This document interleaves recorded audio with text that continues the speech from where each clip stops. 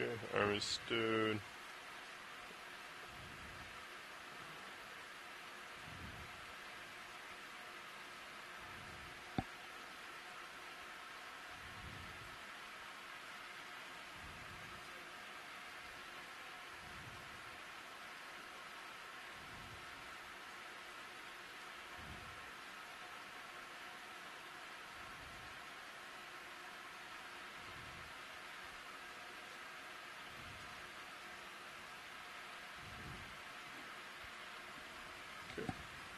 Headed the lowers. Looks like we've got the uppers. Alright, watch lead.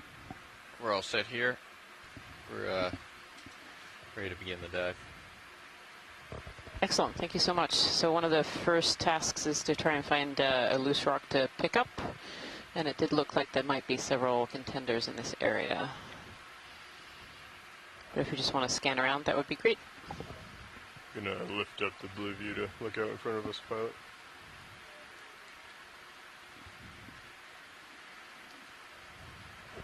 Nav, if you wouldn't mind ranging us in to like 60 meters. So good morning, fellow deep sea explorers. Today we are exploring Yakutat Seamount in the Corner Rise Seamount area. We're on Dive 9 of the NOAA Ocean Exploration Expedition, deep at North Atlantic Stepping Stones. And we have just landed on Yakutat. And we are at currently 1,360 meters, and the pilots have just set up, and we're ready to begin this dive with you. Already on the bottom, we've been pretty fortunate. We've already seen an Iridogorgia coral over there on the right-hand side, and actually a couple of species of fish as well have gone by as we've been setting up. But one of the first things that we like to do on these dives for exploration is to actually pick up a rock sample from the very base of our dive, and then we also look for another rock sample as we move further up our dive tracks. And these rock samples are really important for the geologists trying to understand the geology of the area, and I'd like to introduce Kira Mazel, our geology lead, who's actually on shore right now, and maybe she can give a little overview of why these rocks are so important. Good morning, Rian. Excited to get this dive underway. Yeah, for Yakutat Seamount, there's been a few carbonate rocks dredged in the past from this region during some older cruises. So it'll be great to get some in-place rocks to tell us the context of where we're collecting the rocks from visually, so that they can be analyzed for their composition and their age, and figure out how old the features that we're seeing are.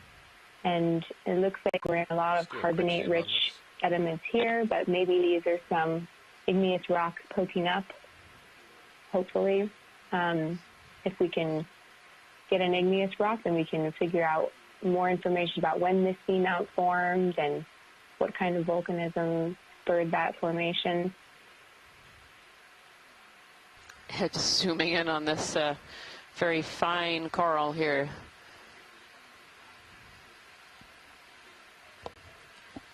It's coming out. Thought it might be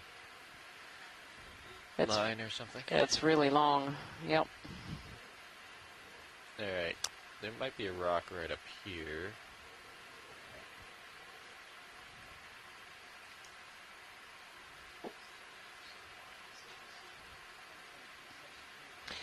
The goals of today's dive are actually to transit along this kind of flat plateau, and we're actually going to make our way up a wall today.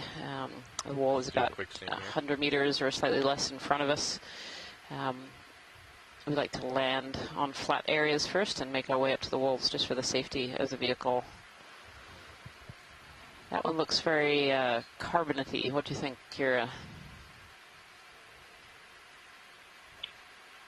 Yes, I agree. Definitely kind of lumpy, almost like it might fall apart if you grab it. Sometimes in these areas you can get carbonate sediments that become loosely consolidated and form a rock that's just made up of a bunch of other small pieces. It's really hard to tell rock morphologies always from the ROV camera, but we can make our best guesses. It definitely looks like it's coated in ferromanganese oxide. That's why you get that blackish, sort of bubbly or botryoidal texture on the surface. Yeah, it actually looks like this rock is actually made up of maybe corals. under there. So, not interested. So maybe we want to keep looking. Is that what I'm hearing, Kira? Oh, yes. Sorry. I'm having so much fun looking at it. I know. Yeah, let's explore, a little bit further forward. You can see it in series. It might be in between, but in the end, even a starboard. carbonate rock from here can give us a lot of information about the age of this carbonate feature and the deposition here, and some of the chemistry of when that carbonate formed. Ooh, what about that one? Now, I will put my hand up and say that I have unfortunately picked out a fair few number of rocks that were a little large, so I'm not sure about this one. It's okay. The one in the center? It has a coral on it. It does have a coral on it. Yeah, be a 2-part sample. Maybe we can have a quick zoom and have a look. Oh, I think I see a little cup coral over to the right, too. In fact, I threw several cup corals over to the right. That's really interesting. We'll take a look at that after we look at this rock.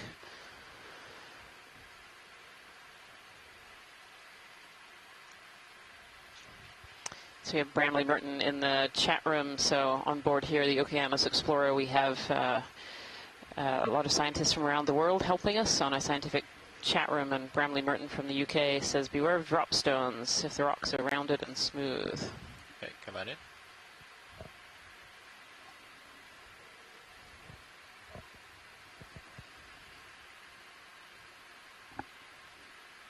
Yeah, the fact that this rock is sort of sitting out in a field of sediments and looks a little bit rounded starts to make it feel like it's more of an erratic rock that may have been transported here, looking at you, brought 4-0. here by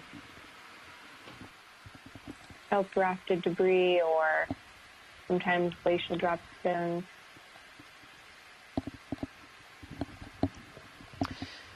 So maybe we should continue on our track and just see what we see as we get a little closer to this wall. Yeah, that would be great. Looking for something that looks more in place. Okay. No, that sounds... Lots of biology on this rock, though. There is, yeah. There's some interesting, there's some crinoids on here and a coral. Actually, can we zoom in a little further on the whip coral on the base there where it's not waving around quite so much? Come on in. I think that might be a species of black coral. Yeah, looking for those long tentacles that are really indicative of the black corals. And I think this is a species of black coral, potentially a Stichopathes, but I'll wait for if somebody in the chat room knows their black corals better than I do. That's a really great shot. Thank you, pilot. That would be really helpful. Okay, it's coming up. Thank you so much. Pilot, this is Watch Lead. Go ahead. There were some cup corals over the right-hand side. We might a quick zoom in here. I think there are almost 3 in almost a straight line. So there's one that's very orange and then 2 that are quite white behind it. It's quite interesting to see live cup corals like this just sitting up from flat rocks. Usually we find them in overhangs or underhangs. Yeah, look at that. So this is a sclerotinian cup coral. So the coral that we were just looking at, that black coral, is a colony of polyps where all the polyps are all together on one skeleton and are actually genetically identical. But this little one here, this is a cup coral, a sclerotinian hard coral, a cup coral, and so it's a single polyp. And this one is likely to be genetically identical from others in the area. It's very difficult to tell actual species of cup corals. When they are from photographs on the bottom, very often you need to take a look at the skeleton and the skeleton arrangement to be able to tell species. This one has what we call very large septa, those little pillars that are sticking up, and that's a taxonomic feature.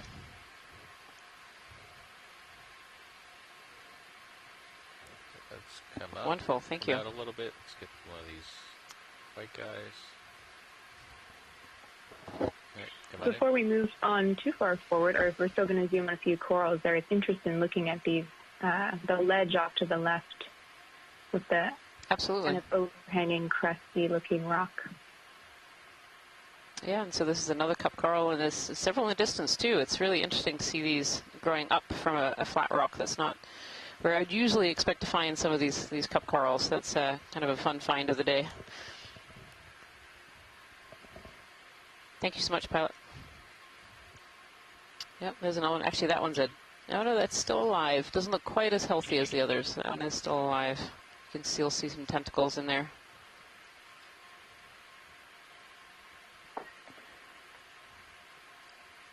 There's a fossilized one in the distance there as well. Really interesting. So, pilot, watch sleep. Copy. So there was some interest in looking at this ledge for potential of breaking a piece off. Looking at it, it looks a little thick, but if we could have a zoom in, that would be great.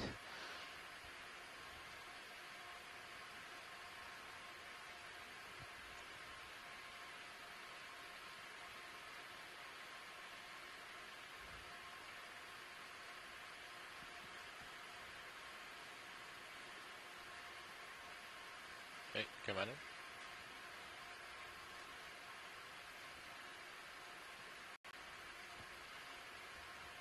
A crinoid and a brittle star.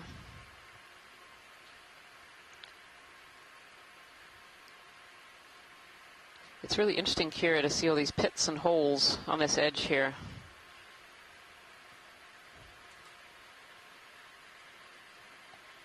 Yeah, absolutely. Can sometimes, you know, ferromanganese crust coatings can get very red, bumpy texture.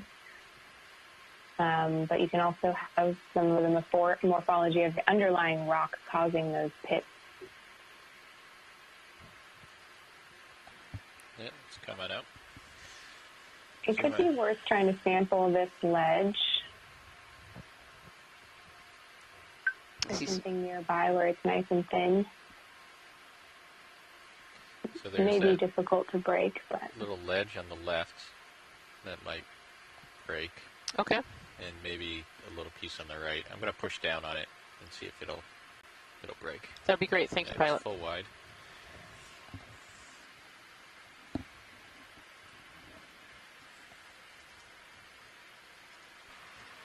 What do you like, mini on your right? Yeah, I don't need it for this.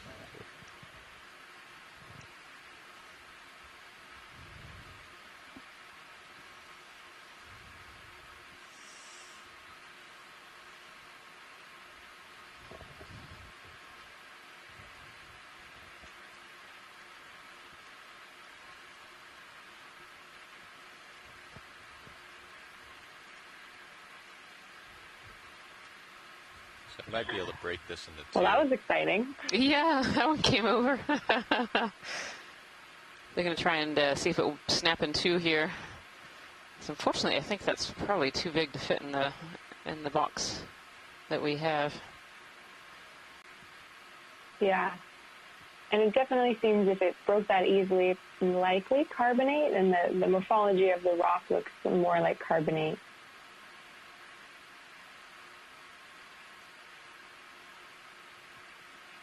Yeah, it's pretty solid, that bridge. I mean, I think we can get this in the rock box if you want it. You think it will fit whole in there? It might stick out a little bit, but I think we can get it in the port box. What do you think, Lars? Yeah, I think it will fit. Right. I mean, if you want to try and break it, maybe putting one half on this other edge on the right, you might get some more mechanical advantage. So is this something we want to sample? Yes, I believe so. Thank you.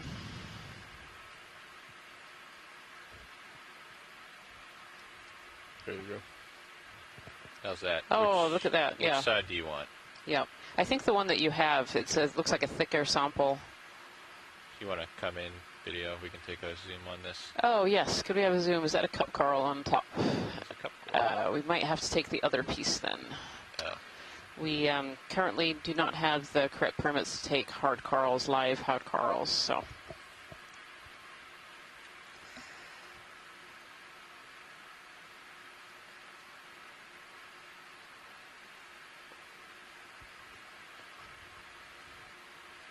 Yep, that looks like a desmophyme. Let's come out wide. Dianthus on there.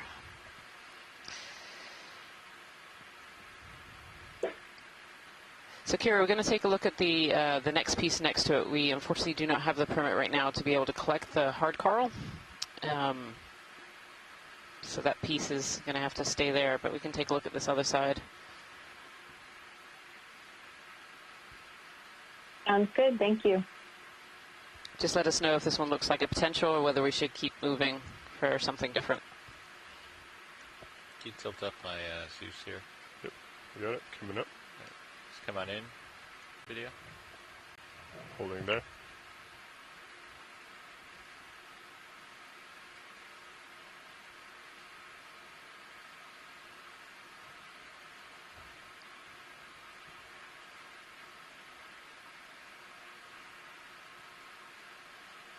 Right. Yeah, it looks great. If we could do just a quick shot of the broken exposed surface. Looks like carbonate, definitely. Oh, yeah. Yeah, look at that. Coated and even maybe partially replaced by oxides on the inside where you see that darker color. So interesting for the dating this sediment cap and this feature. Might not be able to get to igneous rocks anyway, so I think we can take it. Oh, let's come on out. Thank you so much, pilots. All right. I guess we'll put this in the port box. Tilt down a little bit, Zeus. Coming down.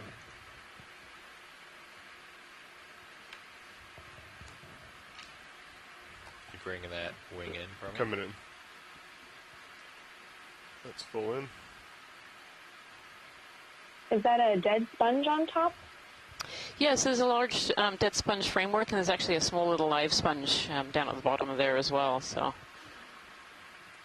when these sponges die, they leave behind these brown skeletons, and that's what's on top of this this rock here.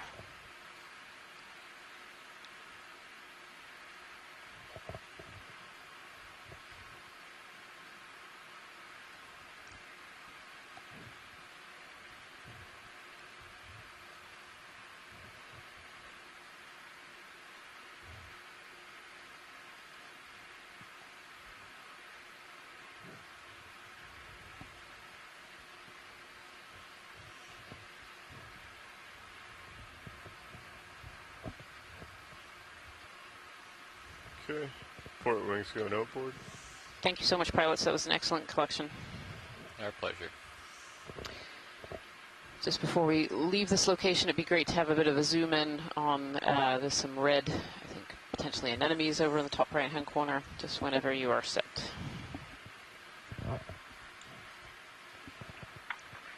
Okay. Lars, I'm all set with hydraulics unless you need it. I just turned it off. Oh, okay. Well, they're still on. There you go. Sorry, in the habit of leaving it enabled and just All right, come ramping on down. in, video.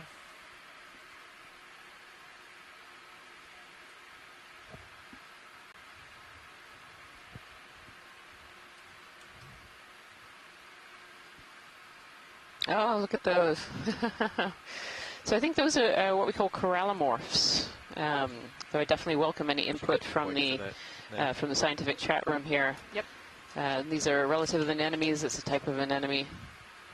And they often have these distinctive little bulbs on the end. Some of them don't, but a lot of them do. And very, very thick tentacles. And little cup coral sitting in the background there as well. This whole pavement seems to be covered in these solitary cup corals, which is really fascinating observation and quite unusual. These little 3 in a row here. That was a great shot. Thank you, pilot. Another live cup coral in the background there as well. Are those stocked crinoids? Yep, a stalk crinoid. That one looked like it was the skeleton of. It didn't look like it was totally there. It's a snack for someone. Yeah, yeah. Someone came along and snacked.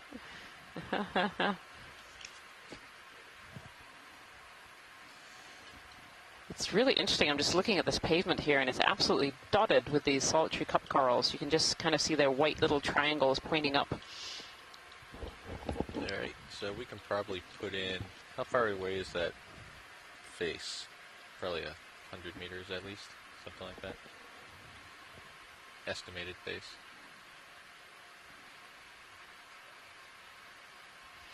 Is that little carbonate platform that we were just taking a rock sample of. We have our first sample of the day, a carbonate rock from this energy, 188. from this high energy area. Yeah. No, 180. For that distance or the yeah, heading? Distance. And heading. And heading. That's confusing. Right, I'm coming around to face south and center up on you. I'll come over as well. We could do probably We could probably do a 40-meter move. I can see out 60 meters, and there's nothing out there. co-pilot. Are you comfortable with that? Yeah, we can The go Iridia Gorgia coral 40 that we meters at landed right next to. 180. Great. You good with 0 These decimal, little 2 pinnacles are knots? really interesting, Kira, kind of sticking up. Yeah. Very rounded, smooth pinnacles. Bridge ROV nav. Yeah, Hi, would now be carbonate an can okay make time to some put a ship really move? fun formations We're as looking at a it range of cements 40 over time meters, and a then bearing partially of dissolves in a road 180 to get these degrees, really and a neat speed of decimal 2 features knots. sticking up out of the sediment. Crinoid sitting on the sediment here as well. Copy that. Thank you, Bridge. It looks like one of those Acanella that we observed a little earlier as we landed as well. So we're just going to start our way towards the wall. If you've just joined us, I want to say welcome. We are on Dive 9 of the NOAA Ocean Exploration Expedition North Atlantic Stepping Stones. And the stepping stone that we're visiting today is Yakutat Seamount. Ah, his little dog shark. I don't know if Peter Oster is still on the line at all. Come on in video. We saw one, potentially two of these yesterday. This one seems covered, absolutely covered in those parasites. Really interesting. Yes, it looks like it's this this particular dog shark is absolutely covered in little parasites. Driving under little me. white, those little white dots. 080.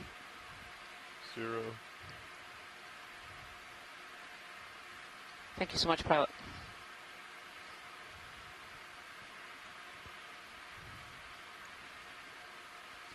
Can you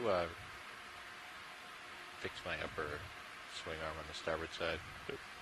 Or try to line them up straight.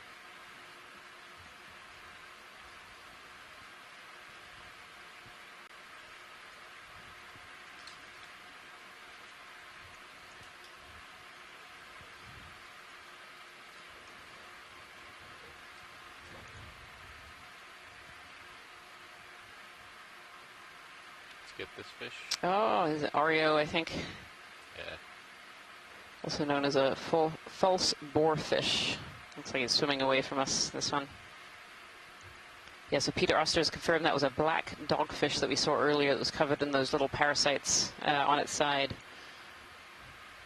I have you at 6'5".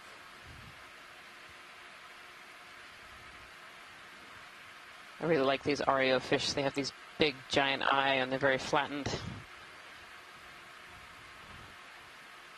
And on a previous expedition here in 2005, we saw quite a few of these Oreo fish, particularly in the shallower depths.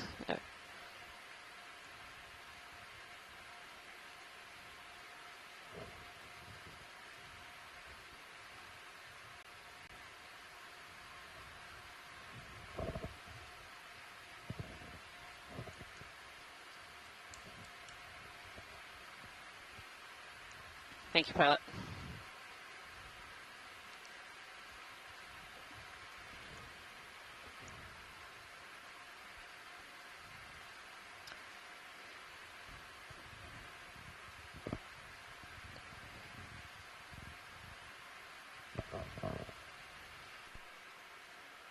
Go ahead.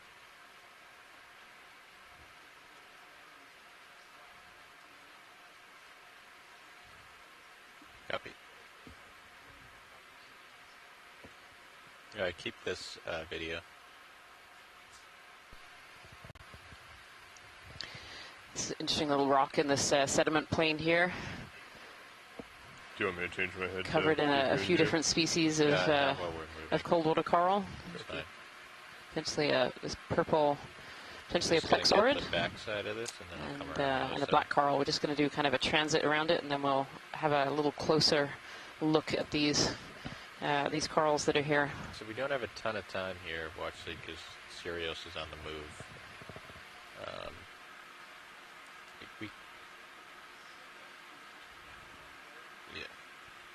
Yeah, I just don't think we have time to sit down and do the zooms after I do this pirouette.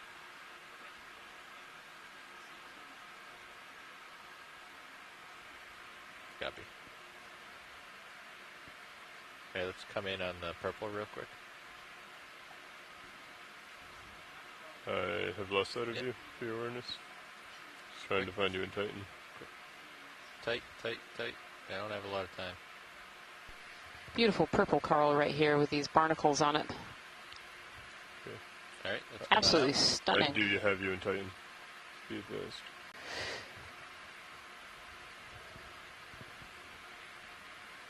Not so much worried about you seeing me, Lawrence. It really It's makes more it look like I'm getting flowers. behind you.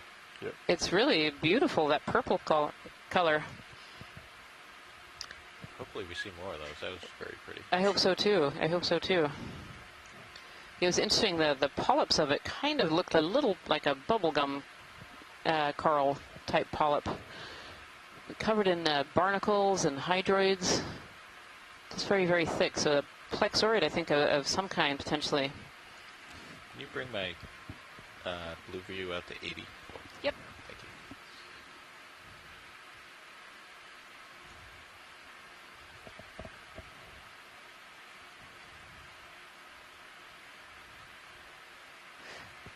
You're at 80. Thank you.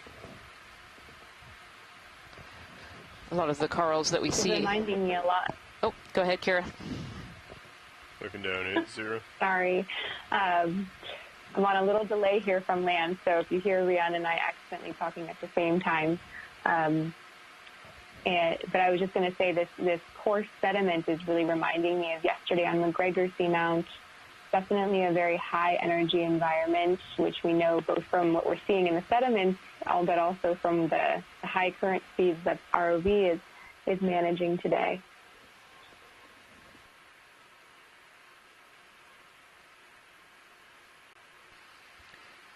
We just snap zoom quickly on that black coral there. Bright Come on orange. in on the black coral. I think this is Leopathes black coral. You can see the very distinctive black skeleton in the back there. Thank you so much, pilot. This rock is also looking different, definitely, from the carbonate rocks we just sampled. It's more smoothed. Could also be a drop stone, maybe not from this region, although it's quite large. It definitely looks more igneous to me from here, with some iron manganese staining on it. Definitely not a thick crust, though, which gives me a clue that it probably was dropped here more recently. So how do those rocks get here exactly, Kira? Or how do we think that they got here? Drop stones can come from a couple different mechanisms. It can be from kelp rafting, so the kelp holds on to rocks at the bottom.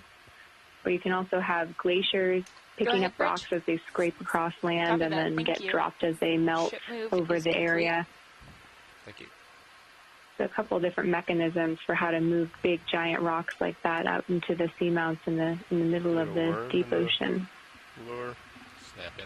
Right in the corner. So this is a kind of third urchin that we're seeing on the sediment here, and they often have a little polychaete worm associated with them, and here is that little polychaete. I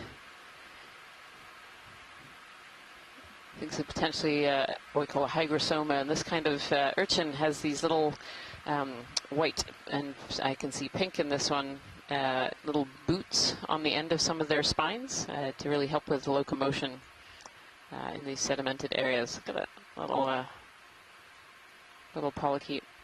Very, very iridescent.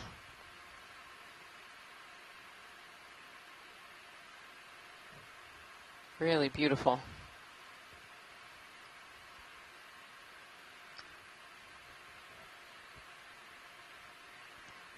I wonder if this worm is just hiding in amongst this urchin to get out of the way of predators. I don't think any predator is going to try and get through all of those spines to come and get this worm.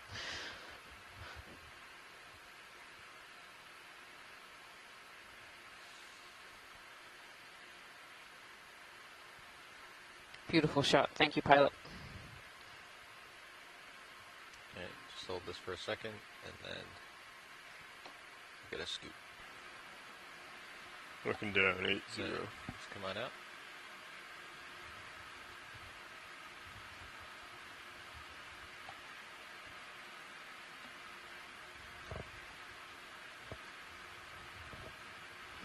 Just had a bit of information from Les Watling in the scientific chat room, talking about that blue-purple coral that we just saw that was so stunning back there. And he says that we'd collected a small piece of one that looked very similar higher up on the seamount, and it turned out to be a paramericid, but a very, very different one than had been seen before.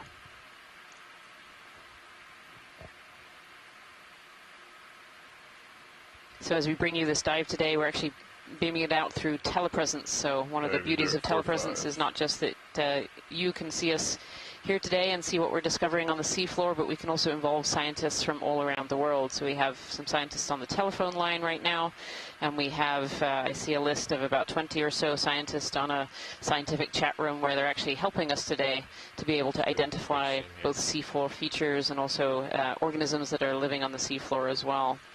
Let's do a quick zoom here. There are so many different kinds of animals that live on the seafloor. It's very difficult to be knowledgeable of them all, and so being able to tap into knowledge from all around the globe is incredibly helpful during these expeditions, these exploration expeditions. This is a sponge with a black coral whip right in front of it.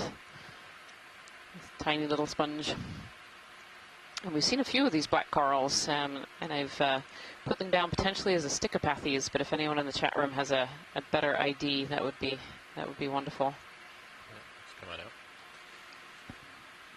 I think my Thank you so swing much, is getting pilots. close to being done if we want to get another move in. It was also amazing as we zoomed in there to see these really large debris in the sediment, definitely high energy. All of the finer particles have been moved away by the currents, just leaving behind these really large carbonated debris looking like animal shells and pieces that have fallen. And they're even, you can see that they look blackish, and they're probably not black when they first fall, but as they sit there long enough and they stay free of sediment, some iron and manganese oxides can start to coat those, precipitate on the outside of those shells. So we can see that reflected in the sort of blackish looking texture of this very coarse biogenic sediment here.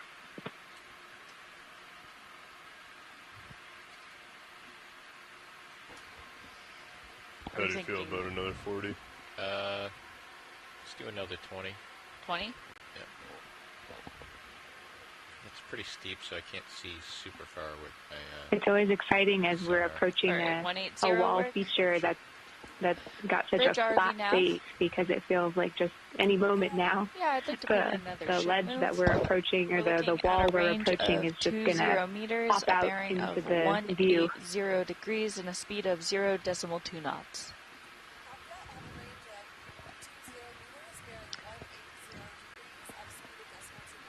Copy that. Thank you, Bridge. We'll see some little tracks through the sediment here, where organisms that are eating some of the sediment potentially have made their way through, or other organisms transiting. You can definitely see those larger grains. It's definitely, it seems very similar to previous dives where we've seen things like the ferromanganese-coated coral skeletons and the pteropods and other larger material in the sediment as well.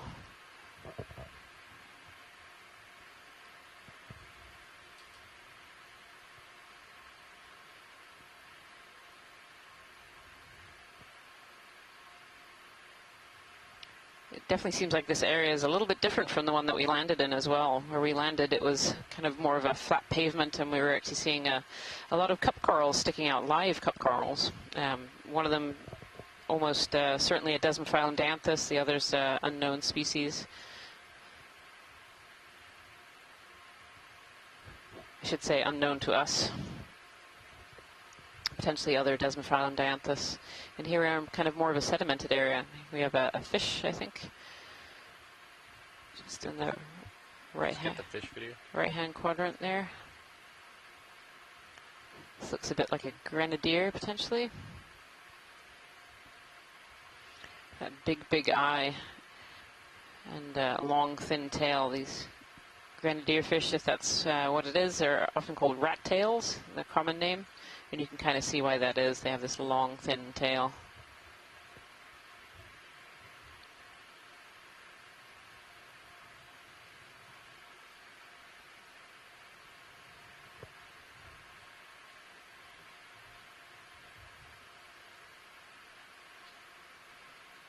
That's great. Thank you, pilot. Right, it's coming up.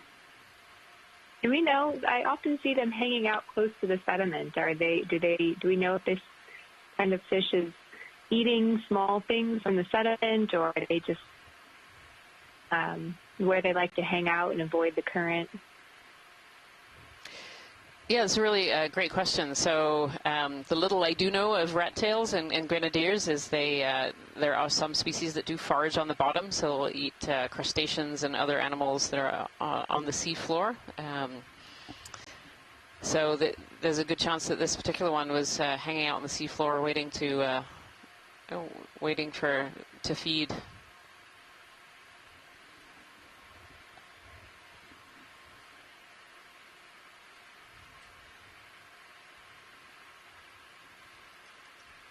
Very cool. Thank you for that insight. Yeah, sorry, I get so excited. I know you don't specialize in fish, and so I'm always impressed with those answers.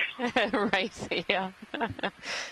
I know a little bit about fish, but not very much.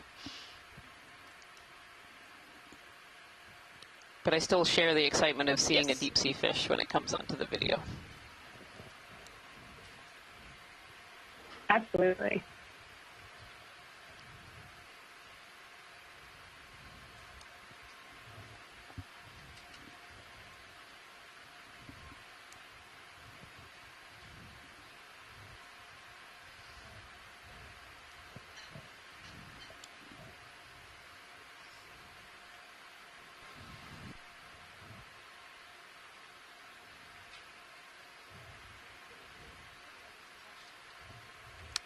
If you're just joining us here today, I want to say welcome. We're on Dive 9 of the NOAA Ocean Exploration Expedition, North Atlantic Stepping Stones, and we are today diving on the stepping stone Yakutat and Yakutat Seamount. We started our dive today at 1,360 meters, and we're currently making our way towards a wall feature. We're still a little bit away from it. We started on this flat plateau and are creeping our way up to this wall feature to have a look and explore and see what organisms might be living there. Probably put in another 40 Okay. on that. Where does that take us if you put 40?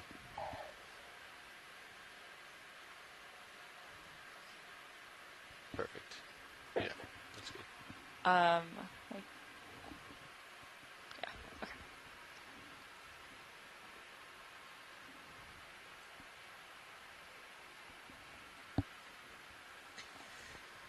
Okay, let's come in on this video.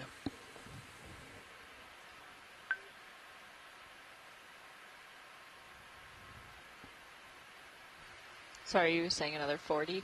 Yeah. You can see on this flat plateau that any prominence that sticks up just attracts life. And here we have this carbonate conglomeration in front of us, and just on it we see there's a Leopathes Bridge black RV coral, nav. there are some squat lobsters, there's a few different species of just wanna check in. Is that ship move sponges, if complete? not 3 or 4. Awesome. I see Could we put in crinoids, another I one? see brittle All right, we're stars. looking at 40 Just a meters, lot of bearing life. 180 degrees. So a lot of the speed, organisms decimal down in the 2 deep knots. sea pick out particles out of the water, so they what we call suspension feeders, and then some are also filter feeders, and so they're looking for particles that are in the water as a food That's correct. source. Thank you, Bridge. And so to be able to get a little bit up off the bottom gets them into a better water current than if they were flat on the seafloor. And so wherever you see these little prominences, it tends to attract life in the area. Step full wide.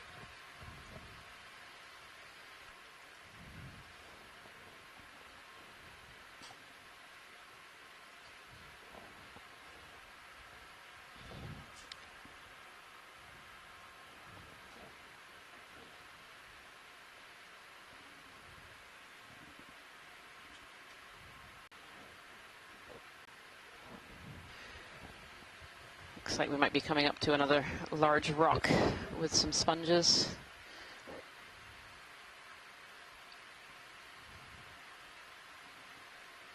with the bright lights of D2 down here at the depths. White is often a color that really stands out and so is easy to pick out from a distance. And so you could kind of spot this large white sponge here as we were creeping up on it. And again, another rock or 3-5. carbonate agglomeration. Let's come on in video.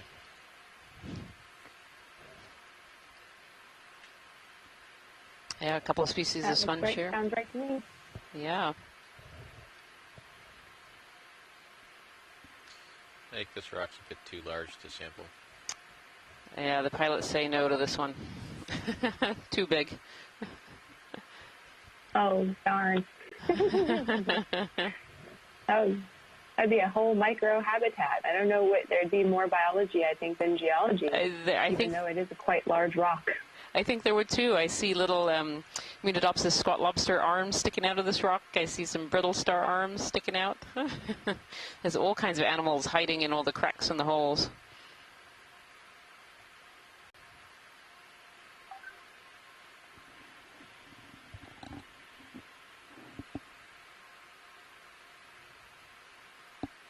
Oh, cup coral up on top too. Yeah, that one. Yeah, that looks scleractinian cup coral, white tentacles, bright white tentacles there sticking out on top. Some crinoids right in front of us as well. All kinds of little brittle star arms waving in the current going by. Calyces coming out. You know, I can see that this has all agglutinated together, and parts of it are definitely coral, deep sea corals.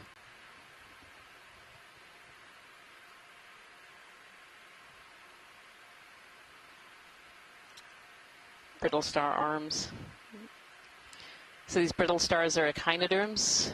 They have 5 arms, very, very skinny, thin arms, and they like to hide in cracks or crevices. You also find them on top of cold water corals, getting into the current, and they pick particles out of the current. So their arms will catch particles, and then that food will move down grooves in the arms called ambulacra, and those ambulacra bring the food into the central oral area.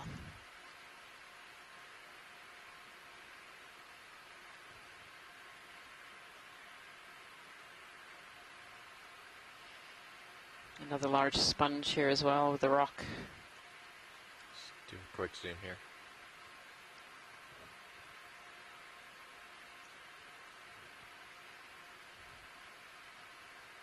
Oh, another cup coral.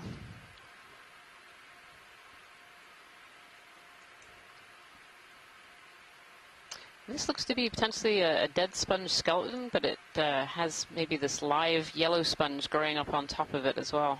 Let's do a quick zoom right in the center. Just come in tight. Oh, it's a little jelly. And is that little mound kind of a bacterial mat? Right to the left of the dead sponge, this is a strange texture. Maybe, sorry, Kira, I didn't quite see that. We were distracted by the red jelly here that's on the seafloor. I'm really interested if anyone in the scientific chat room here have an idea of what this could be.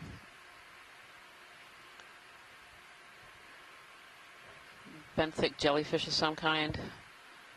Most jellies are up in the water column, but there are a few species around the globe that have attachments to the seafloor that are just incredibly unusual.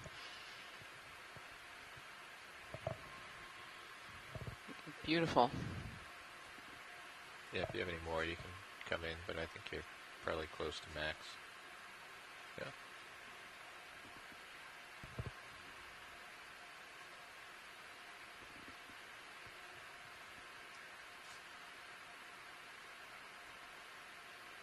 Yeah, it's a truly unusual organism that we're looking at.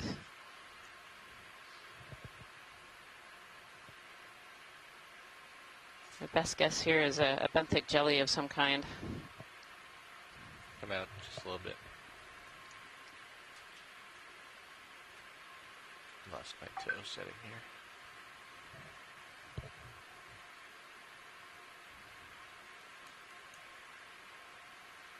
Yeah, you can come back in.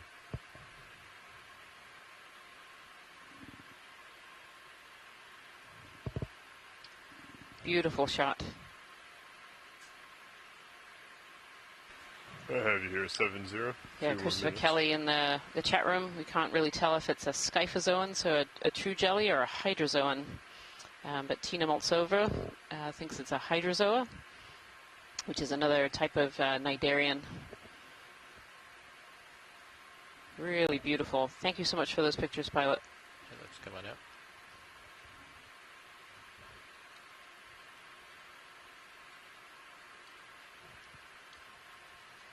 We have some live cup corals again on this. Actually, 1, 2, 3, 4, 5. I count at least 6 of these cup corals. We definitely seem to be an area where these cup corals are thriving. We've seen quite a few of them since we landed, and some of them are definitely a desmophyllum dianthus. Others we haven't had a good enough picture to be able to identify.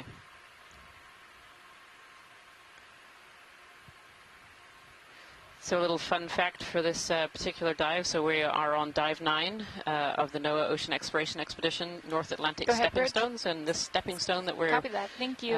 looking at today and That exploring ship is move is Yakutat complete. Seamount. And Yakutat is named after the U.S. Coast Guard vessel Yakutat.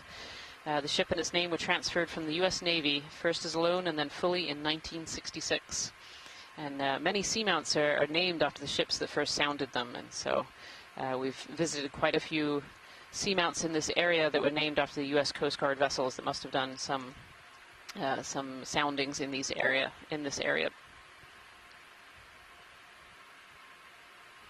And thank you to Jason Chater for providing that fun fact for today.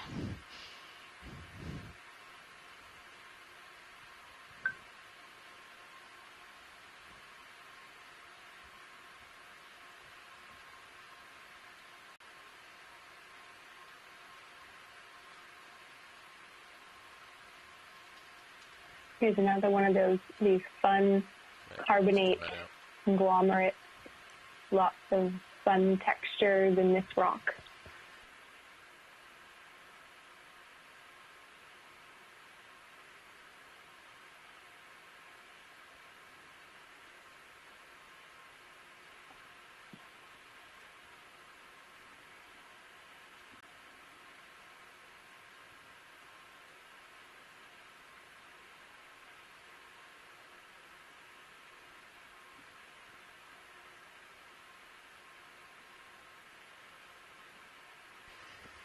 Really bright yellow sponge on this one. I see quite a few of these little prominences of these carbonate conglomerates.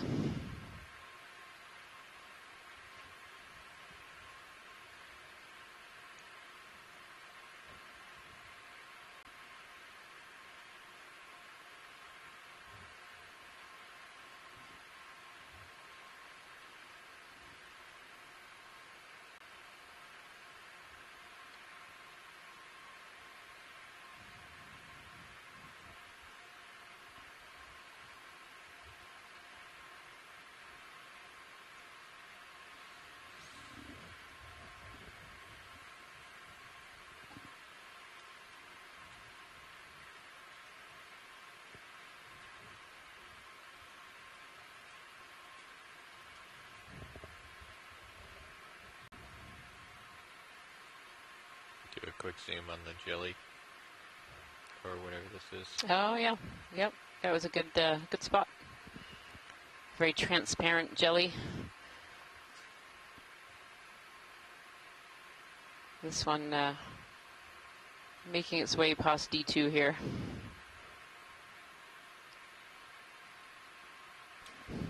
Let me know if you'd like another ship move put in. Yeah, we're gonna push out first, Okay. and then Good. Copy. do a sonar scan, and then we can keep going.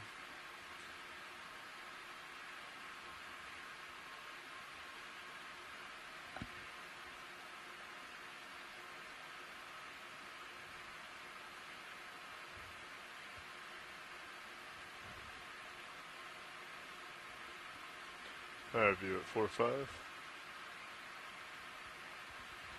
Funny, as we go across the sediment and then you see a sponge or a coral off in the distance, it reminds me of a lighthouse sort of warning you, here comes a rock underneath. It looks like it's floating, and then suddenly the large rock comes into view. Sure. Come around to the starboard side. That's where the polyps are. So this is beautiful. This is a different species of hard coral. This is called Enelopsamia rostrata. And it's very distinctive with this very flat plane and very, very bright yellow color here. These have been recorded from the Corner Rise Seamounts before, and they tend to stick up on these rocks. So some of the reef building corals that we saw yesterday were kind of in more of a jumble, but Enelopsamia really stands out because it forms this single plane habitat, and you can just see the yellow polyps inside the bright yellow structure there. Really beautiful. Short little tentacles. Short stubby little tentacles. Crinoid there, and a little black coral Stichopathes in the foreground as well. Oh, and a little squat lobster, Lunodopsis, hanging out. You can see the dust whipping by. We can also have a snap zoom on the rock too while we're here. Yeah, go down to the rock. Yeah, we can definitely see the current going by here. It's kind of amazing. Oh, hanging out in a hole. Oh, a little cup coral there as well.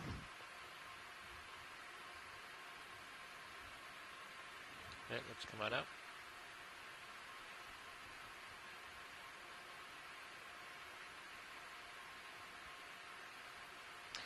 It's a really big boulder to be hanging out there. Yeah, you can. Yeah, and it's interesting. You can see the moating of the sediment around the base of that feature, just again showing the current direction. Strong current. Yeah, we had pretty strong currents this morning, 1.7 knots.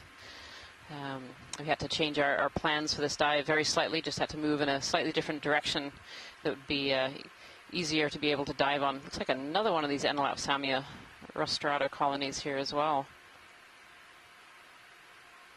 Beautiful.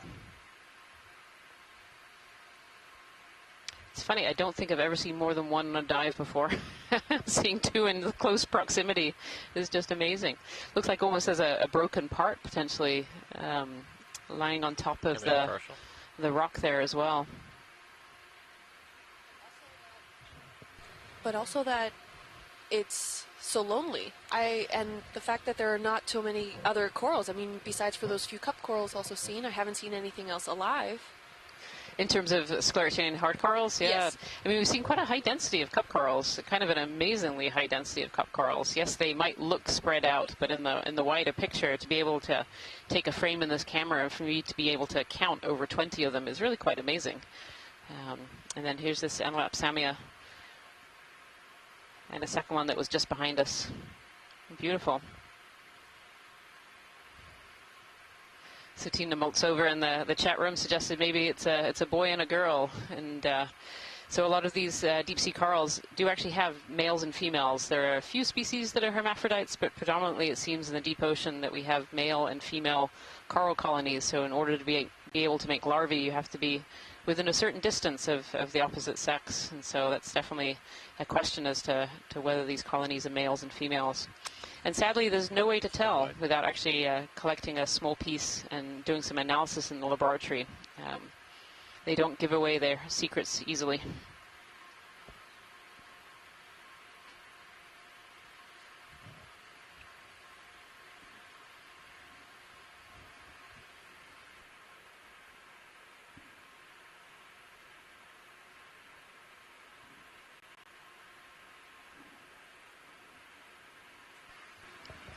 So if you look at live stream number 3 right now, in the bottom right-hand corner, you'll see a little panel that's labeled Blue View. And this is a forward-looking sonar that the ROV pilots are using to help us move safely across the seafloor. And so you can start to see a bit more texture than we were seeing at the very beginning of this dive. And what we're looking for is this wall feature as we're creeping up slowly and carefully and safely towards it.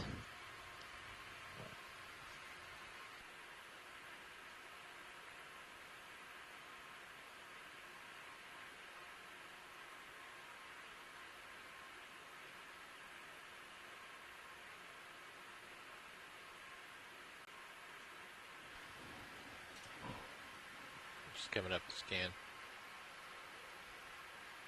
Copy that.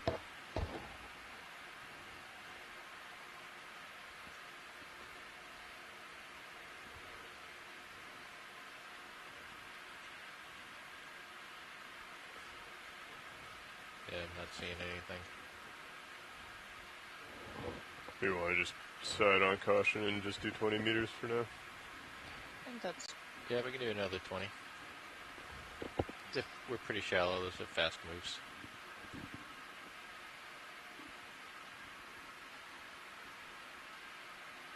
I want to do 180, but also saddle over a little bit. The waypoint is a little west.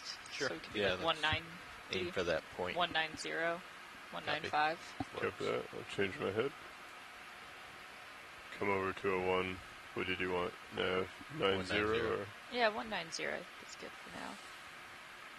Looks like you Another got a one of fish in these front of you big as well. rounded boulders coming into view. Bridge, RV, nav. Yeah, could I put in a ship move? We're looking at a range of 20 meters, a bearing of 190 degrees, and a speed Almost of like we can see some 0.2 bits of knots. carbonate, Fish. thin layers popping up out of the sediment. That's it. Thank you, Bridge. It almost looks like up. Yeah. It's like a fairly beaten up fish here.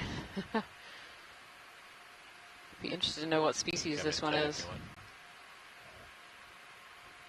You know, if Peter Oster is still on the line or in the chat room here. It's very distinctive nose on this particular fish. And eyes that are more upward looking.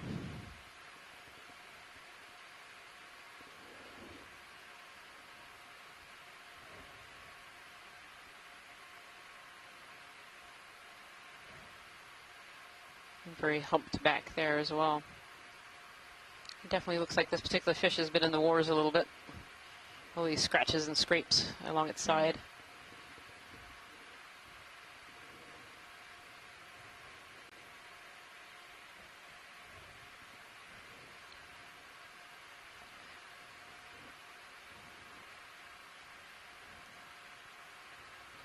Thank you, pilot.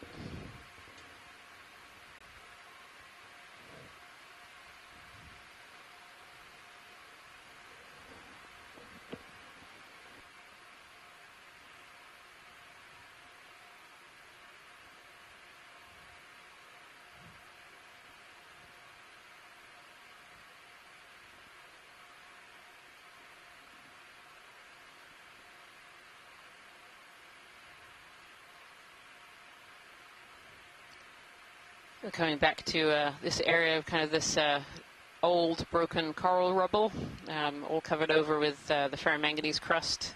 The Acanella, I think, sticking out there. Could we zoom in on the orange coral colony on the right-hand side, please? Thank you. Just come on in.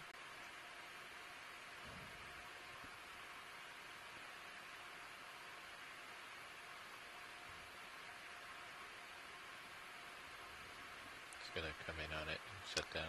From Peter Oster, he thinks the fish that we were just looking at is a zooarcid, and we've seen those in this area before. And the scrapes and scratches suggest it does a lot of foraging around sediment-edged rocks.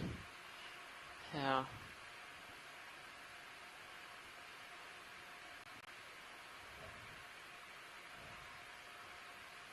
Beautiful. Thanks so much, pilot.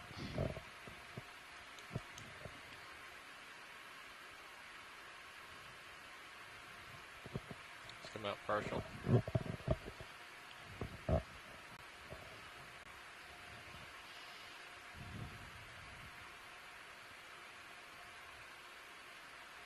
Oh, there's a Bathypathes This kind of real quick. leaning over in the current there. You can see how strong the current is. Come on in.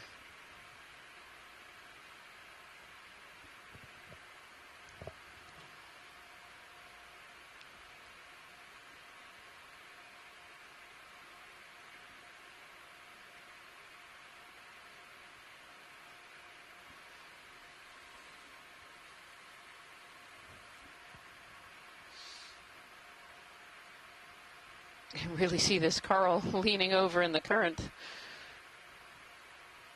come out a little bit. Yeah, and the zoom on the rocks in the background, you definitely are right, Ryan. You can see all those textures of old coral Go ahead, rubble. Rich. This is reminding me a lot Copy of what that. we saw Thank you. yesterday. Yeah, very Move much is covered complete. over in this ferromanganese crust, making them black, Copy that, sometimes Nat. dark brown.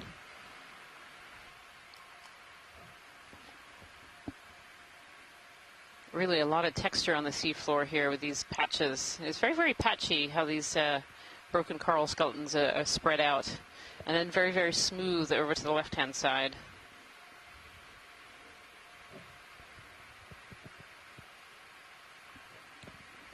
Okay, let's come on up.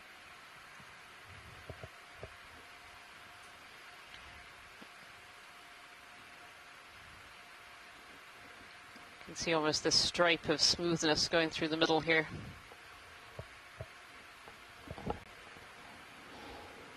Yeah, and the color changes showing where sediment of different sizes is accumulating versus being moved. Maybe the finer particles are more white, and the bigger parts of the sediment, the debris, animal debris, are larger, and they get pushed to one side based on the current direction, and then coated with that black ferromanganese coating.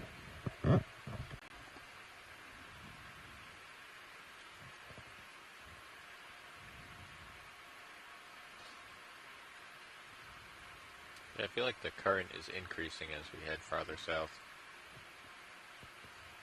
Yeah, so the pilots just made an observation that the current feels a little like it's getting a bit stronger as we're going further south towards this wall feature, which is really interesting.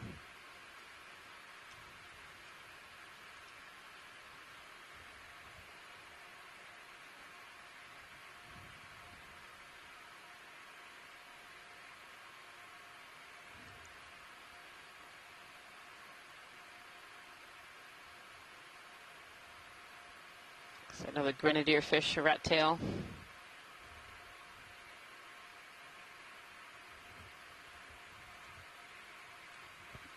Yep, we can probably do another 20.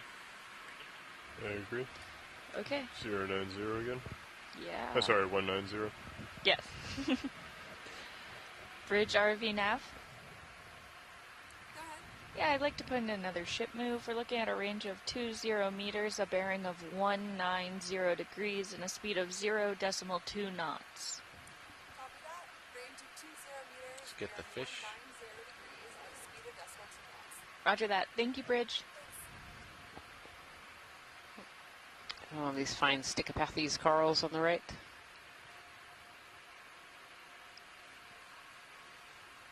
Oh, this one has a very pointy nose. Yeah, Peter Oster, Christopher Kelly in the chat room. Take a look at this particular fish with this very, very pointy Let's come in. triangular nose. This is definitely a little different from the fish that we've seen so far. Definitely something I've never seen. Coleorhynchus, perhaps, Christopher Kelly is pointing out there.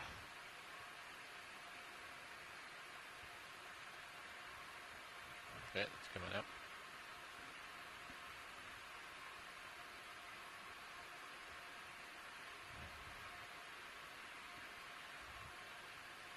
Thank you, pilots.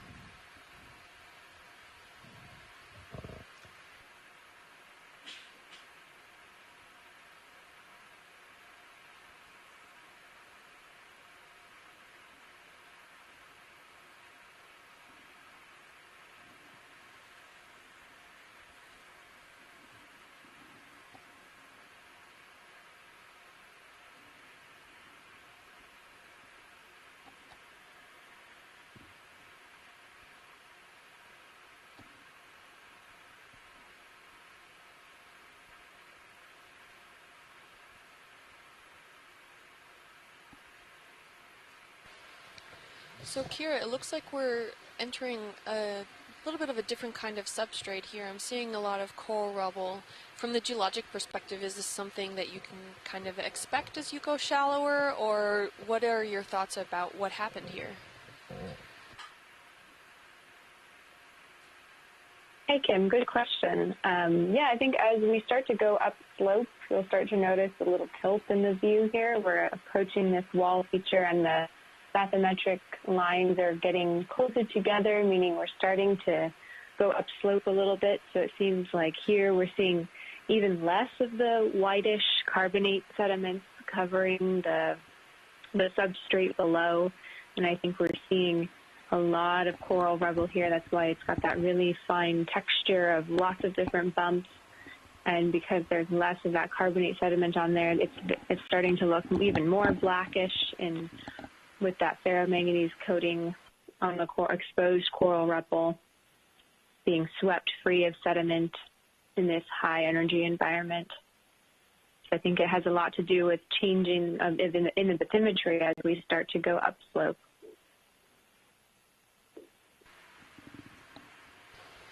Cool, thank you. Pilot, can we get a quick snap zoom on that stray boulder that's right at the bottom of the screen? Yep, coming on in. Thank you. Oh, it looks like there's a coral also next to it.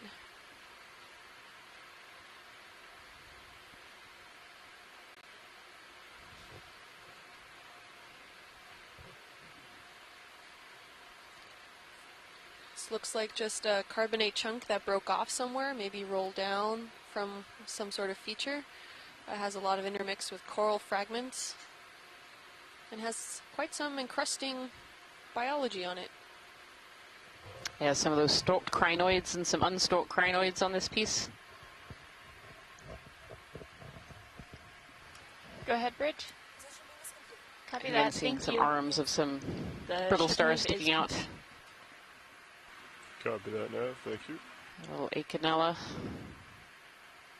hanging out at the bottom there. Thank you so much, pilots. Yeah, it's coming up.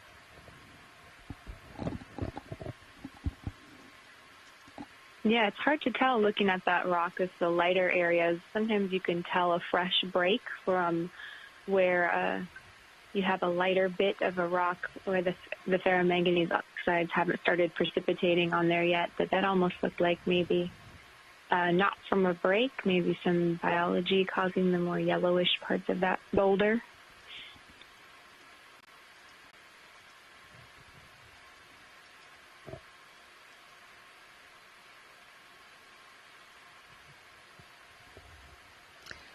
You can see these orange sponge. These are filter feeders. Yellow sponge and some white sponges. And throughout all of our dives so far in this expedition, and very often in the deep sea, we do see a lot of these sponges. These sponges are filter feeders, and they're picking out particles out of the water. They have pores in the side and specialized cells inside called choanocytes with little flagella, and these flagella wiggle and create water currents. That water current comes into the sponge, and then other cells suck up the good nutrients and the food that it needs, and the water passes through and out through larger pores.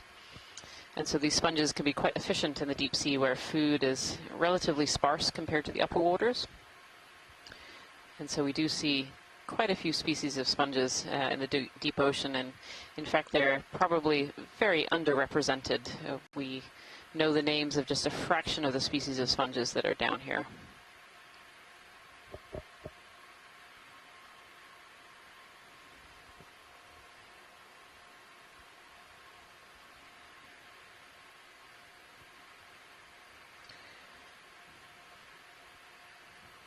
Pilot, this is Watch Lead. Go ahead. Could we zoom in on the purple, dark purple on the seafloor there? Just That next to the lasers? Yep, there you go, right there.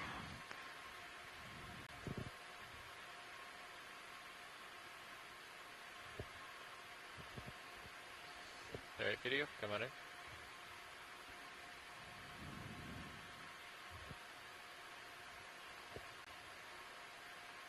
Oh, looks like another little one of these Corallimorpharium. We saw these earlier in the dive as well. We actually saw 3 in a row sitting on a rock. And they have these bulb tentacles and fairly transparent tissue. They're really beautiful. A close relation of the anemones and corals and cnidarians. And many species have these bulbs in their tentacles, so it can be a bit of a feature to try and pick one out. Not all of them do, but many of them do. You can see the background there is really, it's like fragmented coral rubble as well. I can see the branches sticking out here, all covered in that ferromanganese crust, coral debris. Thank you so much, pilot.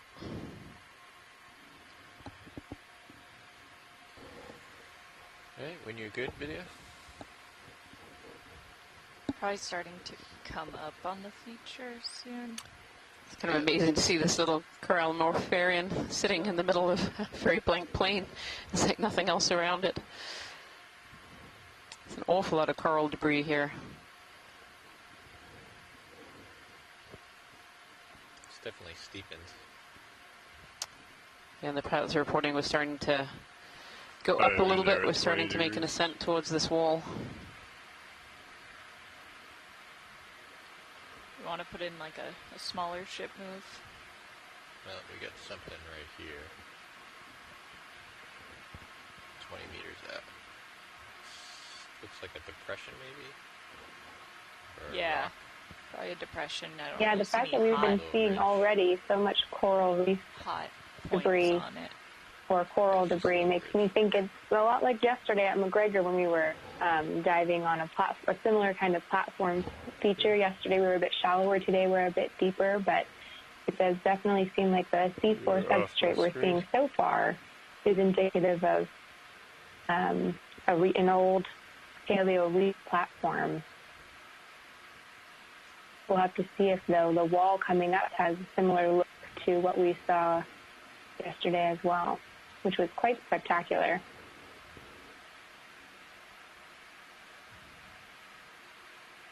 Got the jelly going by. We seem to have seen an awful lot of jellies. There were a fair number in the water column coming down here, and we've actually seen quite a few relatively close to the seafloor here as well.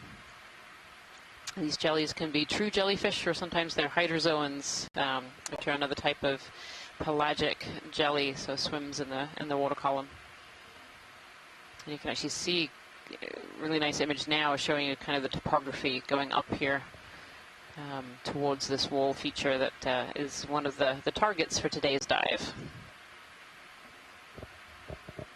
Maybe they're at 35.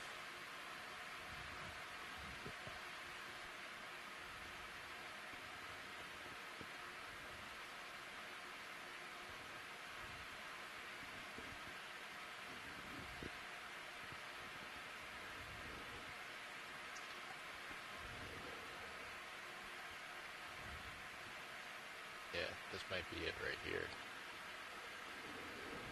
Just might go up like that. So in yesterday's dive as well, we saw some of this pretty signature coral rubble. So these are old fragments of coral that have been covered over with that ferromanganese crust. That crust accumulates, as we've learned through these dives, at about 1 millimeter per million years. So these are really old. But I remember we started to see these kind of at the base of these cliffs where they had fallen down. This is definitely quite the rubble pile here.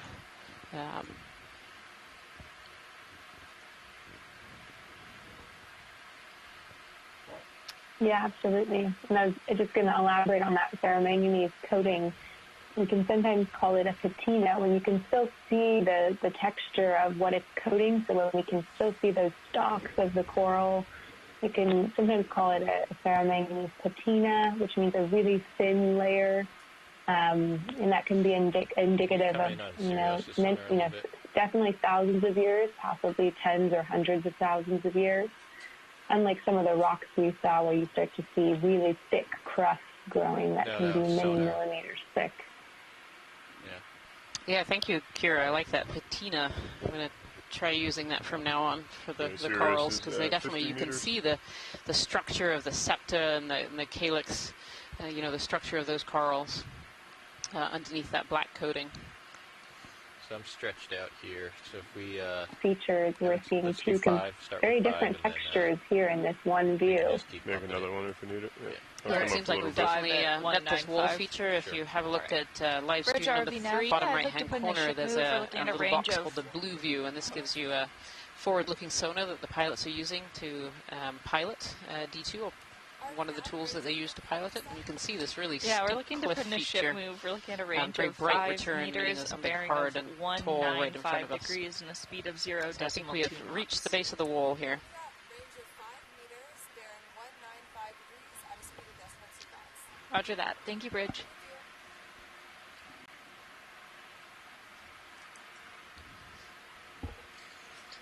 So watch, Lee, we're just slowly approaching this.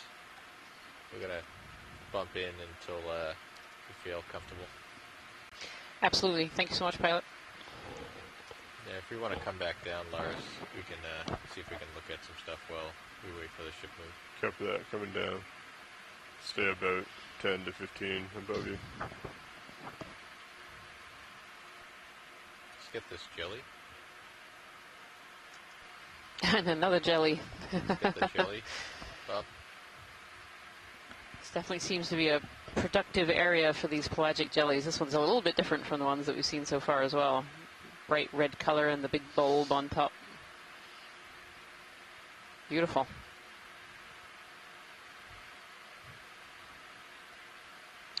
And the red color is a really excellent color to be if you live in the deep ocean. So red attenuates really fast in the upper water column. So the further down you go in the ocean, the less red you can see.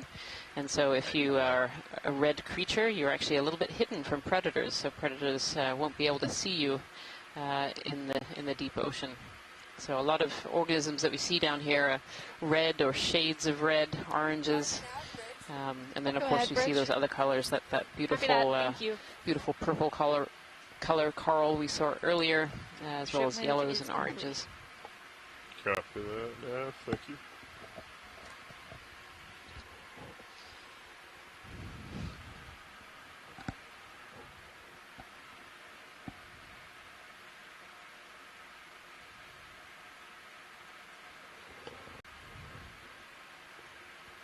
It's amazing how sharp that transition is right there. Just literally, you know, the two types right in contact with each other. It definitely looks a bit different than yesterday. It's more relief to the rock wall, meaning more large scale bumps.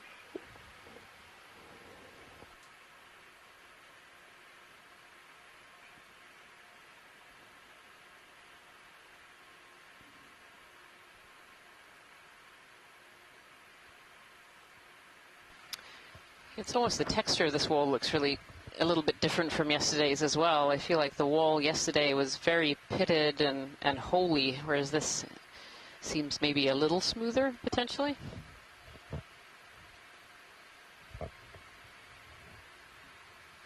Yeah, I'll have to zoom in and see. It's funny, so many different rock types can have, you know, kind of a bumpy texture. Really thick ferromanganese crust can have a bumpy texture.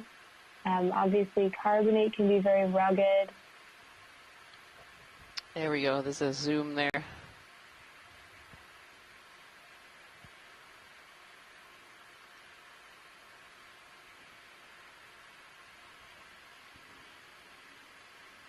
Some big holes, almost like bore holes going into the rock, which is interesting. Yeah, so not as Still looks like a carbonate outcrop to me. yeah, not as dissimilar as I thought. Looking from a distance there. Now we've zoomed in. It's actually it looks a little bit similar. Let's come out. Yeah, I agree. I think it's hard to go from those other textures to this, but now that we're looking in, this is very similar to the carbonate reef, paleo reef textures we were seeing yesterday. So hopefully we'll see more of the amazing species attached as we go up here today. Yeah, absolutely. I mean, we're already at the base here. We're seeing some stalk crinoids, some deep sea corals, some scleractinian cup corals. Really nice. Come wide. And then lots and lots of brittle stars. We're using those holes. Uppers.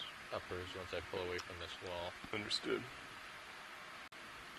Yeah, even at the base here, we can really my start to swing see is some really up. interesting We can totally organisms. go So ahead a and do the Iridogorgia in the 5-meter top right-hand Hold off on corner that for a too. second. I'm going to come These up. spiral corals.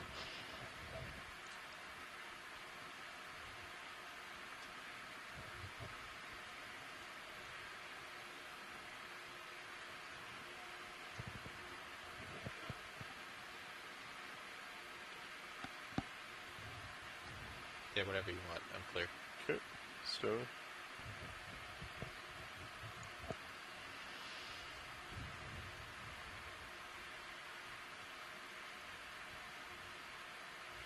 Okay, the uppers are stowed. Are you comfortable with your lowers yeah, you being can up? leave You can leave the lowers. Alright, lowers are being left. Let's do a partial here. Yeah, this is really interesting. Got some fractures.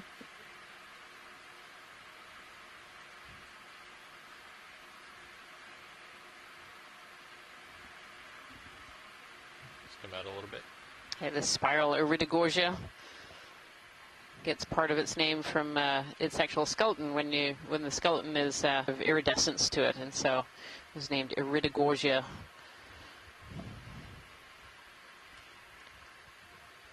I see some Brisingid sea stars. I see some urchins here as well. As we start to creep up this wall feature a little bit.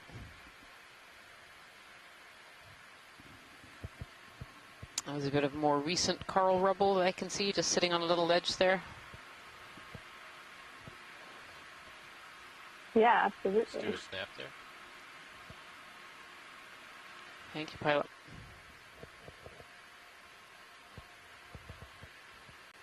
Yeah, this looks like an Enelapsamia skeleton. So the bright yellow coral that we saw earlier on this dive that was sitting kind of solo on a rock, and then there was another sitting solo. This looks like the skeleton of one of those bright yellow corals, and it's been here for a while. You can see the bottom half is very dark brown, but the top is still a little bit white. But there's definitely no live tissue that's left behind on this coral skeleton right now. Okay, let's come on out. Coming up.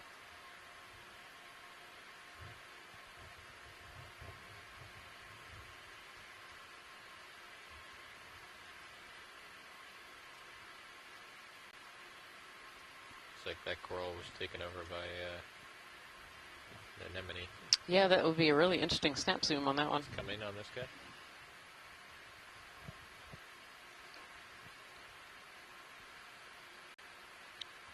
This anemone here. Not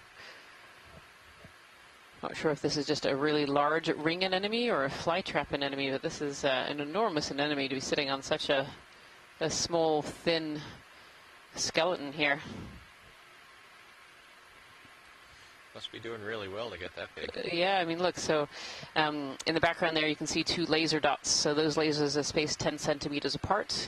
They're harmless lasers, but we can use them to size organisms and geological features on the seafloor. And you can see this anemone here is 10 centimeters, over 10 centimeters wide there.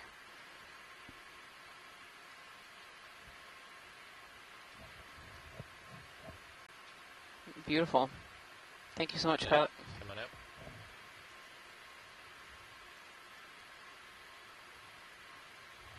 From Christopher Kelly, he says that an enemy is called an Actia scyphia. Oh, and here's a colony of this Enelapsamia here on the left.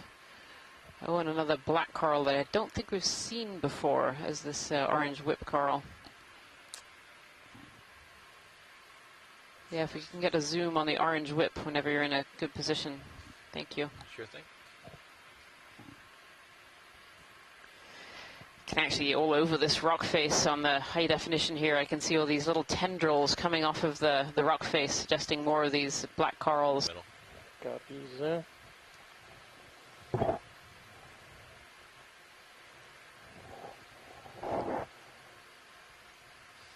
And you might be wondering why I'm calling this orange coral a black coral.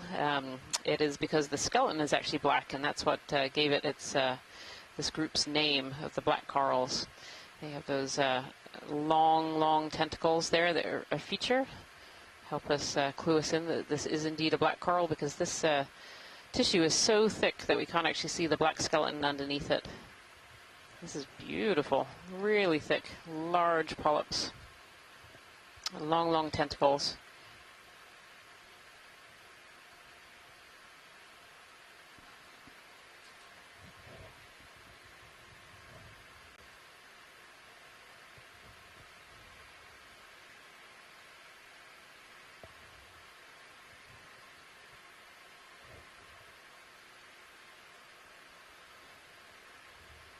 Thinking this might potentially be a Stichopathes or a Leopathes, but wait and see if one of our experts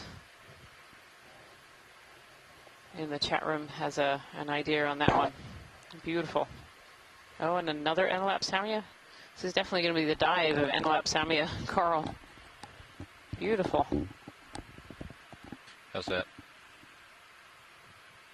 Yeah, I've been adjusting. And my as we headset. come over here too, we can see this really interesting feature of carbonate platforms of different erosional processes causing, in addition to the finer scale topography that we see on the rock from the coral debris itself, you also have differential erosion causing these pockets and fractures and large scale bumps. So that's where a lot of these bigger textures that we're seeing as we climb the wall are coming from, giving further evidence that it's definitely likely to be carbonate as a large substrate.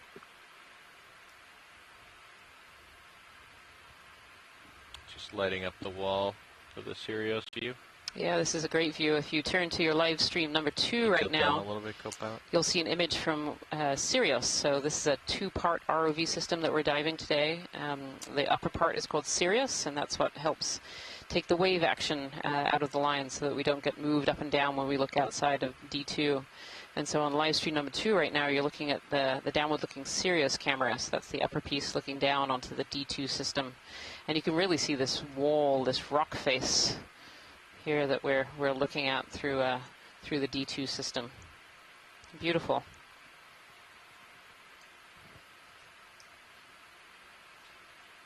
This rock face is also covered in these little bottle brush corals, these chrysogorges and Achinella. You can really see why they're called bottle brush looking at this view. These little bottle brushes sticking up. There's another Bathypathes there as well. It's an orange-black coral.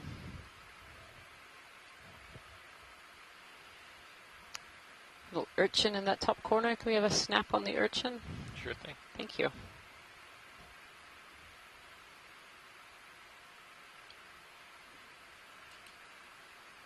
I think this urchin is almost hanging upside down. Looks a little like a pencil urchin from here. Yeah, let's come on in, Rowan.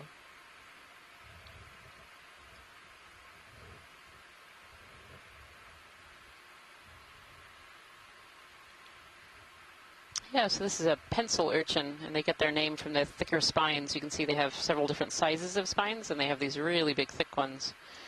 And they use these thick spines to help wedge them in cracks so that predators aren't able to get them out. They have very, very sticky tube feet as well, and that's how they hang on to these walls and upside down.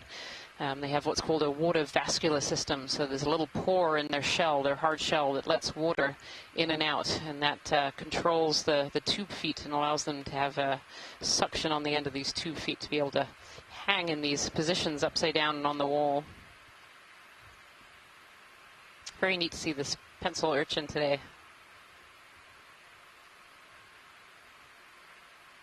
Thank you so much, pilots. Okay, let's come on out.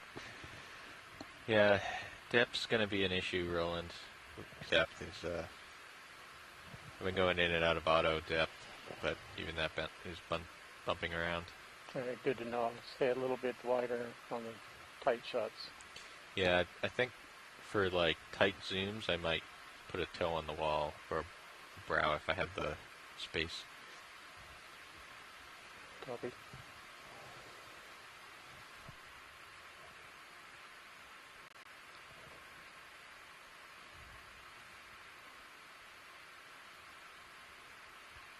This is a great view of this little chute going in between these two areas here.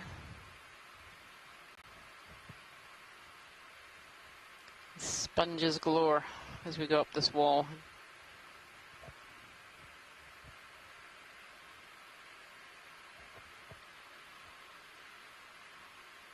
It's pretty striking how, although not to continue to compare to yesterday, but it's just so interesting to see that difference as you're diving on two features that on the map look very similar, and we see that the finer scale textures look similar here of the carbonate reef, paleo reef, but we definitely did not see this much relief in the rock yesterday. It was much more of a vertical, very solid platform versus the really bumpy, lots of fractured morphology that we're seeing here today. So I think we were just looking at the grenadier fish and then an Oreo butting in on the frame. We've seen a couple of Oreos already, and we saw some in our previous dive as well. See more urchins and sponges as we're coming up this this wall here. This is a really impressive feature.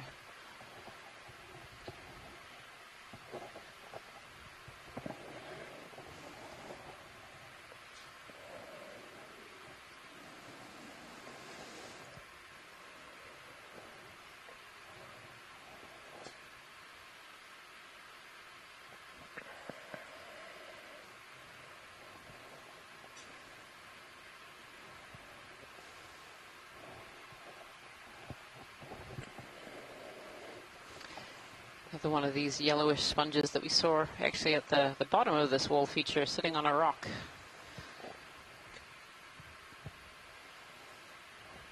Probably put another 5 meters in. If co-pilot's good with that. Yeah, 5 meters at 195.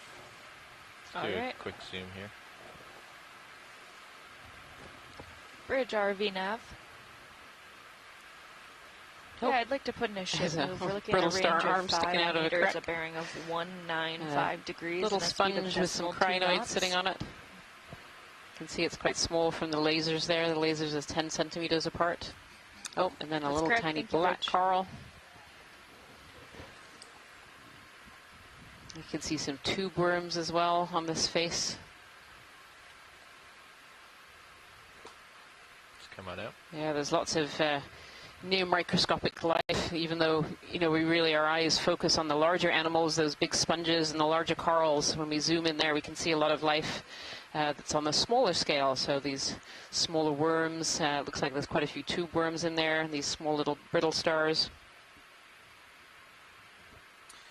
So Anya, on these clip bases, you've probably already been told this, but just in case. So when we put in ship moves on a cliff face like this, you want to sort of watch and track the ship and make sure they're doing what we expect.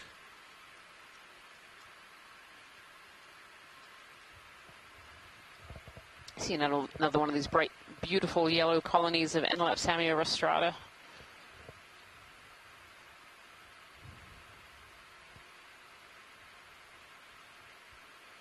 Certainly abundant in this area, so this must just be the right kind of habitat for them, the right amount of food, and maybe just an area where the larvae are able to travel. So we're just waiting on a ship move here, Watchley. Thank you, pilot. Do we have time for a nice tight zoom of that yellow coral? I don't know if we've gotten. I don't know if I have to tether. We got a nice zoom earlier in the dive. Okay.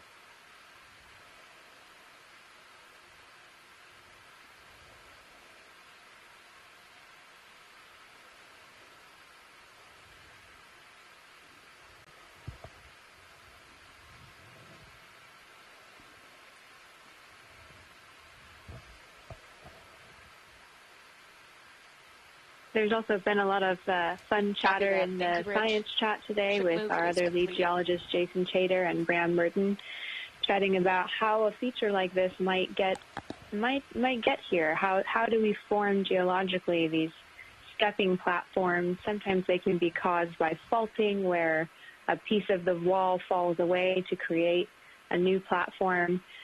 And we're trying to figure out if there's evidence of that here, but it seems really to be more of an eroded platform of carbonate that's been shaped or sculpted over time. So it was originally a carbonate cap on this feature, and this big wall has just been shaped over time as the currents drive past it, causing these more smooth textures.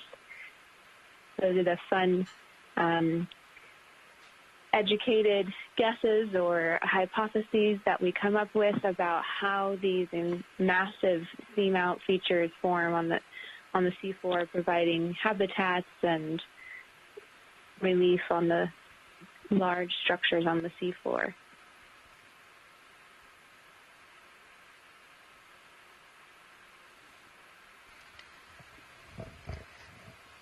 Big fish upper right. Go ahead. Oh, looks like there's potentially another one of these dog sharks, black dogfish. And this one's also covered. I wonder, it makes you wonder if this is the same one we saw earlier. So we saw one of these black dogfish covered in little parasites, the little white blobs you can see on the surface of its skin. And we saw one earlier that was really covered. And here's another one. So Video's clear. hard to know if it's the same one that's come back to visit us or whether this is a different one. But it's really interesting to see these little parasites all over the surface of its skin. Yeah, it's coming out.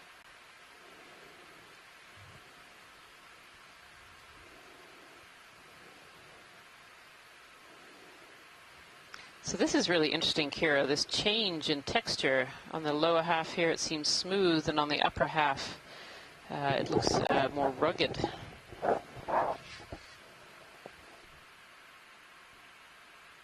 Yeah, and from this angle, it's really hard to You can probably put in explain another that change. Maybe I as we agree. get closer to this 59195. new rock. I mean, the 195, white makes got it. it look more sedimented, so Bridge maybe there's ROV a nav. change in Yeah, we're slope looking that's at hard putting to in tell another from the ship camera move with a angle. range of 5 meters, a bearing of 195 degrees, and a speed Yeah, I of think 0.2 knots. We're just waiting for the ship to catch up a little bit here, and then we'll be able to go up a little bit. But that's a really Copy that. looks Thank you, really Bridge. fascinating up higher. Like we're going to see a real change here. Looks like the mini Zeus is almost directly up. Do you want it down a little bit? back to that like steep slope. And the current has died down quite a bit. That's really interesting, pilot. Thank you. So Kira, the pilot's just reported that this does seem to be becoming less of a wall and more of a slope again, and the current is dying down a little bit as well. So that's interesting.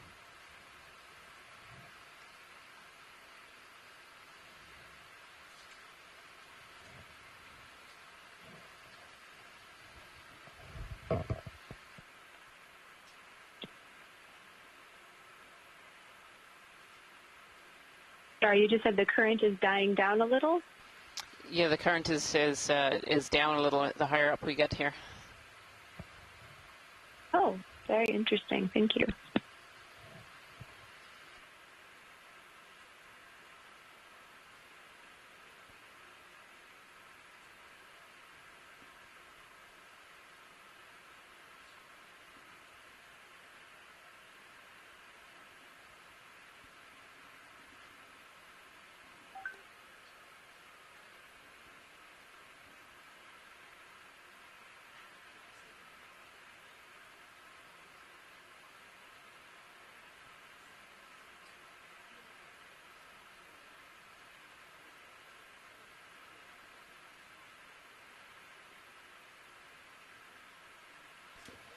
Copy that. Thank you, Bridge. Ship move is complete. Copy that, Nav. Thank you.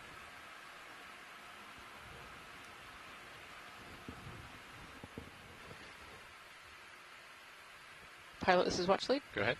Yeah, if we could have a zoom in on this little bottle brush coral, either the one behind the Iridogorgia or the one in front, that either one is fine. Just to confirm species quickly. Copy. It's come in. Just gonna put my toe down.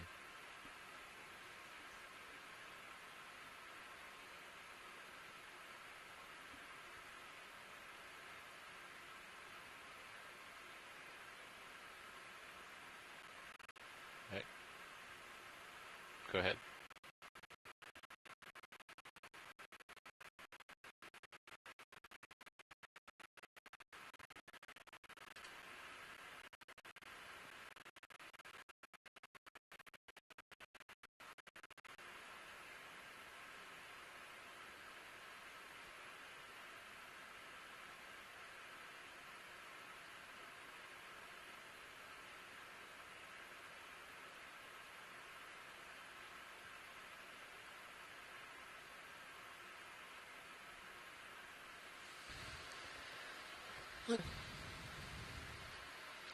And there's a crinoid attached at the base.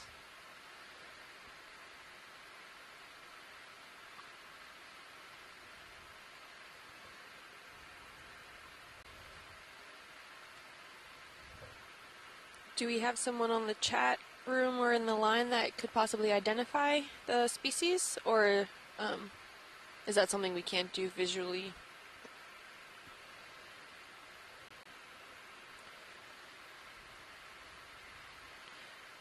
Right next to it we have this beautiful Iridogorgia. Not sure if this would be a different or a similar species to what we've seen on previous dives. The spirals look a lot closer together.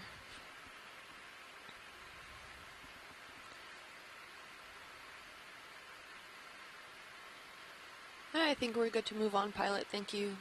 Copy. It's coming out.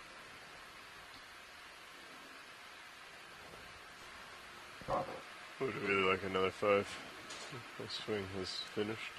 Oh, it looks I like think we might have want a more than that. Maybe 10. maybe a whip coral in the So back I'm looking there. at your sonar. We come up It's still pretty clear. like it's sloping away, and it's like 20 over 25. So I say we do about 10 meters. Check that. 10 meters, 195. All right. 10 meters, 195. Thank you, Nav. Bridge, ROV nav.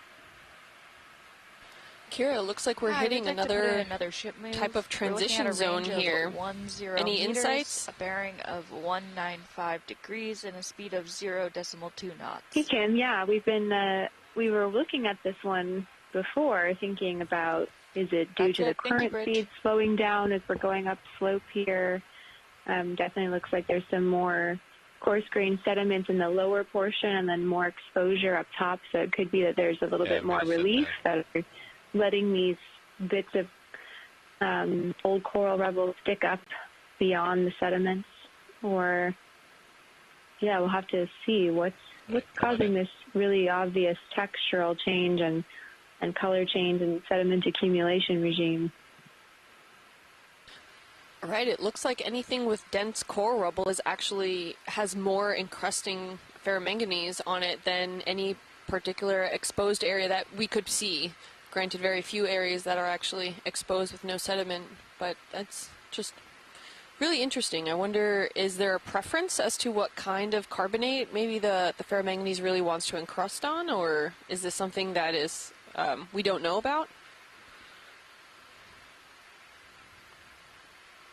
Yeah, I mean, I think that the ferromanganese oxides are coating most everything, but maybe there was just a little bit more sediment accumulation down below, and this is sitting up more exposed where it can precipitate the oxides on the outside from when it's more exposed. But you can definitely see as we zoom in here all of those the stalks of the old corals. You can still see the textures, so the ferromanganese coating is not very thick. So we might be talking more thousands, tens of thousands of years that this has been exposed, perhaps hundreds of thousands of years, but not a million-year range. I think this might be just a steepness, like it's just the rubble is collecting up there. That's really great insight. Oh, this is an interesting, off to the little bit of the left-hand side there, that unique shape. Is that coral rubble, or it looks, I'm not sure what that is. Kira, do you see that also? Or maybe it is just a stalk of an old coral. Yeah, just have to hold that. Just looked larger than the rest of them. That's why it looked interesting. Yeah, definitely a little bit different color, but I'm not sure. I think it's probably an old fragment of a coral, but very thick. Yeah. Pilot, can we zoom in on that, what looks like a really large dead cup coral right south of that red crinoid, about southeast? Right above your lasers now? Command impartial. Oh, I see. Yep. I'm wondering if that's just more exposed surface or if that looks like quite a large fossilized coral piece there.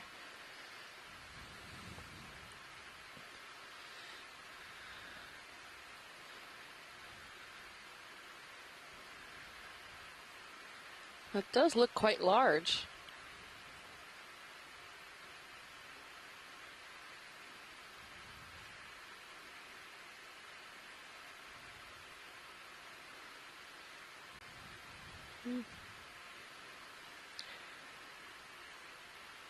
Yeah, and very intact.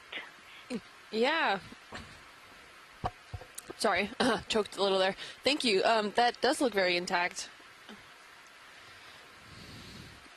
It does have some associated fragments around it. I see just another one right next to it also.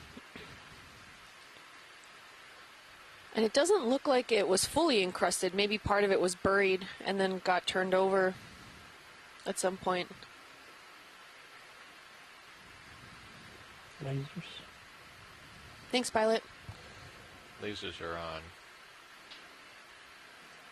Is that a large brittle star next to it, or is that a crinoid? I can't really tell. I think it looks like a crinoid.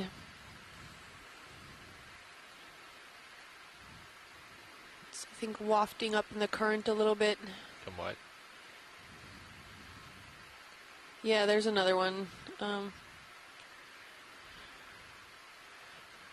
Right there. Upper left, Oh, look. where the fish is headed, there's a white structure looks similar to that coral we were just looking at. You want to get the fish? Yeah, what kind of fish is this? Does anyone on the chat know? Find the focus. He's close. He's very, very close. It's minimum It's focus. quite small, has an unusual shape.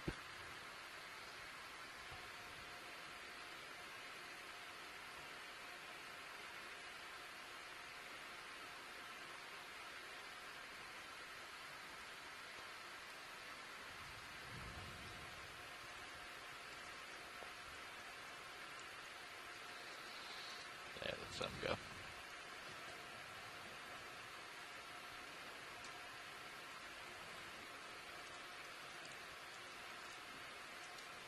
Who knows? Yeah, Chris Kelly on the comment on the fish said that not really sure what it is, but it has a very blunt head and defined caudal fin. So, not sure what kind of species it was. But the Tina White thing here. identified the crinoids as pentametrocrinus. So penta, I'm guessing for the 5 arms, and Too slow. and Chris Kelly agrees that it looks like a pentametrocrinus, very similar to what's been seen in the Pacific. Oh, and here we have a sea star. I think we saw this yesterday. White. It's quite large. Not sure if it has been snacking or if that's just the general morphology of this particular species of sea star.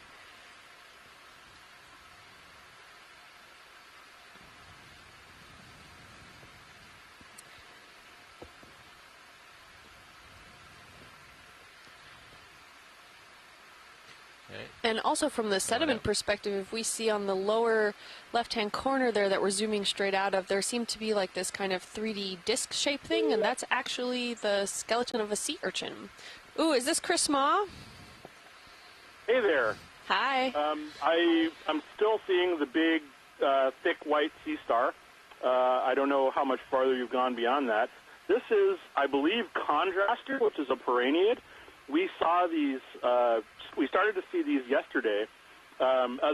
It's sort of the unusual new star that has been showing up other than those little cookie stars that we've been seeing. these belong to a fairly small group of weird sea stars. The bodies are almost entirely kind of flesh-like. I mean, they're not jelly like the slime stars, but they. I've cut these open, and they're basically they're like a pumpkin. They're very akin in texture to sort of a pumpkin-like sort of flesh. And there are fossil remains of those sea stars that go back to the Triassic. So they're quite unusual. And so it was only on these Okeanos dives that we started seeing them alive and sort of seeing what they were doing. And it looks like they're feeding on either the organic remains that are on the surface of these rocks, and there are lots of little mysteries with smaller individuals. But these also occur surprisingly widely. Sometimes they're present. We're seeing them here, obviously, at over 1,200 meters or so. But we also saw these at the canyons back on the North Atlantic coast, and it wouldn't surprise me if they got all the way across over to the Atlantic side of the. To the European side of the Atlantic. So, depending on how many of these we see, there could be kind of an interesting long-term pattern, and I haven't actually been able to examine any of the ones that you're seeing on these dives.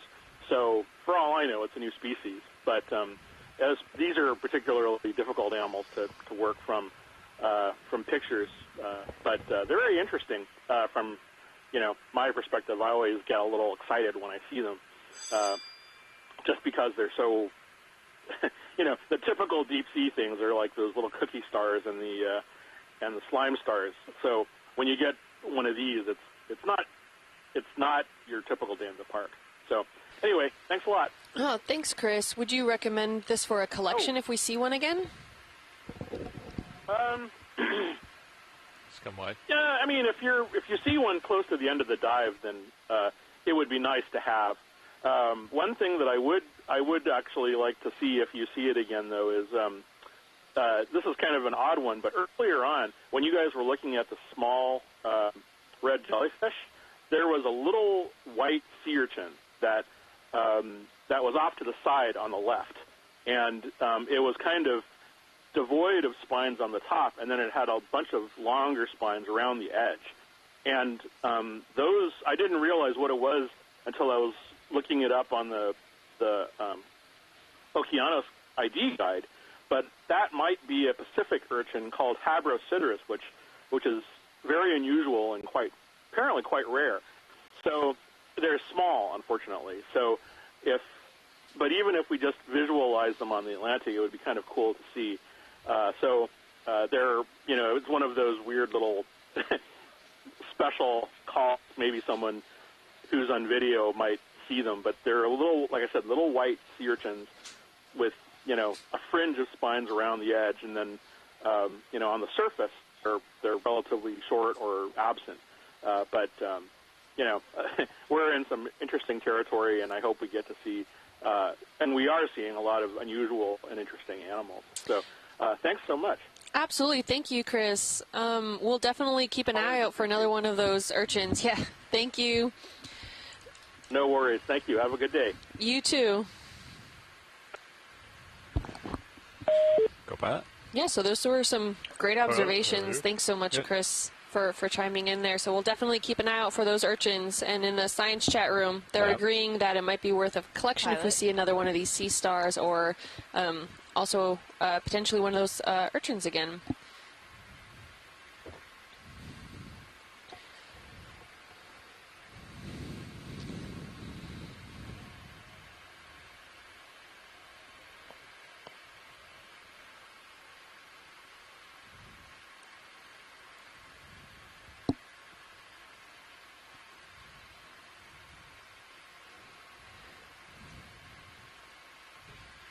Is that ship move going now, or is it? No, we didn't put in a. We have been waiting because we're waiting for the shift change, but we can put one in. This is a great overall view of the general environment that we've currently been exploring today. We're currently on dive 9. 10. Yeah. Or Our arrival, our 5.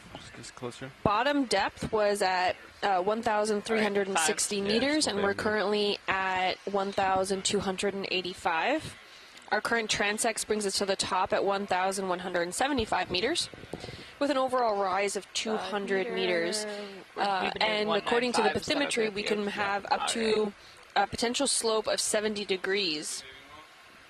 And our closest point currently to Newport, Rhode Island, which is where our expedition began and will also conclude, is about 1,332 miles off the coast. So we are quite far out into the Atlantic.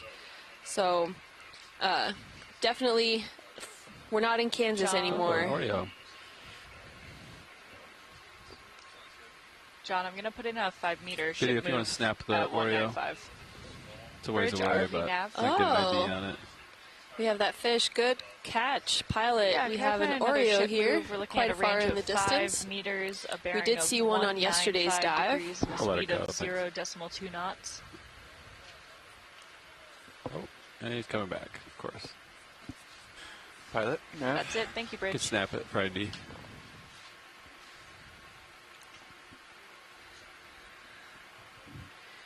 These fish look quite ghostly.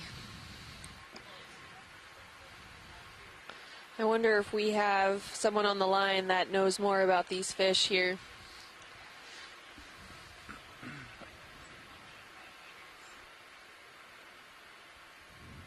It's probably a good video. He's a ways away. I don't have a lot of light on him, unfortunately. Sounds like Nav just put in a ship move. Is that right, pilot? But these areas, you can just see how much marine snow is in this area just based off all of those particles that are in the water column there.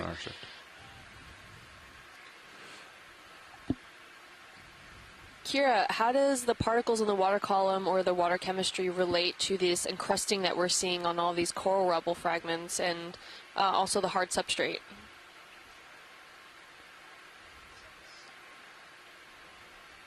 Yeah, good question.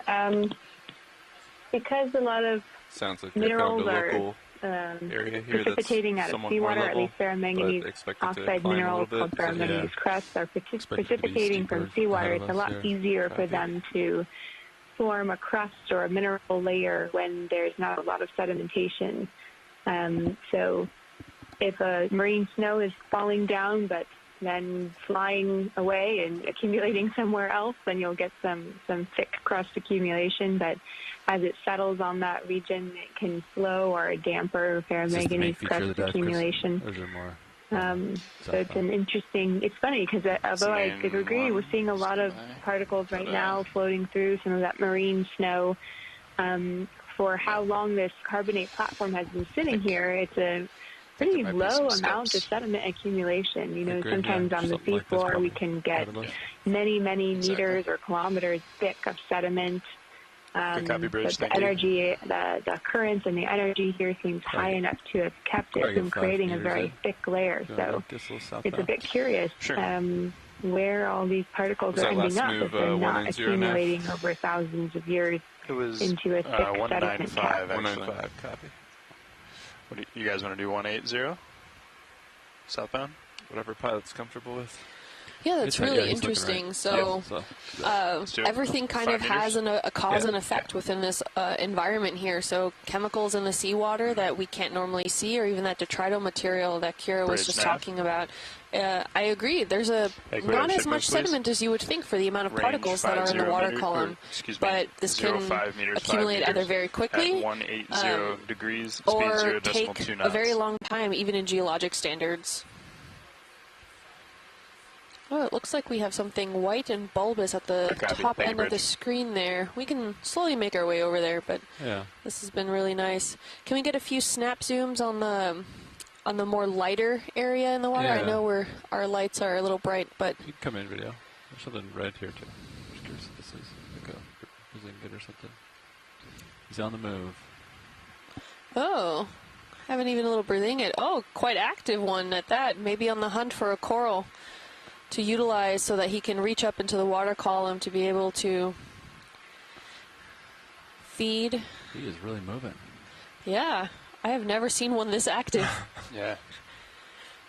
Can we get quick lasers to see the size? Zoom out a little bit to Get the lasers video. Yep. Oh. Okay, so I guess maybe stretched out, he reaches maybe just over 10 centimeters long with those arms.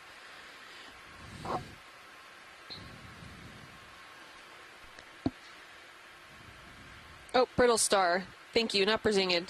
Thank you, Chris Kelly. Just off to a correction there. Correct myself. It's a big crinoid, too. That was the fastest moving sea. Amazing how mobile they are. Yeah, considering that it's not usually in, at least from our observations, not in that nature. They really try to hang on to a coral. Oh. Unless this species is different. I don't know if someone else on the chat room has different information. He's running away from us. He's hiding. Oh. There he goes. Thanks, Ron.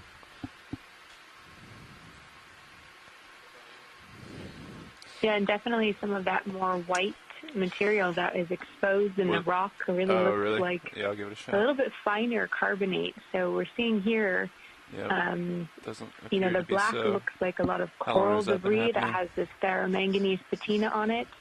And then we're also seeing some accumulated sediments, almost grayish looking in this lighting.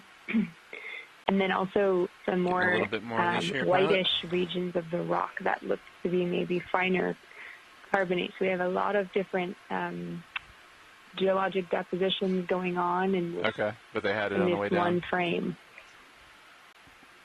Interesting. Could zoom in on this white long. I don't know if it's just exposed or.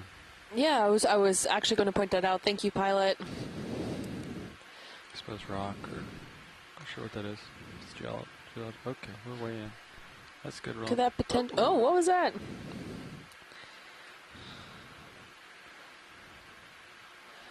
Go for it, That Ron. looks interesting. What kind of fish is this? It looks like Possibly a small toadfish. it's a frogfish. Thank you, Rian.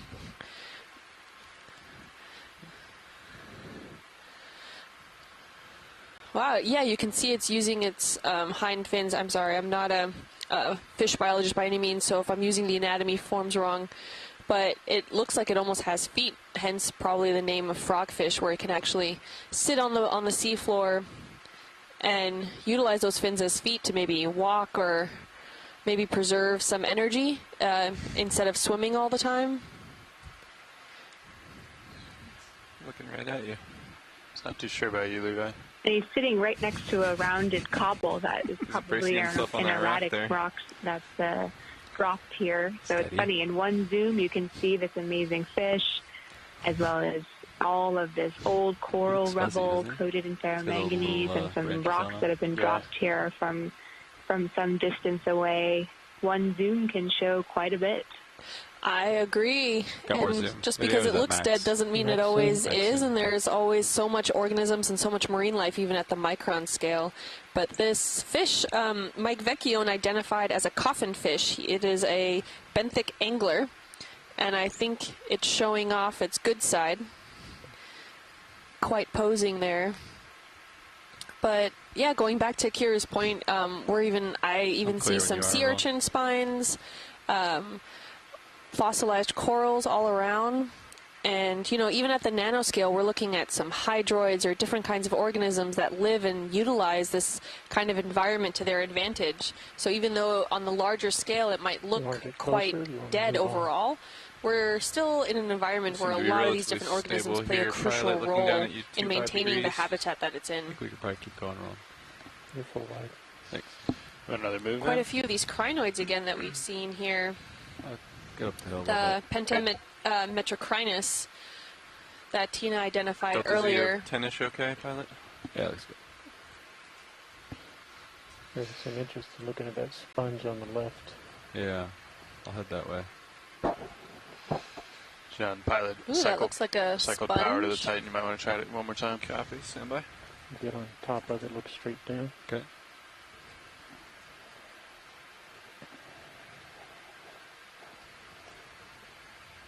Try getting off of it and coming back to it. Yeah, still no luck. Okay.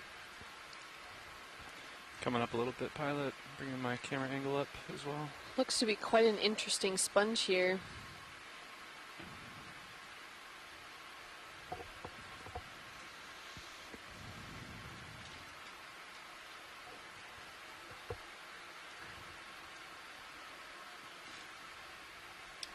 It's interesting that we seem to have visual on that Titan, but no control of That the is movement. quite a large osculum on that sponge, where it looks... Yeah. Okay, video, come in. It looks almost like it has a fuzzy outer area around the osculum. I'm not sure how to describe that. Not sure if it's maybe spicules or if it's Looking at the actually spongy in nature.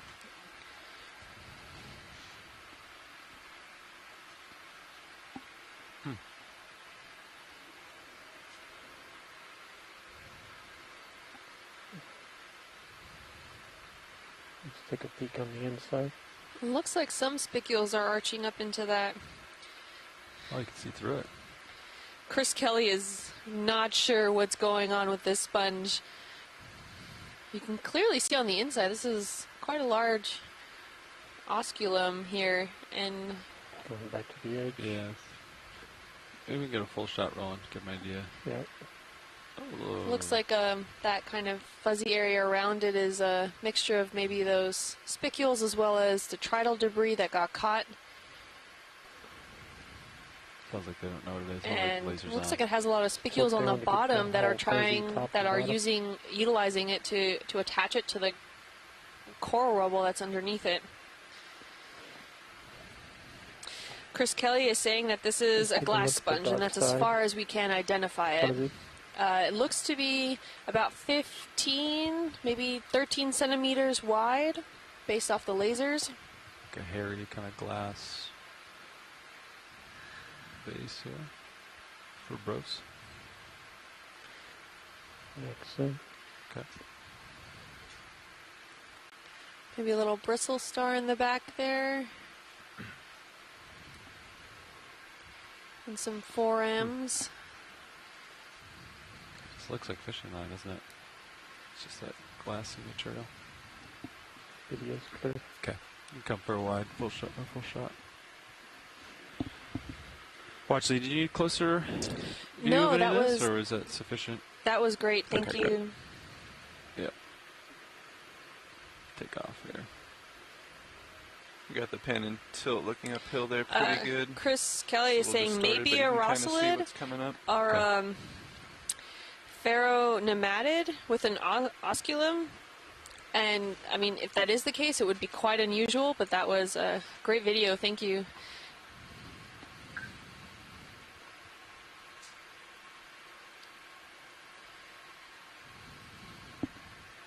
We've entered what looks like this really large coral rubble field.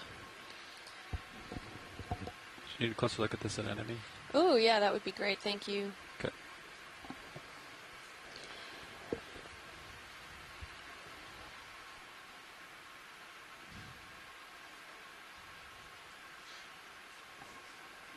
Co-pilot, that might be catching some noise from the stuff on the brow there. If you'd tilt it up a little high. Yeah, I Not just sure. did that to get a little look ahead. Okay. You Oh, I you see. see the background there? Yeah. Come Yeah. in video. But, Nice. But our operating mode, I can leave it right here.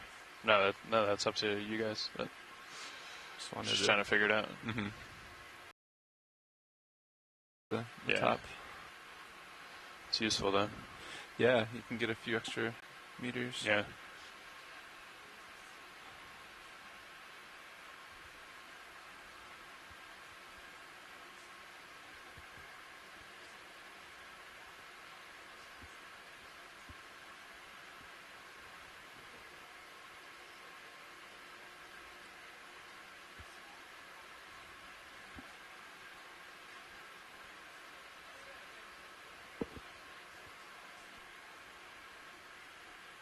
It's got frosted tips. So looking closely here at this sea anemone. He's really beautiful, potentially a Liponema. Pilot's clear when you are on. And they're quite take as much video as you unusual in enemies because they seem to be they look almost like these spiky balls, whereas we think of anemones usually as having the tentacles facing upwards. These ones kind of overwrap, and their top area actually curls all the way around to create this little spiky ball appearance. White It was a target. beautiful shot. Thank you. That's on. That was going to be my next hop. It's that translucent object there. Yeah, we can snap that. See if that's of interest. Maybe trash or something. We have a little lurker checking out our tether here. Yeah, I think it's judging by the yellow line. I think it's terrestrial. What is that, John? Some kind of gelatinous. Is it? It's a jelly. Yeah, jelly. Okay. We'll let go roll. I'll keep moving. I haven't quite seen one like that. That's a serious crinoid. Okay, I'll go for the white subject appear we saw. I think that's it. Jellyfish just hanging out with you. Yeah. Quiet. Nice to have a little company. There's been a lot of jellies in the water. So, go for the bigger one.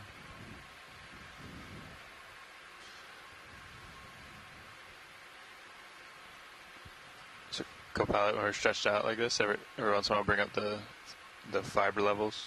Just double check them. Should be like 16 or something. This is an interesting encrusting Remind me sponge which here. page It's that's almost on? taken on that boreal texture. Topside, gotcha. Yeah.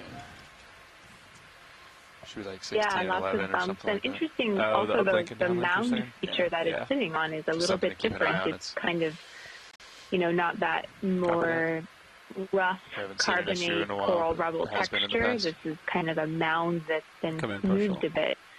Hold that. Yeah, it definitely looks a little different from the surrounding there. Huh. Nice. Let's come in video on the intersection. It makes it seem like maybe they're from different time periods. This is maybe We're a bit 16 and 11 older, both has been downlink values? a bit or more eroded, whereas the other coral We're seeing rubble around it -9. is younger. Yeah, that's good. -7, yeah. Just a guess. See all these the big almost numbers, like the, little veins running through the sponge here. We think this is a I think dema it's sponge. like 20. That's a problem. So one For of these downlink, you're sponges that has Yeah. calcium Uplink carbonate arcs. spicules rather than the Uplink, silica one on the left. spicules like Those are so many both of the at 2, 2.5. glass sponges that we've seen. No, the big These little channels running through it. bold one. Very bizarre. Yeah. No, on the The 903. yeah. Oh, I see these guys. Yeah, those guys. Yeah. Gotcha. Full specimen. Sorry, yeah. These little brittle star arms Didn't sticking explain out that. there. There's apparently something red on here under the crinoid. Okay. I think it might just be another crinoid. Is it off screen? Not sure. What is the red on Can the zoom out. left? Let's see if I get driven to my. I think. There's just stone. Yeah, I think I think it's just Persingids. Oh, I see. No, actually all the way over to the left. Yep. Maybe maybe a sea star on the side there. It looks almost like potentially a slime, one of these slime stars. Oh no, maybe not a slime star, but another kind of sea star. That one's pretty cute. Hello. It's almost got like a little nose sticking out. Watch, did you need a closer look? I'm pretty far away from it. I can get closer. If we can. Far to the right. Lower right. Yeah, well, I'll go for the slime. It does look like a sharp feature ahead of you there, though, pilot. Yeah, it's right there. That's basically hard substrate right there. That's where we're going.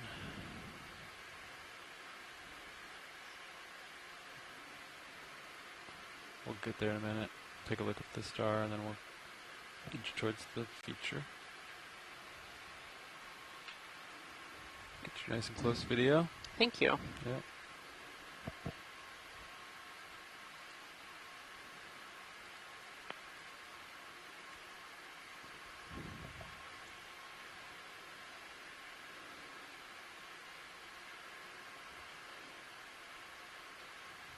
All right, video, come in.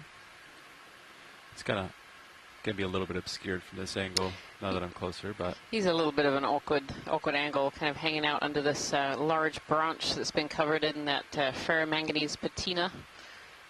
And it's got some encrusting yellow sponges on it. Oh, there's a fuzzy little sea-star, too. Fuzzy Wuzzy was a sea star. Yeah, there you go. Fuzzy Wuzzy had 5 arms. Yep. Yes, he did. Yeah, not a super good view on this one. Yeah, that's awesome. Thank you for trying, pilot. Yeah. Appreciate it. Okay, we probably got 5 meters. There's a few of these larger boulders kind of sticking out here, Kira, with these areas of these really broken up corals in between it. Yeah, and some of them are getting quite large. And thanks, Ron. I'm still thinking that maybe that indicates either different time periods of deposition or just different erosional regimes that have come through and affected these areas in different ways.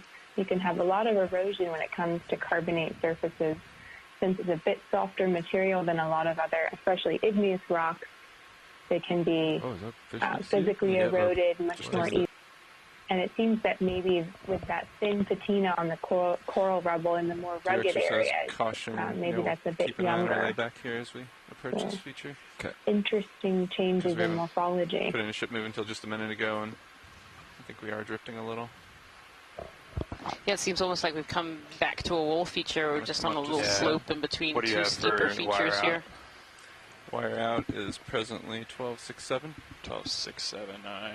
Yeah, looking at the high pack, that makes sense. It looks like we're coming up on much steeper terrain. Yep. Yeah, this is basically a wall, so we're going to... High pack, for those at home, meaning the bathymetric map and navigation system that you can see in camera feed 3 in the upper right corner, where those contour lines are getting really close together, means a much steeper slope, and the little green dot following the ship shape is our ROV, so we are coming up to those contour lines much closer together, and we're going to start seeing a much steeper face as we continue if you can help me keep an eye up. on layback nav.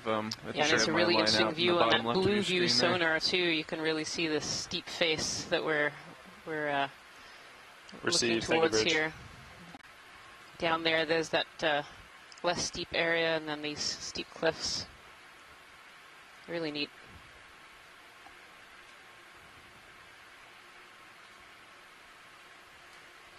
Again, these bottle brush corals seem to be all over these really steep rock faces. This must be a really good place for those larvae to settle and grow.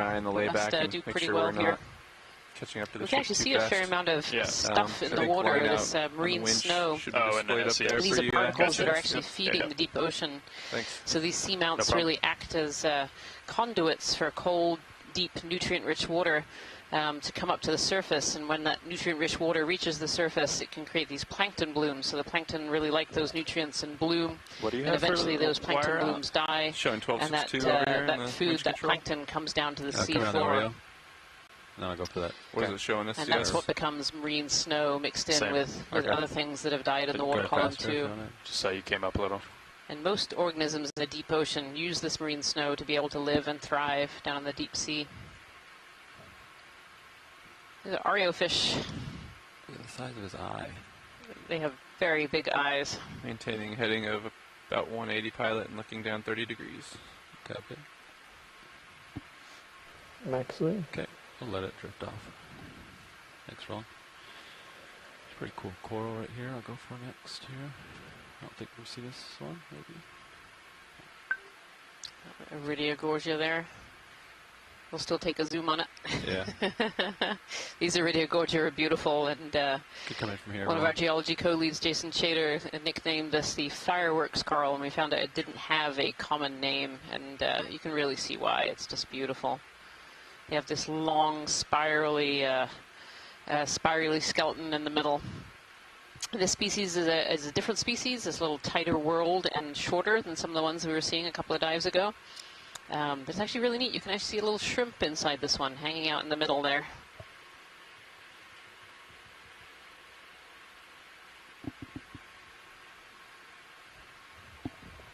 that a little shrimp? Yeah, it appears to be. Yeah, I think that's a little shrimp. Yeah. There we are. Thanks, Ron. Come out. Zero start moving yet, or not so much? Not so much. Okay.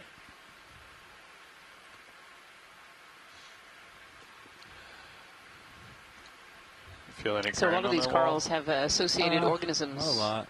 We were just seeing Josh that said shrimp there was some, inside that Iridogorgia coral. he said it just. And these corals really can provide habitat in the deep ocean. So they provide a place for Just wanna protection, ask- a place for saw it in feeding, that coral. a place even for organisms to lay eggs be and raise their young. So higher these tight corals are into really the important for wall. the deep Yeah. benthos and really important for a lot of other organisms that live in the deep ocean.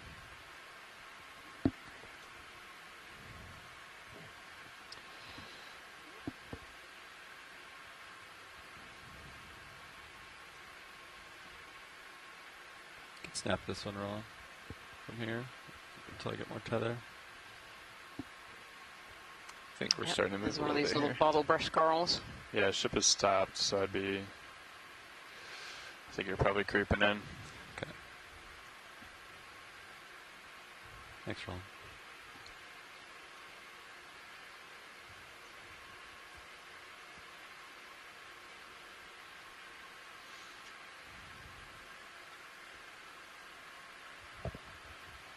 Give us a good side to side shot.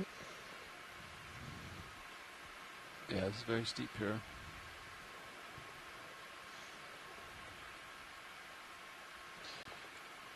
Do we have all the Sirius lights on Yes, today? they're all on today. Gotcha.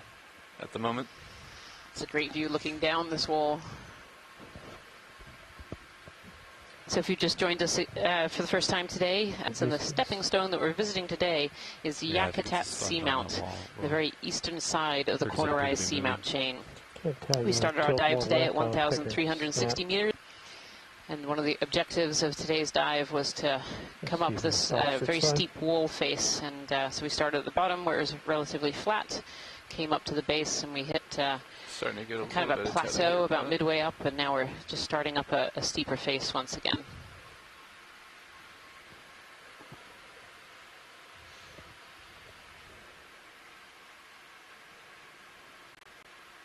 So yeah, the number I'm looking for is the uplink on it. Yeah, the negative 16. seems to be holding. Yeah. You said 20 Yeah, is this is what what we they- don't want it to touch. Snap the fish if you want it. Go ahead, Watchley.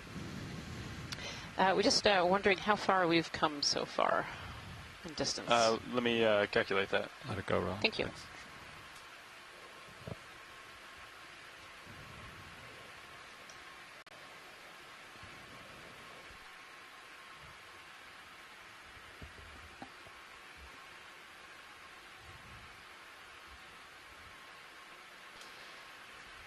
Watchley at about 225 meters since we landed. Thank you so much. Sure. Go get 5 more meters. 5 more high. That works.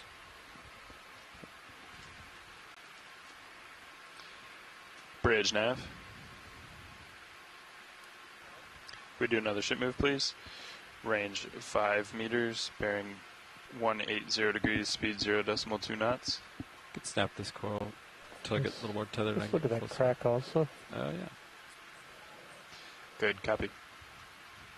There's a purple star lower right of that It's like a coral. very mottled surface here. Oh, it's a little purple sea star here. Hello.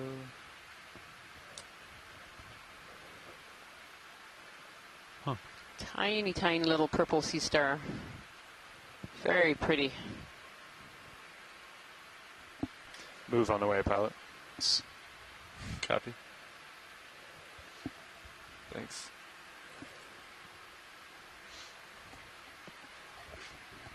Thanks, Ron.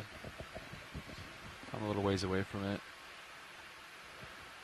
We got the ship moving, so we'll get closer in a second. And a very nice zoom in on that texture. Still that, that old reef platform. You still see the coral textures, coral rubble textures, but here it's been all cemented together into a carbonate platform. It's been smoothed a bit over time on this exposed No, vertical the face. tether for it right now. I'm pulling my Copilot too much right now, so gotta wait till I get some more tether for that. Yeah, the tether's kind of hanging out right under Sirius. I'm not sure if I can do much about that. Sorry, that was my fault. No worries.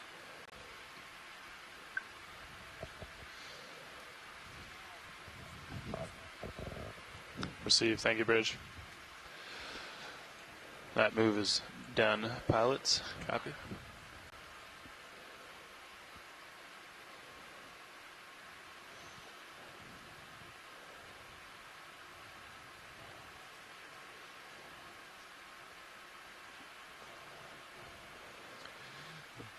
Copilot, it seems like you've been pretty consistently about 30 meters from the A-frame. So I think, for the most part, I think your swinging is in check other than the moves. Yeah, copy that. Thanks, Neff. Sure. Good to know. Yeah, it seems like Sirius hasn't moved in a while. Yeah. Right? Yeah, I think that 100 meters at least on the surface. And got it. It's a lot of surface area. 0.68 inches times. Kira, based on what we saw earlier, is this also projected to be carbonate-based? The feature that we're looking at? A lot of inches. Yep. Yes. Yep. A lot of inches Definitely squared. looks like a paleo reef structure, big carbonate platform that's exposed. This is the magnitude of the surface current has been coming up and down as well. I'll wait another minute. I would call another 5 in. Okay. Look pretty clear in blue view. Okay. Yeah, I've been scanning periodically. Call it in then. If you feel good. You want to call it? Sure. Okay. So you Five can is look pretty short. pretty far out there. Okay. Bridge nav. Can we do another ship move, please? Same as last. Range 5 meters, bearing 180 degrees, speed 0.2 knots. We have a request from the community when we have a chance to zoom a little bit on some of these white dots, see if they're possibly urchins, what kinds of little animals are living on this old coral the white dots. paleo reef Lower left is a brightness. Okay. platform. How about that one?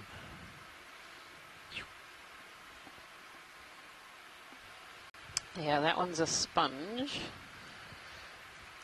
with a little yellow sponge right underneath.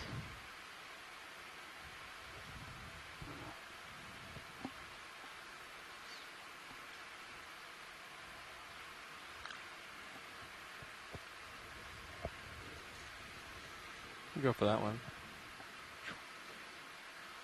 Looks similar. Yeah, another small sponge, I think. Yep.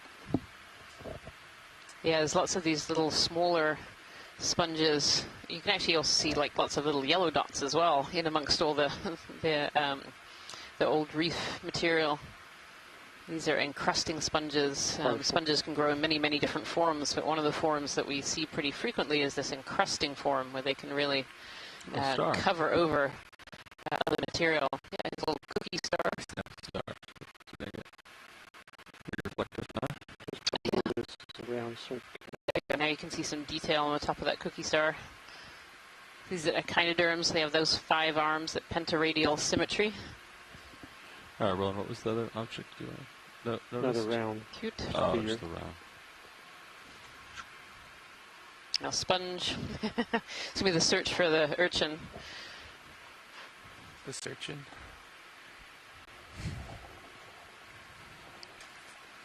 Receive. Thank you, Bridge.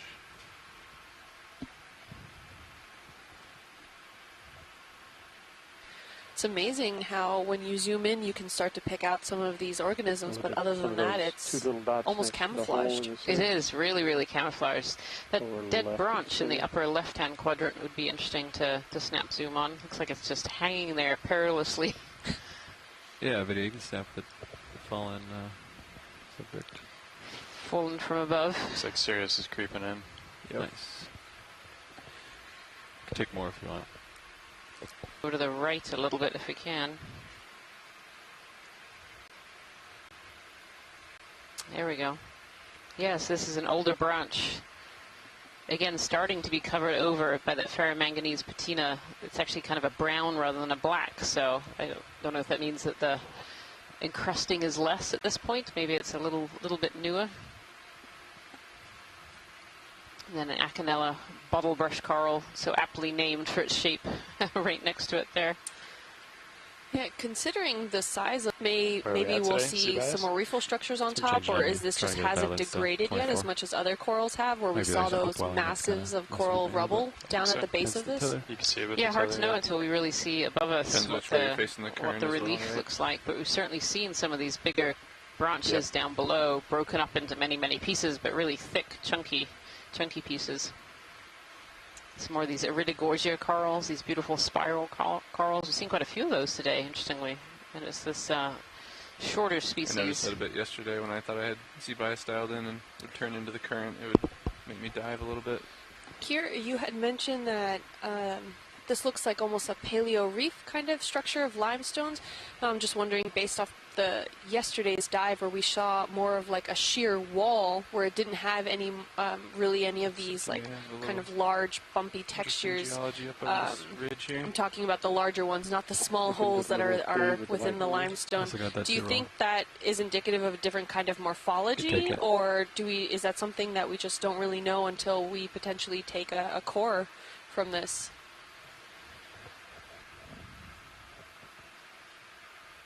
Yeah, Kim, that's a really interesting question. It seems like it just might be a different erosional environment in this region. It's true, yesterday's dive, it was these pillars.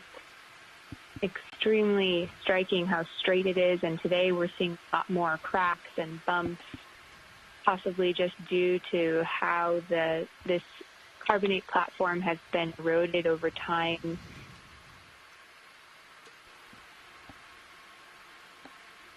This is interesting, seeing a little underhang area here. Again, it seems like we're hitting another one of these transition zones where we're going from one kind of surface, one type of habitat to another here. I don't know if we're starting to flatten out a little bit again. Yeah, it looks like it flattens out for a second, and then right where those white encrusting sponges are, it kind of gets back to a solid. Yeah, starting to see where the carbonate has been eroded a bit underneath, and so you get these little ledges and pockets with the really rugged coral rubble on top. Definitely providing a nice habitat for lots of things, I'm sure.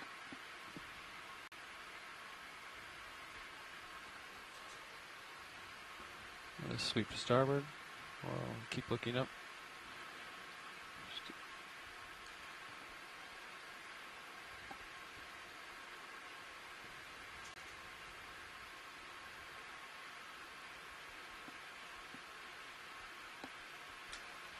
Copilot, I just quite the coral platform here. The time of your these track old paleo corals. So it was at 100 seconds that it tracks it for, but I just made it 300, so it.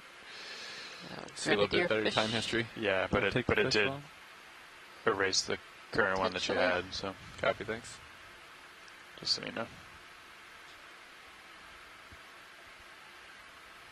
Got a little scar on him. That's a great shot. We should probably splash lasers on them. Let's get the eye.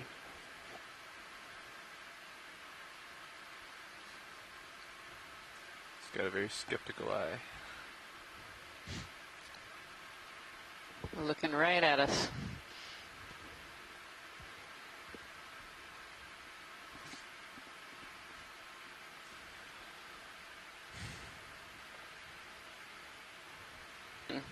Like we saw the other day, a codling. Peter Oster has chimed in there. Clear.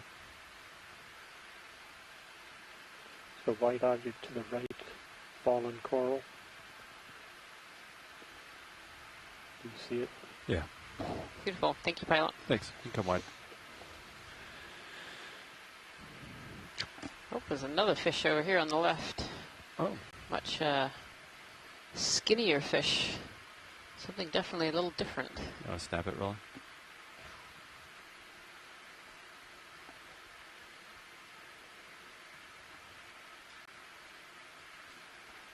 Look at this fish, this little skinny little eel almost.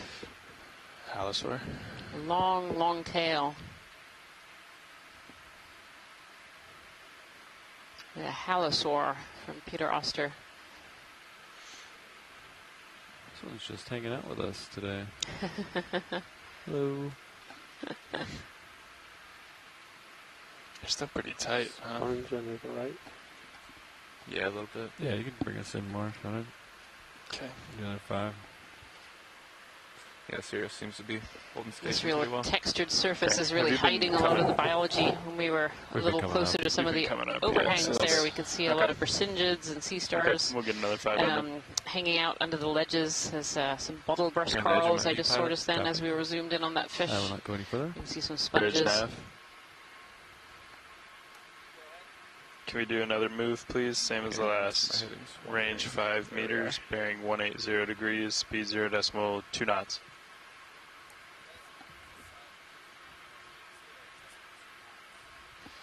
Good. Good copy, Bridge. Oh, jellyfish? Good in? Dogfish. Oh, What is the other? and Is it an jellyfish? Oreo. Oh, it's an Oreo that's sideways? Is it the Oreo sideways? Oh, okay. That was jellyfish. What is he doing? It's coming right at you. This little guy?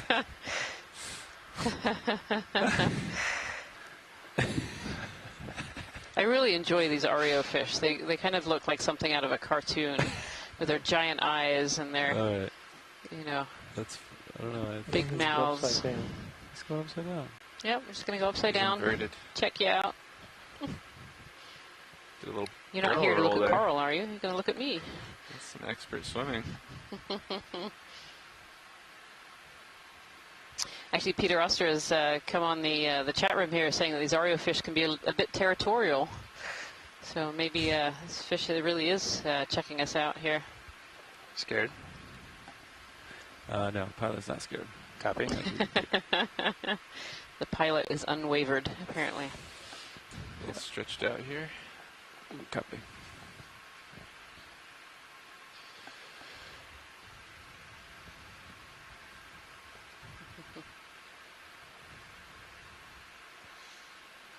Bringing my camera up just a tad. There you go. You got some stuff coming up there. Yeah. Looks to be at least clear for a little bit. As we look up the wall feature here, we can see these beautiful Iridogorgia. Actually, with a different Scan species blue of view coral later. at its base that would be nice to zoom in on whenever we get close to that. Might be Yeah. something a little different. Receive. Thank you, Bridge. Move is complete, pilots. Copy. Copy that. Keep an eye on the serious movement. It doesn't look like much. No. But I'll take it slow though.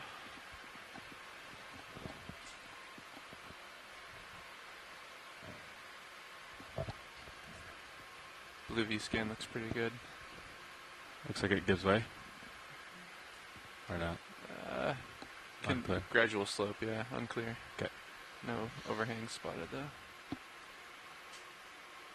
Yeah, I guess as long as you can see out past the immediate, right in front of you, that's a pretty good indication. It's not at least not straight up, right? It's very useful. Coming up just a little bit. That's good. Let me look at my blue view here, see what we're looking at. Let me know if you'd like to adjust the angle. Go ahead, watch it. Yeah, that's a great time. Do you want us to talk on OKEX? Yeah, we're going to do some introductions of the front row, the engineering staff running the ROVs today.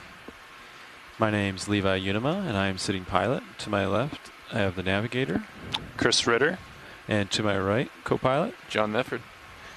And far right, sitting in the video chair. It's Roland Bryant. And we have Emily Narrow in the back row clipping. And we're all with the Global Foundation for Ocean Exploration. Thank you for joining us today. Thank you so much, pilot.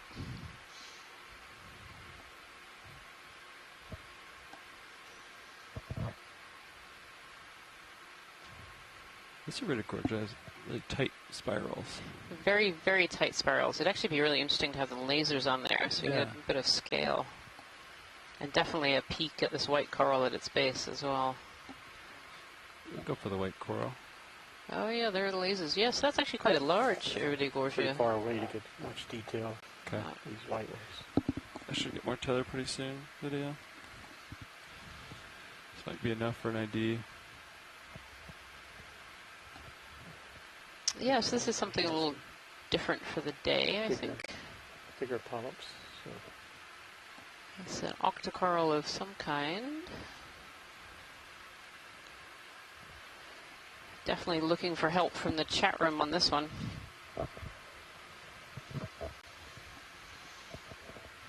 Pretty thick branch. Very thick branches, very large polyps as well. You can see each of those individual little polyps. Those are what make up these corals. So this one we're looking at in front of us is a clonal coral. So that means there are lots of these polyps all living together on one skeleton.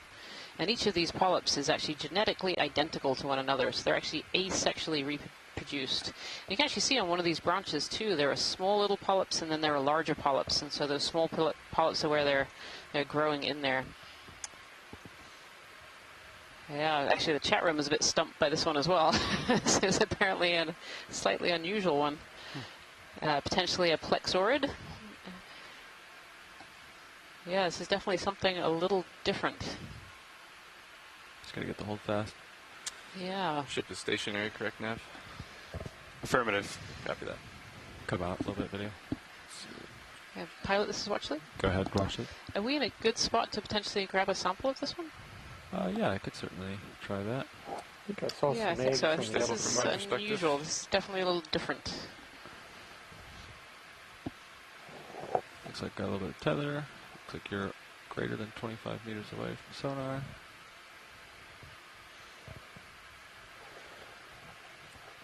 I might settle just a tad more, but shouldn't be Saying much. possibly a bamboo coral from Upsana here. But yeah, I think this is definitely an unusual sample, and so I think we're going to set up here and take a small clipping of one of the branches.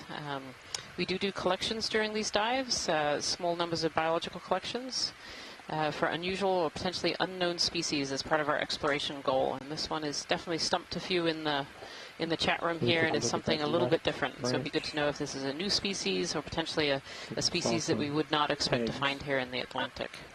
So we're going to give the pilots a little bit of quiet so they can concentrate on collecting here.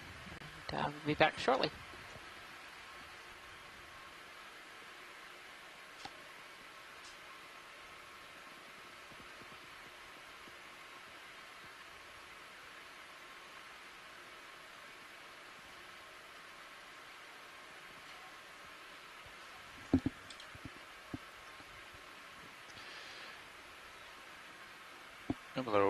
I think you might be getting some tugs there, Levi. You want 5 more?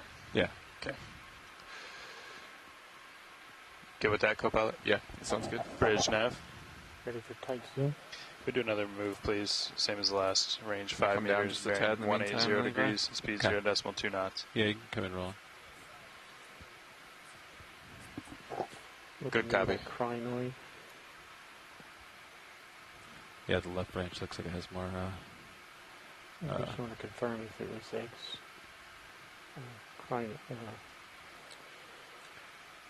Looks like my left toe is in. I got auto headed in.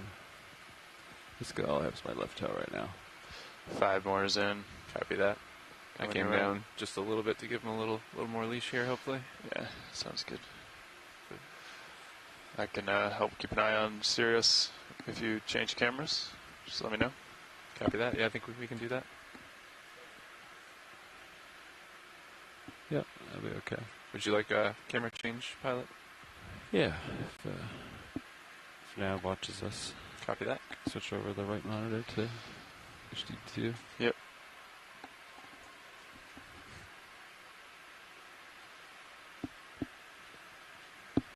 I have hydraulics up. We'll probably grab it in the coral cutters, and then I'll float away from the wall, and then What bio boxes are open? All of them. Oh, here we go. Port outer then. Port outer. That's what Copy. we'll go for, but we'll see how it goes. I'll prep that bio box. Okay. Truck's coming in.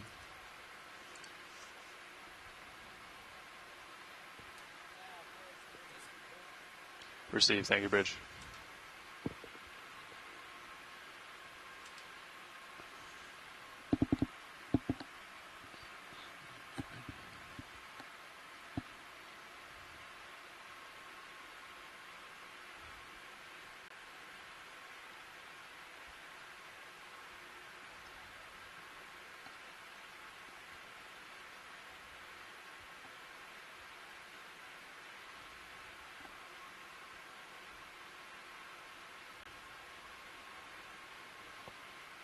Watch the does the left branch look like a good sample? I might crush this crinoid. He's pretty close to the rock, and I'm trying to cut it close to the wall as possible. Yeah, I think that looks good. Okay. Yep. There is a little baby crinoid. Yeah, we'll get a little, that we might get. We'll have a little extra bonus sample there with that little crinoid. Okay. Nicely done. Looks perfect.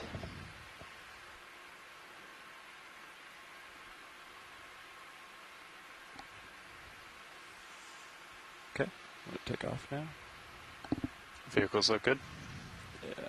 Yep, roger that. All right. So you have the port bio ready to go. Is that correct? Port bio is ready. Affirmative.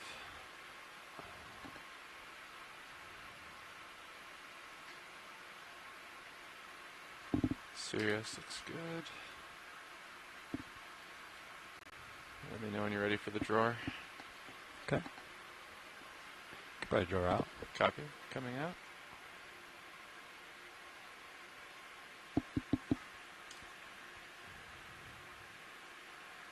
Yeah, no bottom line. Okay. That's plenty. Full out. You want to pan it, tilt Copy, down so I stand can by. see that port outer a little better. Coming down. Is that good for you? That's great. Being stable from Sirius.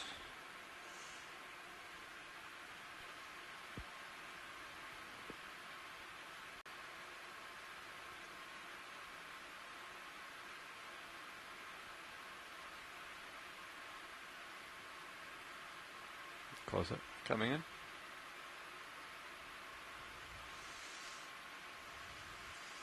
And that's Great full in. collection. Thank you so much, pilots. Yeah.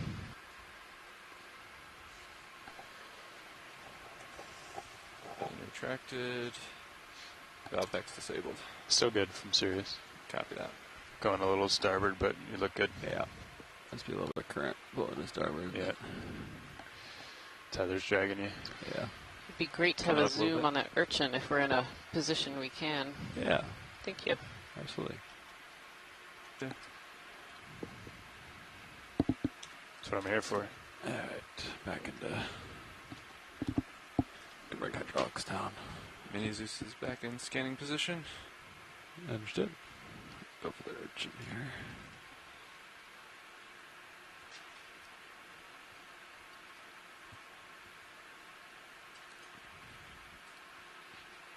I'm gonna creep towards the wall. Let me know if I run out of tether. Copy that. You got a little bit of tether right now. Great. Get you nice and close for rolling. Good job. My video engineer likes that. Gotta have all the light on it. This is what they were looking for, isn't it? White Yeah. urchin. Shoreside people were hoping for some urchins, it sounded like.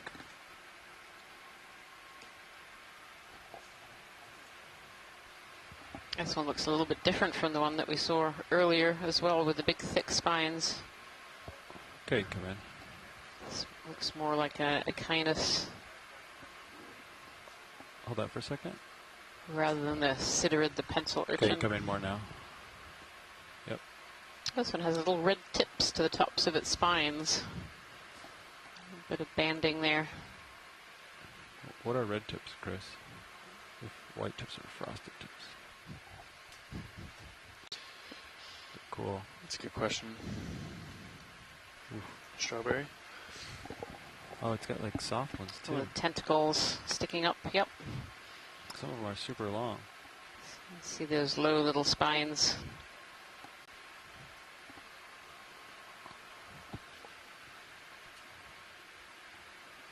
Beautiful. Is there a shot you'd like, Roland, for video purposes? Hold that shot right there. Hold it. Sir. Okay. So getting a little vibration.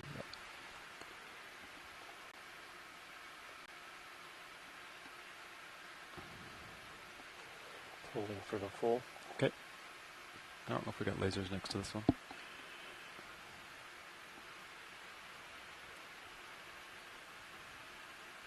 can see inside the little crack beside it too. There's a little tube worm, maybe some sponges under there. It's a jellyfish caught in the ground. All kinds of good things. That's a really great shot of these tentacles that these urchins have.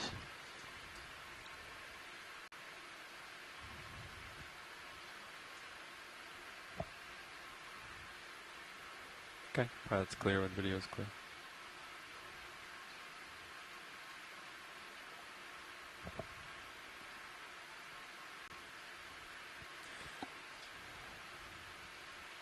Brisingid sea star there hanging out right next to it. Looking And good, then these pilot. large holes, these pitted surface, and then larger holes in the side of this wall. Full live.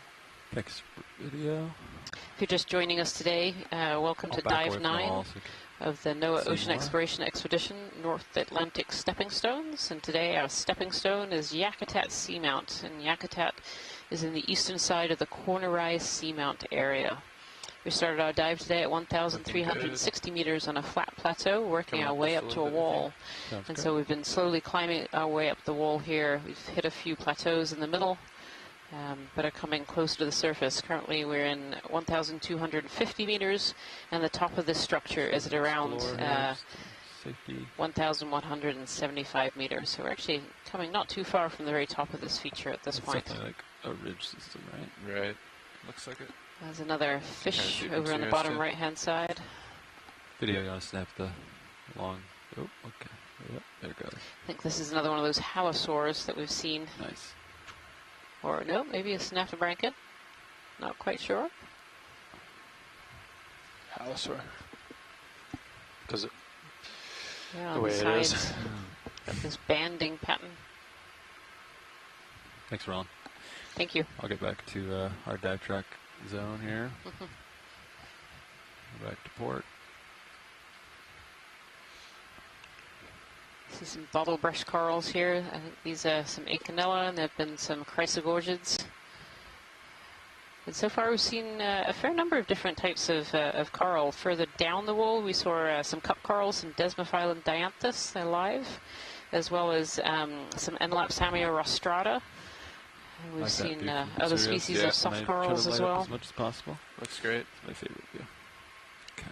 Some chrysogorgia, some iridogorgia, Go ahead, Bridge. some Acanella. We've seen several different species of black coral as well at this point, and some Leopathes, Roger, some stand by, I'll Bathopathes, check with Stickopathes, and a diversity of Pilots look sponges good. too. They're not quite as diverse as the track we were on yesterday. Hey, Bridge, yeah, sounds like we're fine with that down here. Thanks for letting us know. We've also seen several different species of fish as well. This Understood. dive has actually I'm going to been go for the purple star, Roland. relatively fish abundant. I'll get you a closer view. I think last time we saw this, we didn't get a closer view. Yep. Sounds like we have another little purple starfish, little purple sea Right star. there on top of it. Okay. That's what my plan is. If that ship moves, we can probably do 5 meters likely. Once I come up a little bit. Yeah, I'll be okay with that as well. Okay. Understood.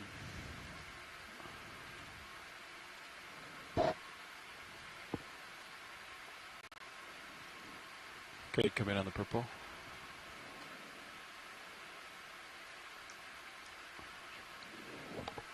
Yeah, this is another slime star. This one's actually trucking along. Maybe moving in the current there a little bit.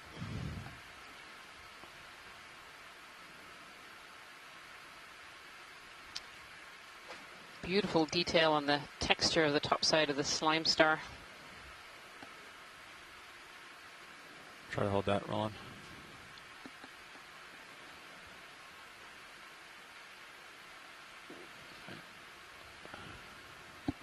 And again, in this zoom, also seeing the rock texture. What we're looking at here, you can see a lot of coral rubble, old stalks, and Roger that. Can we put a ship and other in? material. This is likely a Range 5 paleo, meters, meaning past bearing reef 180 degrees, platform. speed 0 When decimal the 2 knots. seamount was a bit shallower when it was first formed, and large reefs likely formed, Got more and zoom as on, or it is that it? subsided, Okay, now it's Max. sitting at this depth. And we're looking at was on the way, a big, pilots. huge Copy, platform of reef material that cemented over time and is now exposed, creating habitats for all these creatures here. And we just heard from Chris Ma in the scientific chat room here that this is a Hymenaster. A Hymenaster sea star, slime star. Thank you, pilots. Yeah, splash some lasers over it so we have it. Here we are. Serious settings wandering just a bit, but you are near the edge of view there, pilots. So the lasers that you're seeing at home there, they're 10 centimeters apart, and we use these lasers to scale things on the ocean floor. It can be very hard for us to tell how large or how small things are, and so by using these harmless lasers, we're able to identify the sizes of both the geological features and some of the biology as well. And so they're a really important tool for getting video from the seafloor. Get back on the center of the dive track here. Ooh, larger sea star. Oh, yeah. Yeah, a big one. There's another smaller one upper left too. I think I have the tether. I can grab it. Yeah, I think you're good. Yeah, a large white sea star. Yep. Over 10 centimeters, arm to arm there.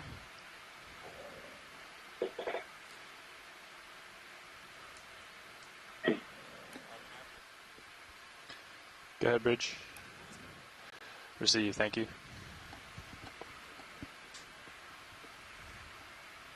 See a large red shrimp hanging out on the rock as well. Could come in on the star.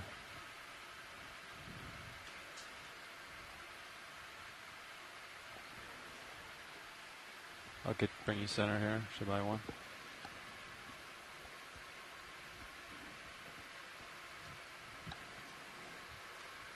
Kind of at a sideways angle, but looks like one of these cushion stars potentially.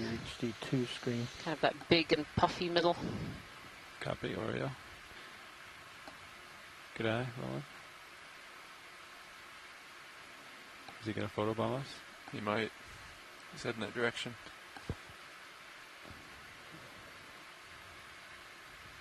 Oh no, he's hanging out. You can really see the beautiful surface of this sea star here. You can see there's a circle kind of in the very middle right-hand side.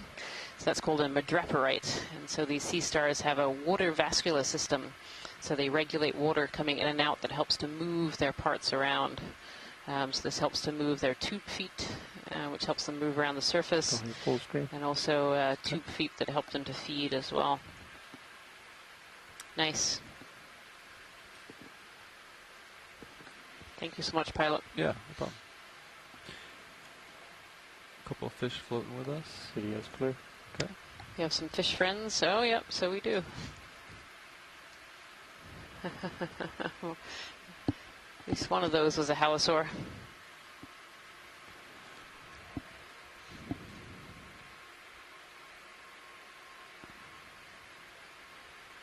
Onward and upward. And Chris Ma is saying that this is a possible peltaster, and one of the larger ones that he's seen. It's definitely, it's a pretty large starfish.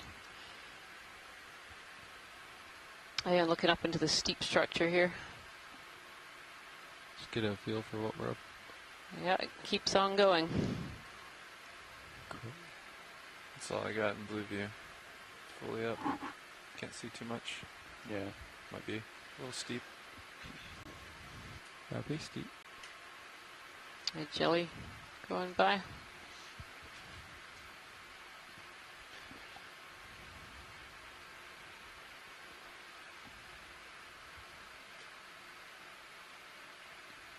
Yeah, if you see Again, one of these large gorgeous pile of shots rubble, with lots of different Yeah. textures of rock. We have these more smooth, larger Gravity at features, work. and then the more rugged textures that are very clearly coral rubble.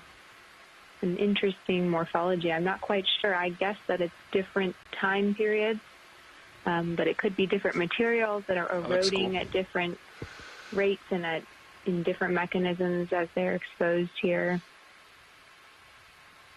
Too bad it's hard to sample a giant structure, a giant cliff face.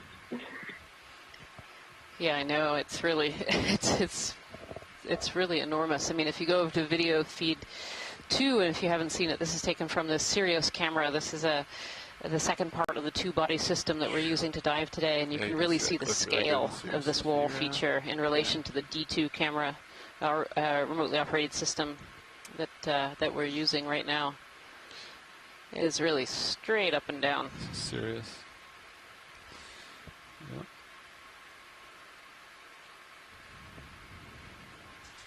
That's a great view.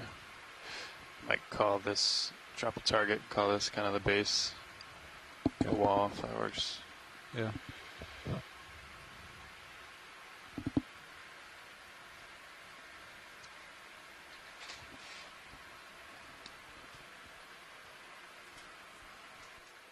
Yeah, it's interesting for these big pillar features. It can almost start to look more igneous, but then any time that we have zoomed in, it still has that, texture of lots of holes, and that on a finer scale, it looks much more like coral rubble. So it's interesting that these two features are happening so close together with different morphologies presenting at the surface.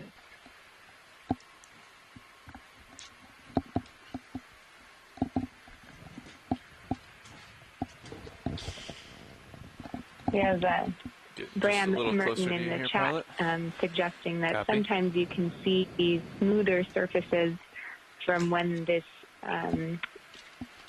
seamount used to be a subaerial. You can have some channels that formed, and you have downward movement of sediments that can smooth these features here. And in channels, you can sort of imagine a mountain slope failing, and part of it having channels of sediment and other parts still having rugged rock. So it's an interesting hypothesis for what might have been happening here.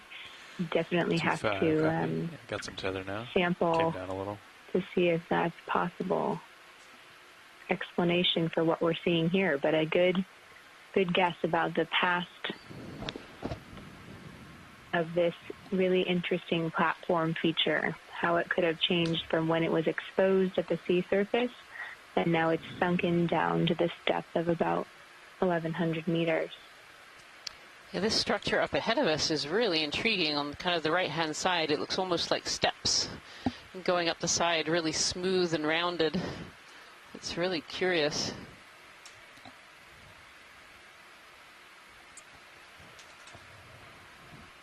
These might be the stepping stones we've been looking for. I failed to name that target. Yeah, it makes me tempted. I know sometimes in these cracks you can get small pieces that are sampleable.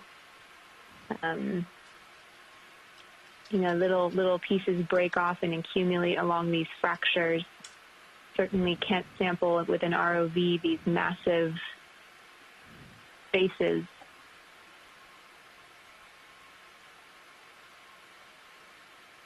Coming up just a little bit. Okay.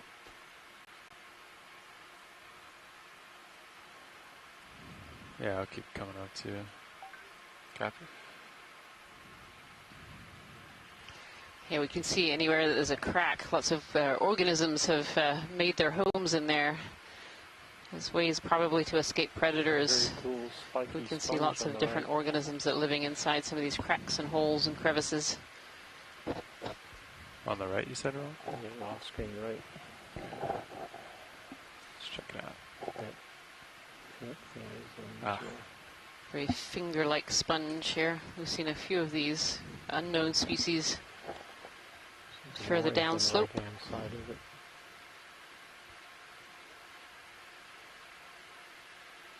Oh yeah, I see that. Very pink. Stand by.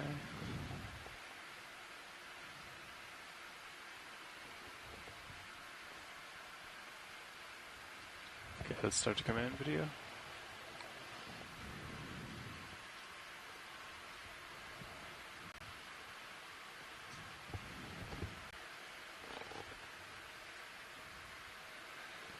Try to come around for that orange item there.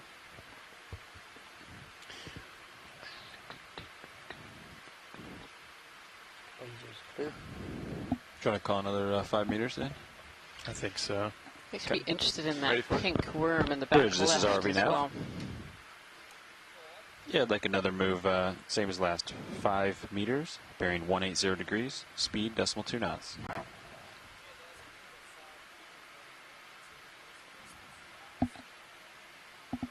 It's a good copy, Bridge.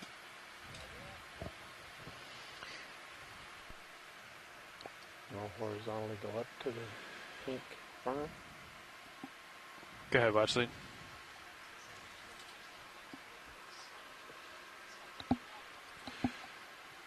Might want to stop that ship move, or what do you think?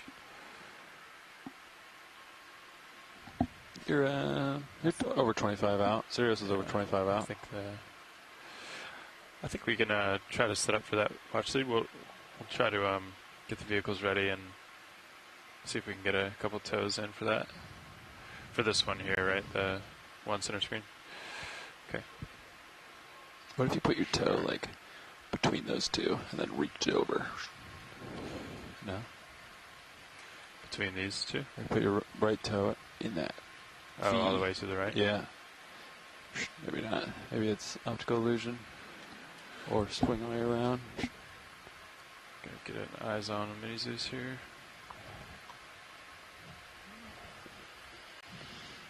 A couple options. So the pilots are just setting up here to take a sample of this unknown sponge. Maybe it's a polymastia, but we're not really sure about that. Yeah, you're So over the 25 pilot's just meters gonna out. set up and take a small Co-pilots, I think sample. the 5 will get you in a good So we're spot. gonna go a little quiet here to give them some concentration room. I think that'll give him the tether he needs. Sounds good. Can always bring it back if you need me to. Yep, we'll keep an eye on it. Okay. Inverse of 180 is 0. Makes it pretty easy. Tether's in good shape. Take your time setting up. Copy.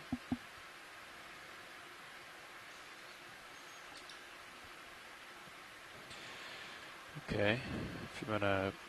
If you feel okay with it, let's bring up mini Zeus, please. Copy that. And then I think we'll just go port inner. If you don't mind helping keep an eye on Nav. Yeah, of course. Watching your left toe. Yeah, I might You're rock climbing right now. I sure am. Got a little crimp on. What do you think? Actually, can you hold off on moving that for a second? Co-pilot. Just want to look at it. What do you think, Nav? Stable enough?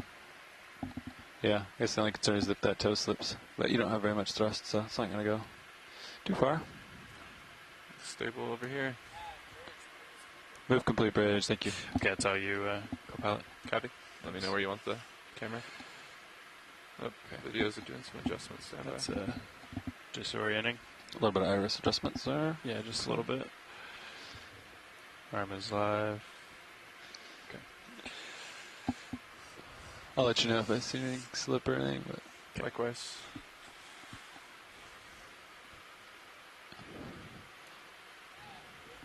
Go ahead, Bridge. Let me know if you'd like me to bring up the camera. Please. Copy that. Just follow. Okay, I'll talk to my pilots real quick. I think that's fine now. Pilots be aware I'm at the minimal. Yeah, Bridge, this is RV nav. That's fine as long as it's about the A-frame.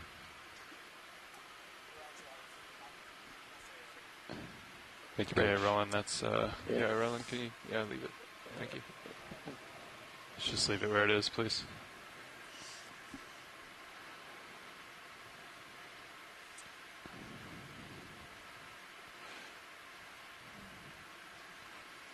Watch lead, pilot. Yep, this is watch lead. Hey, do we have any idea what kind of texture this sponge has? We think that it might be soft, but honestly, we're a bit stumped as to what it could be. So, Okay. Do we want to just try to take as much as the jaws can off the top then? yeah, I think a little off the top sounds like a good plan. Okay, sounds good. Okay, Christopher Kelly says it's potentially brittle. Okay. So, there you go. Well, I guess we'll find out here in a second. Yeah.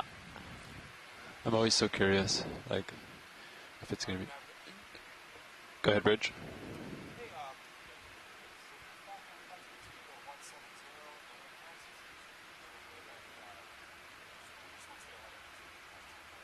Understood. 170.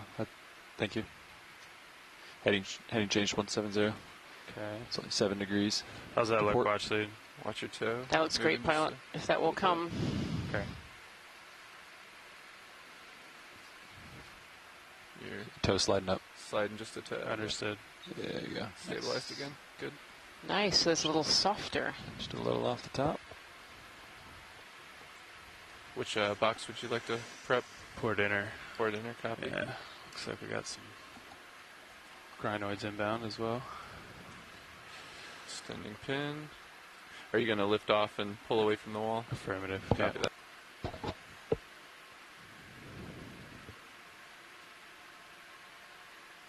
It's looking real good.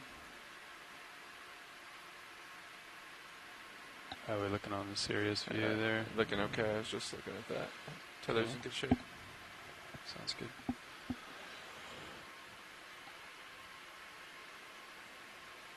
I'm gonna keep coming back here.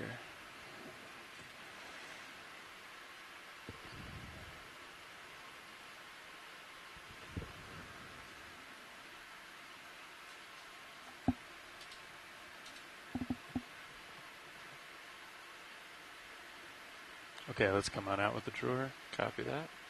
Coming out now. Nice and slow.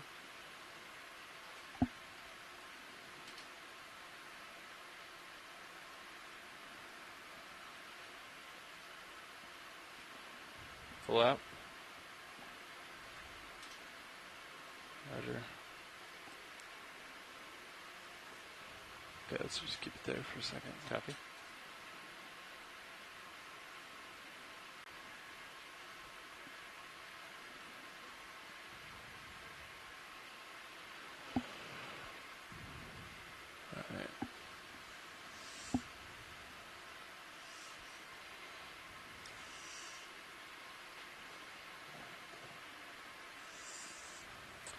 I'm off a stick and I don't really have a good altitude lock, so I'm gonna try to keep in some port way, I think. Yeah, copy. That current's a little strong to your port.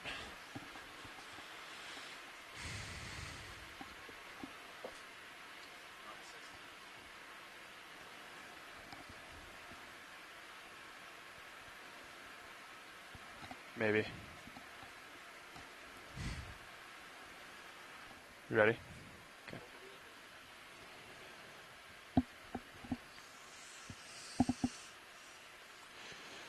Okay. Arms coming on. Copy that.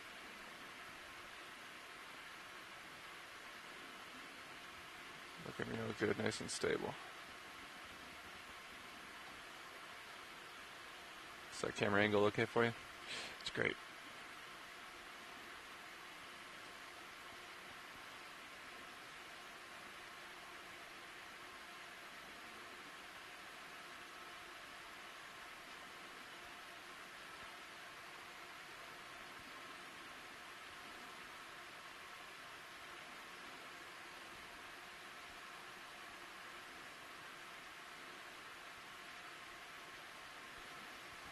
Heading change complete. Thank you, Bridge. Well, looks like it's a little stuck in my jaws there.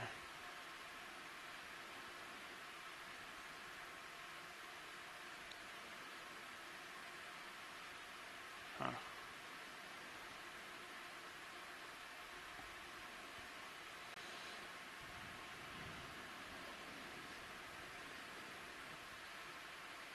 Tie gone down and then like tapped it against the wall maybe. Yeah. Did any of it get in the box there, or is it still all on the jaws? There's a little in the box there. Okay, suction it.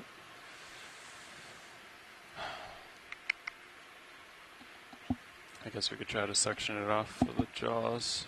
What do you think? It's worth a shot. Okay. You definitely got some in the box. You ready for me to retract? Okay. Yeah, go ahead and retract. Coming in now. Watch lead, pilot. Watch lead here. Yeah, it looks like some of this is stuck to the jaws. Yeah. So I think we're going to just bring it down to this hose, suction hose, and just try to maybe lightly scrape it off into one of the jars. Does that sound like a plan? That sounds like a great plan, yep. Okay. I have the pin retracted, so we should have the sample secure. Let me know if we want to draw her out again, or... yeah, let's go ahead and draw her back out. Copy. Just nice and easy. Thank you, Nav, for flying laterally.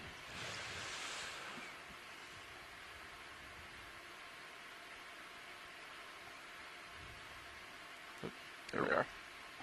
It's full out. Okay.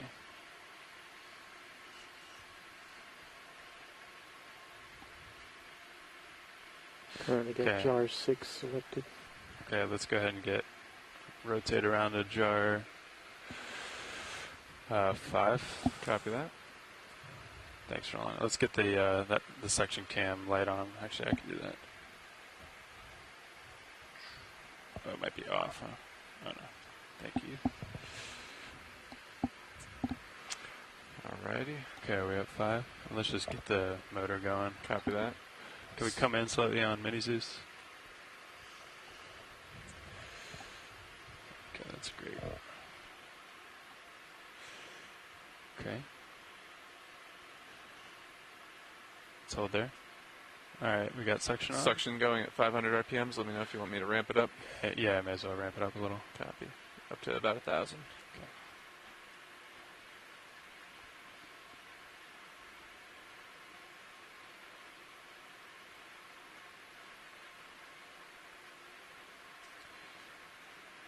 There goes some. There goes more. You want full suction? Get off the jaw, please. I'll give you full suction here. Yeah, let's go ahead and just try to get it off.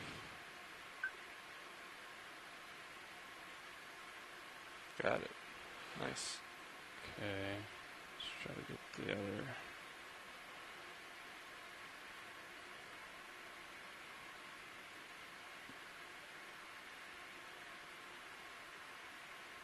Nice.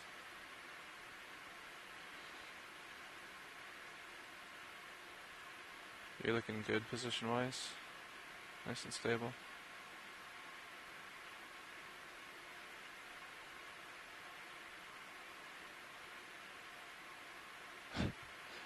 Doesn't want to go, huh?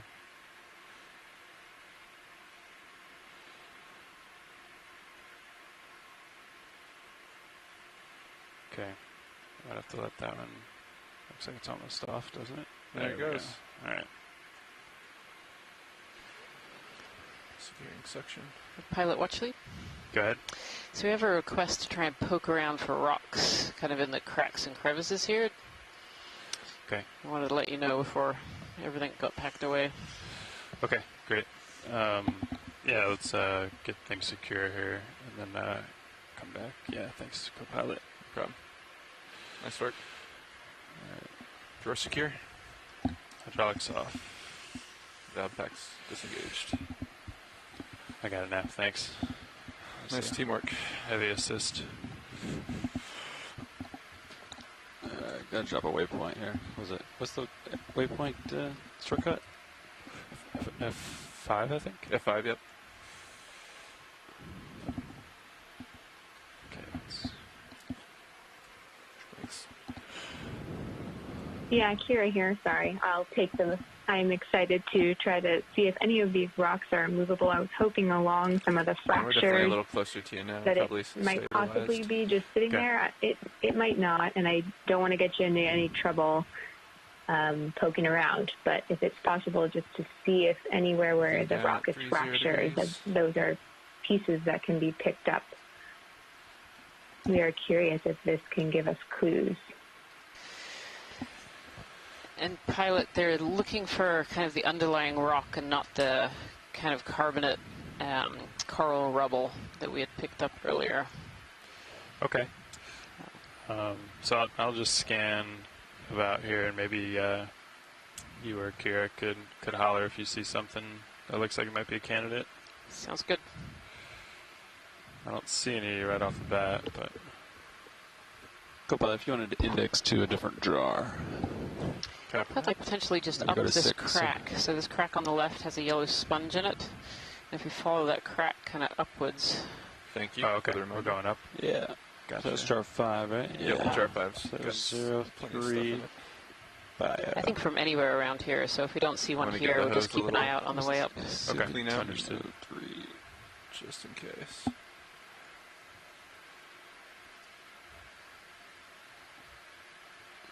Okay. Hose should be nice and You're clean. right, Rianne. The view in camera 3 right now, like looking at the blocks going up from a little bit further back, is very cool. Looks like you came in a little bit. I can move you back if you feel like you're too close. I'm comfortable here as long as we You're don't okay? come in more. Yeah, agreed. You were hovering right at the 25 mark, and now you're a little bit in the 25 mark. Yeah, copy that. But What's ship's been holding station. how far is Sirius from the A-frame? From A-frame to Sirius, I got, 3-4 meters. Okay. What about in that crack there? So there's like a relatively large cave and then another one right above it, and there's kind of a rock sitting right in the middle there. Okay, you want to come on in video? See if that's We'll take a look at this, Kira, and tell us if this is a...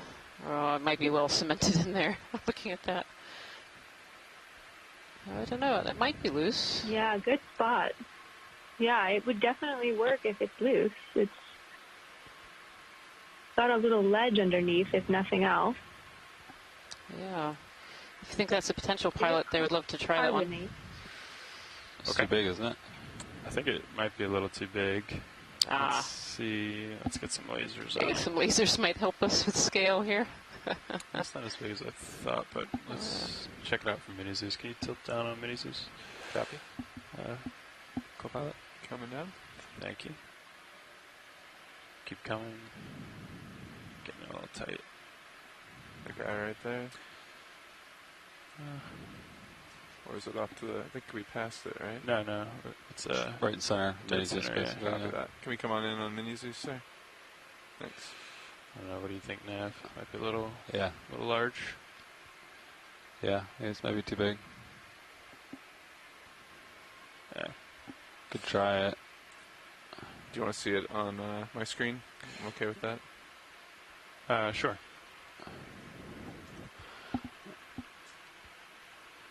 Yeah, Rian, I think this might be a little big now that we got a second view from Mini Zeus. It kind of keeps going back in there. Absolutely, no problem. But that's the kind of thing that we're looking for, so it's a good visual. Okay. We'll keep an eye out. Thank you. Thanks, Copilot. Yeah, thanks, video. Looks like you're hovering right at that 25 mark. I'll keep an eye on your sonar, Copilot. Yeah, thank you. I think as you come up, it should Kira, those Go are some away. pretty I've been coming up just a large little bit holes here. and crevices within this, what is supposed limestone area or this carbonate cap area. Why are there so many of these holes and cracks? Okay, I'm just going to come up here and... Is that full wide video? Thank you. Yeah. Do we want to It's characterize this definitely, slope here? carbonate is a softer rock type. It's susceptible to I'll come up with you. breaking Sounds and erosion, both chemically and physically, more than some other rock types we sometimes encounter on the deep sea floor. So it can be that it's a failure from erosion, and so it created a small cave. There's also, if this really was part of a submerged atoll at some time, there could have been there's a time in the history of this wall where it was getting a lot of wave erosion, and so there's all kinds of different erosional features that can show up on this softer rock type.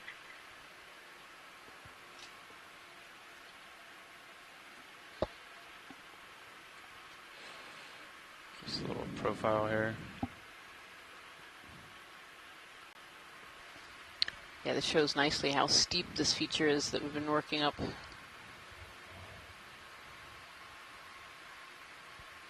Wow, that's quite the feature.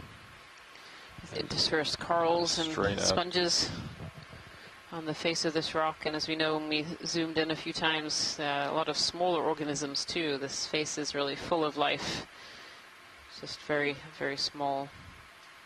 Well, there's nothing in that crack, is there, that would be movable? You can kind of see above you in Sirius's light pool there.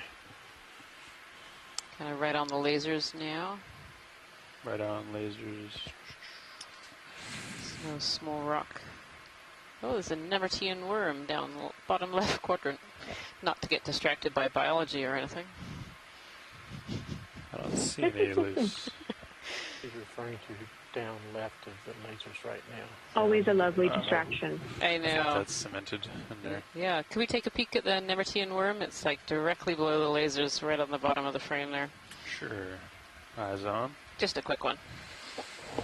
Quick peek at the worm.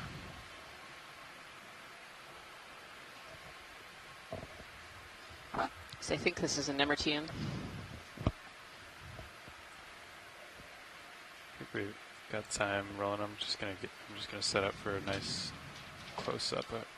Hopefully we don't lose all the light. It seems to be moving upwards left. The worm itself? Yeah. Interesting. You can see that Nemertean is about 20 or so centimeters from the lasers that were just on there. It's a pretty long worm. Just waiting to confirm that this is actually a Nemertean. You don't often see these on the seafloor, though they are relatively common. They're often hard to find. Yeah, this is a Nemertean. Oh, Otherwise known as a flatworm. It's on the move too. Everybody's on the move today. Yeah. It's a trend. It's a trail of slime it's leaving behind it. It's kind of getting caught up with all the sand grains and rubbles. I don't know if we can pan to its other end. So flatworms are interesting in that they, as a stress response, they can actually split into pieces. So when you collect these, sometimes you pick up one worm and you end up with 20 because they've split up into pieces as part of their stress response. And yes, they're very slimy. I'm learning a lot today. What I'm hearing is this is not a sample. This is not a sample. No, we will not sample this one. It's a great shot of its head in there. Unless you can sample it without stressing it out, Chris. A gentle suction. Deep sea Nemertean worm. Stress response. Yep. Yeah. Looks like you're holding it at 25 meters out from the target. It's actually not a bad response when you think about it. A predator comes and grabs your back end. You can just let go of your back end and grow a new one. It's got barely enough tether. Looks like. Does this worm also use it for potential reproduction purposes? It's great. Do you know? I actually don't know that. Yeah. It's like the. Not one of my fun facts. As close as we can get to the cliff, but still give him some tether. Awesome. Thank you so much, Pilot. We can continue hunting for rocks. Sorry, rolling out. You can see that how much the thrusters were working just to hold. Not sure if that's usable. Sorry, video. It's definitely usable. Good stuff. They're looking for rocks, huh? On the hunt for some rocks. Make Kira happy. Pretty hard to find on a shear. Yeah, there's I know the pilots can't see the scientific chat room, but there's definitely some big debate on how this feature was formed and a good desire to try and get a rock to be able to answer some of those questions. Yeah, we'll keep an eye out. Yeah, it seems that the They'd maybe keep doing that side-to-side turn. And that'll maybe give us more chances of seeing more cracks. Yeah, I would like to kind of see you. Some of these large kind of amphitheater-shaped sponges. Sorry, Kira, did you see a potential there? Nope, sorry. I thought I lost audio for a second there.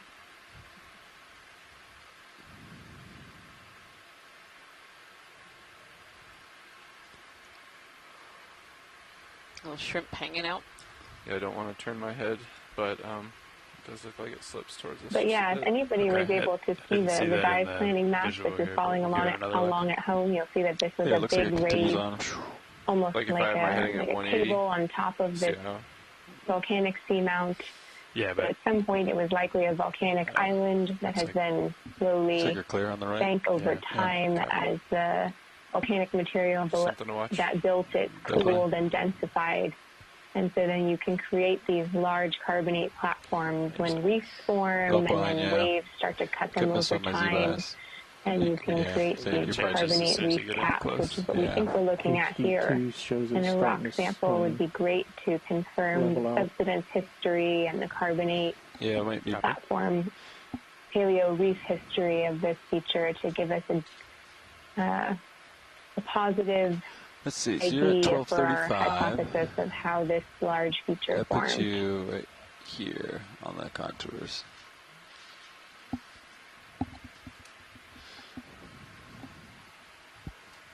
So yeah, there might not be much cliff left. Yeah, Bram Merton adding in the chat that giving it that context that we could really be looking at a wave-cut cliff. So as that platform stopped and the subsidence flows and waves are swooshing past here, eroding the surface, making it very smooth compared to the more rugged carbonate material we're seeing below. Yeah, it almost so we looks can like be we're looking at wave-cut cliffs from millions of years ago, frozen in time. It's a really nice way to phrase it. Thanks, Bram. Yeah.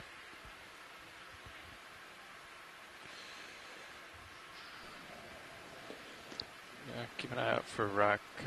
Possible cracks at the top and gravity's pretty undefeated. What's that video? I'm seeing some cracks at the top. Oh, and could we just take lower a left. zoom on the coral on the very left-hand side? Left-hand side. Yeah, it's a different morphology. I think this is a different species than we've seen so far. Yep, kind of coming almost dead center now, orange and kind of bent over.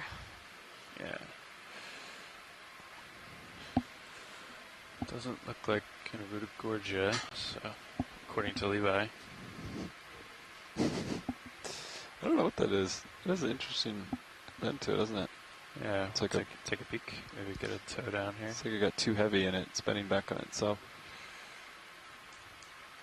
Yeah, it does look like that.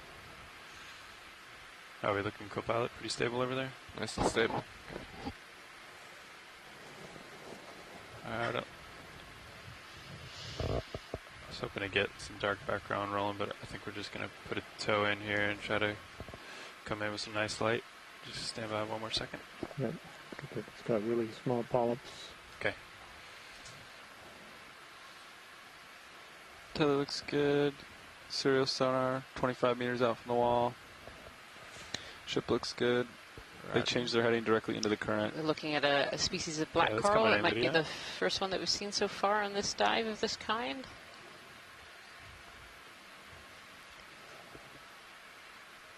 You can see those long tentacles that help tell us that this is a black coral. And along with, you can just about see the black skeleton poking through. Just showing through some of the skin material, the cenosarc material. Not quite sure what species this particular one is.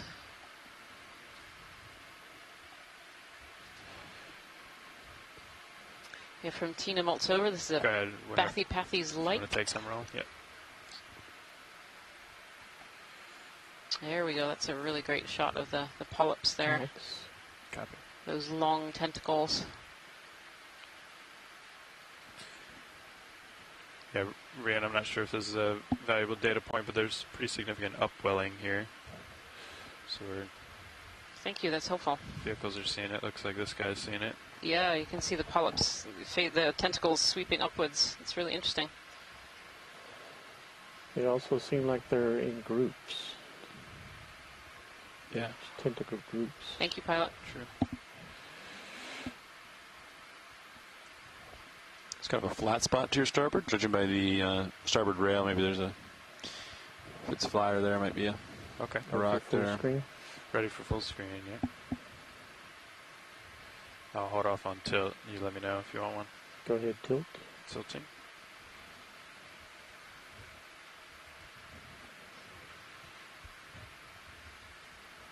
A little more.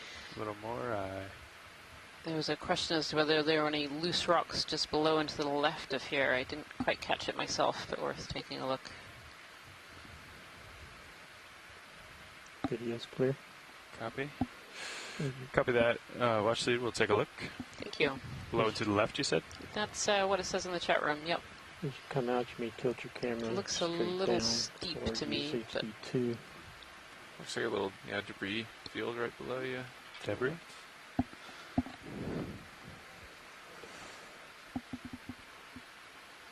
in Iridia Gorgia, and I think we're seeing a few sea squirts, tunicates here as well on Good the deal below on you, this- though. Looks like. Okay. on the surface of this cliff.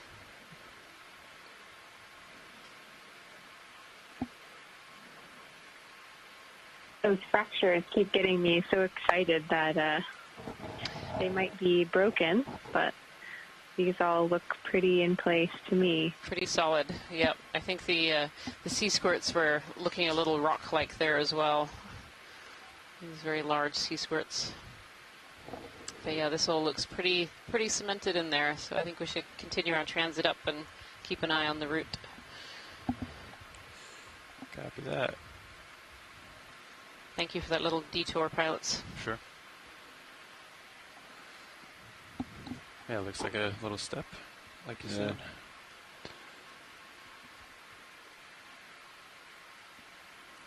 Coming up with you a little bit.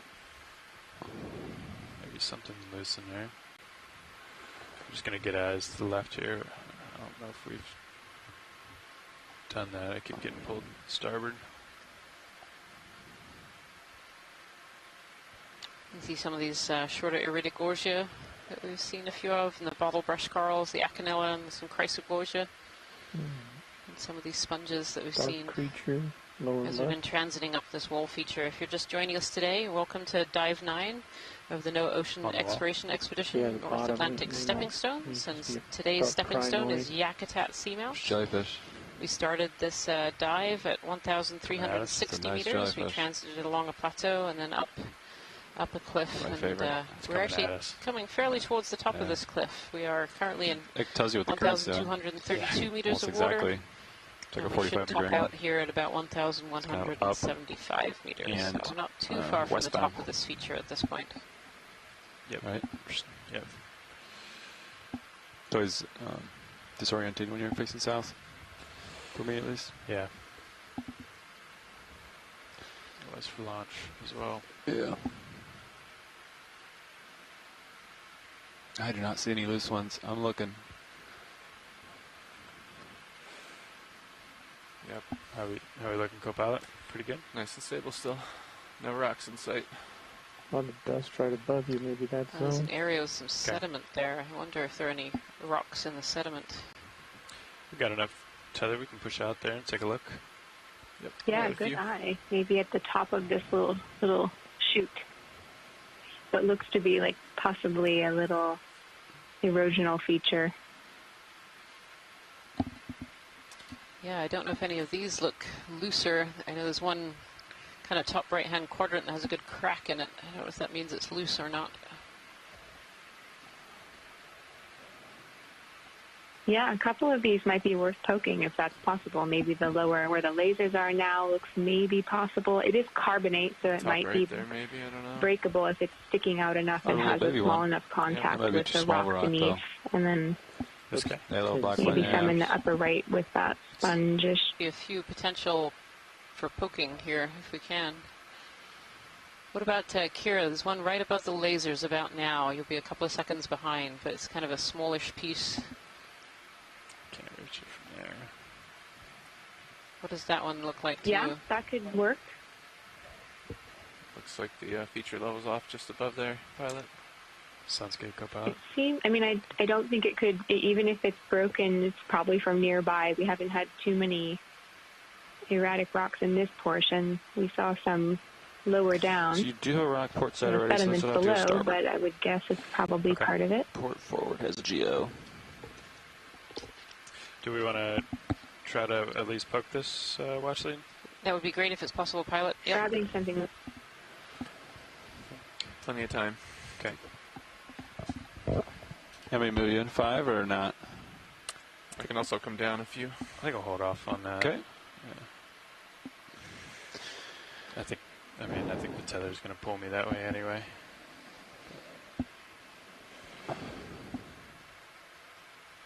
Coming down just a meter or two for you. Okay. Thank you.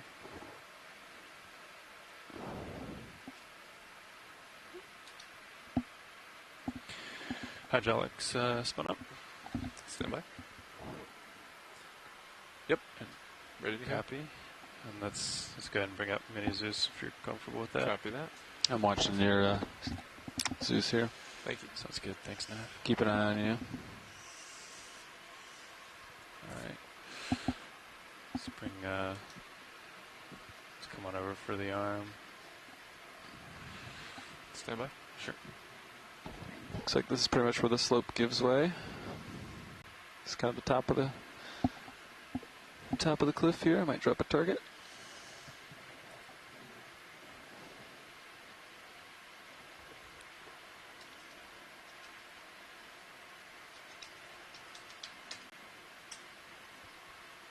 Sounds good, Nav.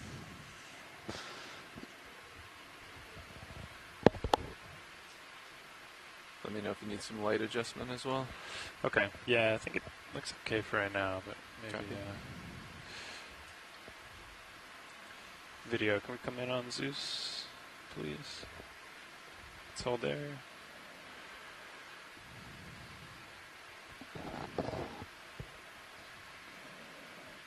Nice and stable and zero scan.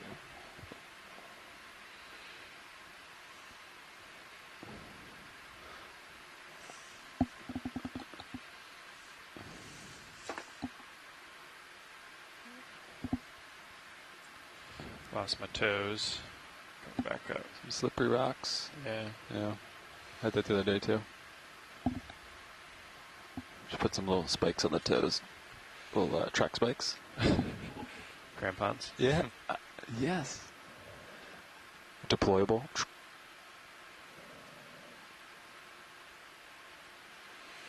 Man, that tether's really pulling me. I think I don't. Do we want to move 5? Or not? I don't think that'll help. That's the Okay. problem. Mm. I think it's the current, really.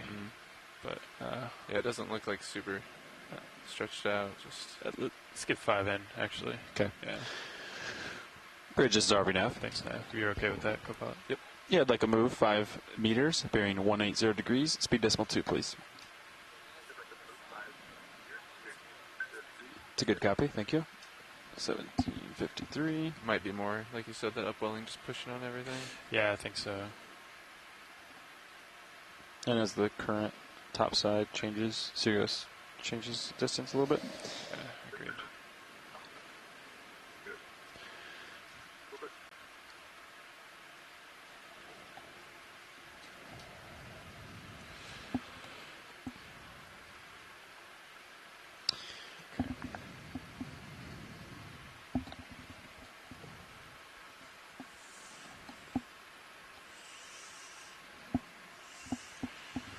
Let's try this again.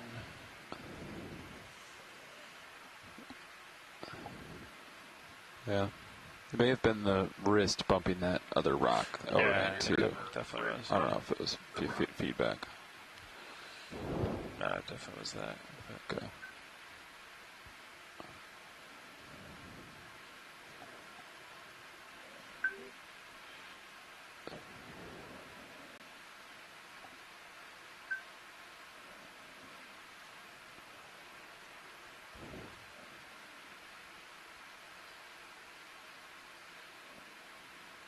that looks loose. Oh, that looks loose.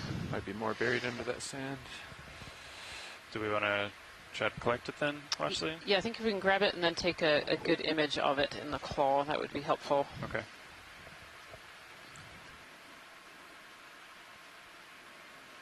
Looking good. You come up on Minis just a little. Yeah. Just center up for me. Copy that. Thanks.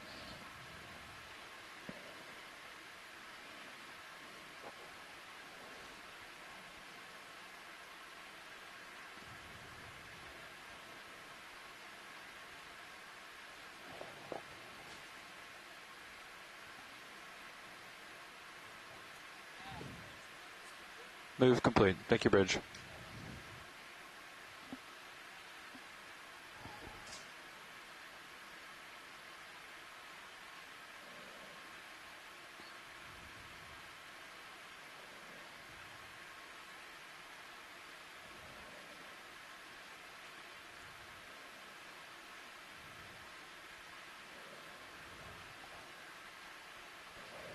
Nice.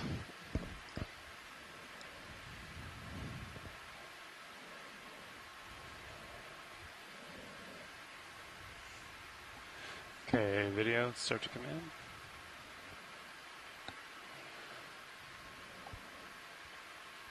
Do we want to... I'm just going to rotate it manually, I think. Yeah, smart.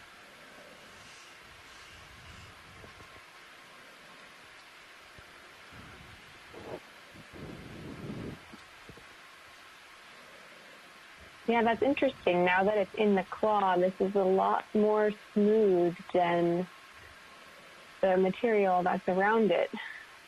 Maybe it's from somewhere else. Or if they still want it. Let me confirm with the community if it seems like a good sample.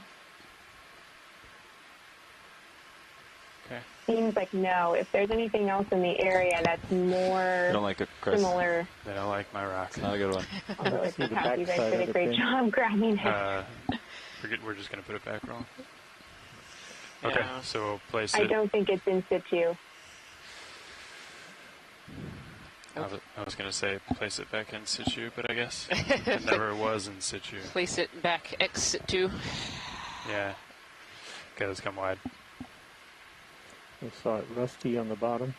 Thank you Okay, so much, pilot. that's wrong. You're full line. We will keep eyes out. Okay. See you, rock.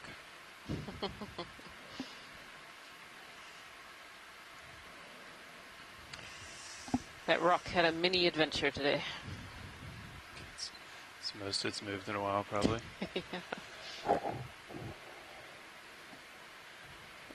Is there anything in that lower left little area while you're still here that's movable? Thanks, co-pilot. No problem. It doesn't really look like it. Watch lead to answer Kira. Can I take my camera back? Yeah, that all looks pretty solid in there, sadly.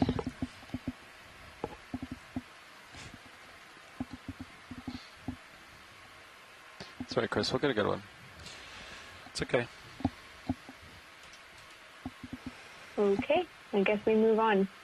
We'll keep our eyes open for a rock that is loose but not dissimilar Heading from the still background. approximately 180. Camera angle about 240 degrees. Yeah, it's funny, looking at that rock now from above in feed 2, it really doesn't look the same. Yeah, it looks of really... course, it has the sediment knocked off of it, but... Yep, it did look very, very different. Probably a drop stone from somewhere else. Let's look up here. Thank you very much to the pilots for attempting that. Slightly more gradual slope here. Yeah, It definitely. actually seems like we're At coming least. across potentially more cracks here, so I wonder if we might be able to find something in one of these cracked areas. Yeah, or where the carbonate crust is super thin, You we can might see be pretty able good in, to review there. Yeah, it breaks away. find a Dips loose away. one or easily break it. I'd say we're definitely at the top of the cliff. Now it's going to be a slope. Agreed. That's what it appears, but we'll be cautious. What about, you see that piece? Oh, yeah, in the middle of all of them? Yeah. Yeah, I can push out there. It's kind of pointed towards you. Yeah. In that, Got a little tether? in that cracked field. Looks like...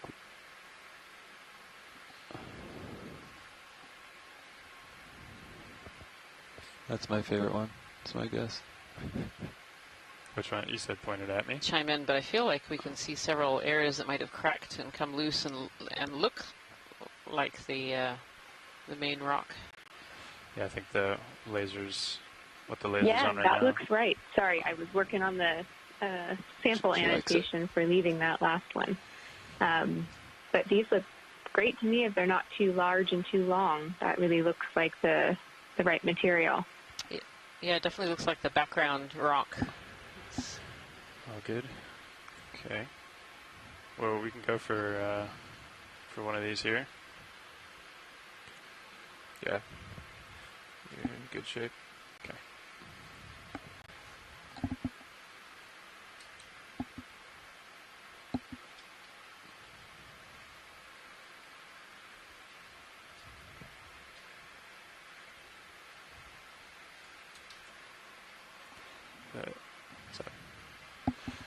Portman Hip seems like it's, I don't know if lights are coming on and off or if it's just like auto irising or something. Oh, I must have missed it. I'll keep it on. All right. If you're comfortable switching cameras again. Yep. Co-pilot, thank you. I'll keep it on D2. Sounds good. Thank you. We've moved for a while, so. Fingers crossed, it's actually movable. There's got to be something here, even the little tiny one. I think we're hopeful. The science chat room is definitely going a bit wild for some of this crazy paving. Nice and centered. Copy.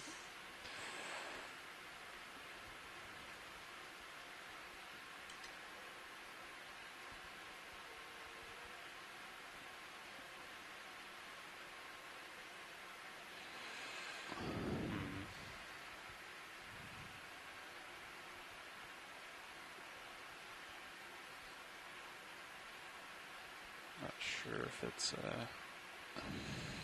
loose. But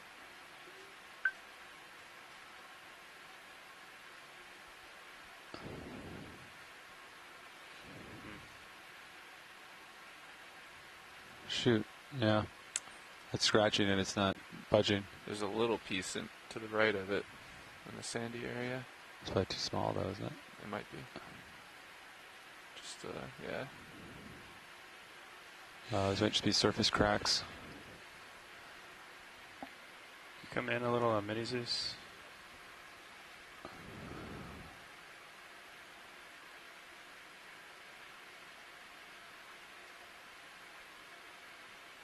Yeah.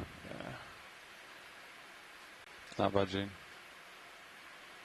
Is even that little tiny one possible in the center? Tiny one. This little guy? The one to the right. Yeah, that was. Yep, that little one there. What they're chatting almost about. too small. It's gonna go Maybe an awkward grab. Oh, I think it's loose, but I guess we could try to grab it. Use the fingertips. Seems it might. They seem very excited. I knew they wanted it. From the bio You box. don't need much for I guess a we can date. put it in the bio box.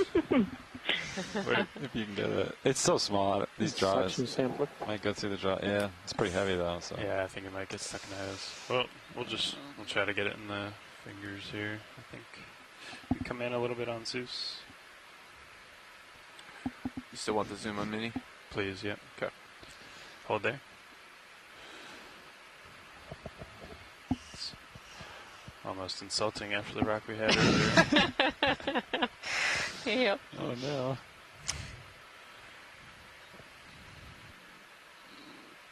Might slip between the jaws. We'll see.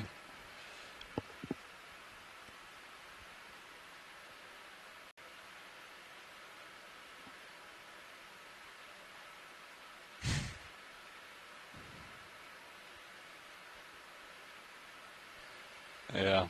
Oh, Well, hard to grab when they're that small. Did it fall apart? Oh, it might did. have cracked, yeah. Didn't survive the squeeze test. Oh, Maybe let it clear here for a second. settle for a second. Interesting. Let's see what the. Can we try the large one again? Vehicle's still stable. Copy. Interesting. It would have broken so easily.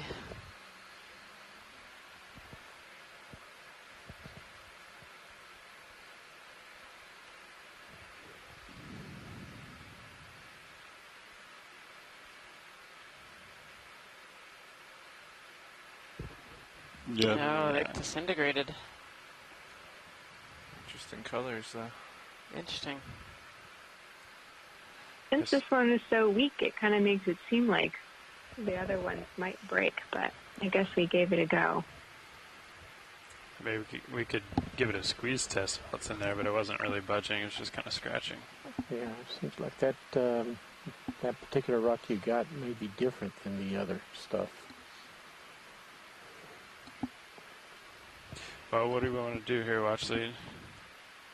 So there's definite interest in this area. I don't know if there are any other contenders to try and lift. Did it seem like the one on the left is not movable? Is that correct? I think so, yeah. Yep. Yeah, it scratched like twice and I didn't see a budge, but not sure how much energy you're putting into it, but Not like everything, but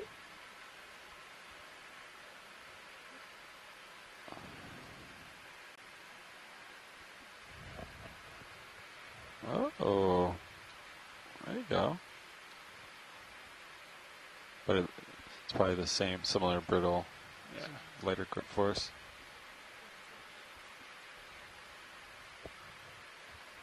He's got a 2 video. Oh my goodness. Nice and light.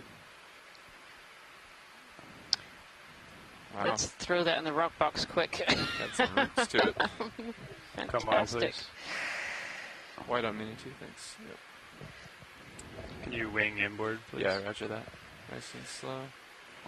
Are we worried it's going to disintegrate on the way up, or should we put it in the bio box? That is awesome. That is a really great sample. Okay. Thank you for grabbing that. That's going to give us a lot of information about the carbonate platform that we've been traversing today. I'm super excited. Thank you. On the way up? Okay.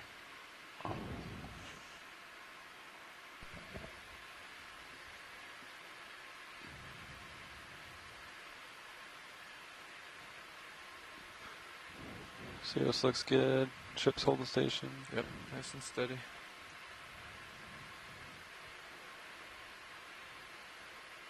It's pretty flat here. You could probably deploy the upper swing arms if you wanted. Okay, wings clear. Copy. Winging out. Chris, are you going to write this SOP up for how to core? No. EX. Excellent job, pilots. Thank you so much from us and from the chat room. Everyone's very excited about that particular sample. Take my camera back? Sure. Yep. Copy. Nice work. Thanks for the help, guys. Yep. All right. We made a mess, huh? Must be time to move on. Thanks for the help video.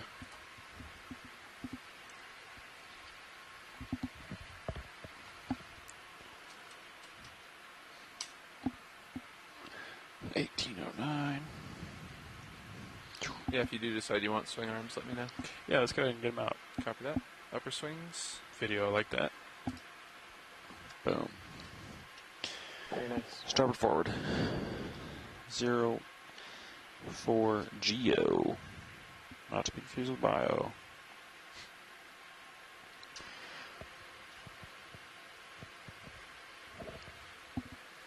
Got uppers coming out.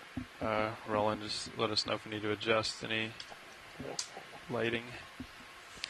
Well, after that fantastic sample of the slab there, we're going to continue our way up this feature.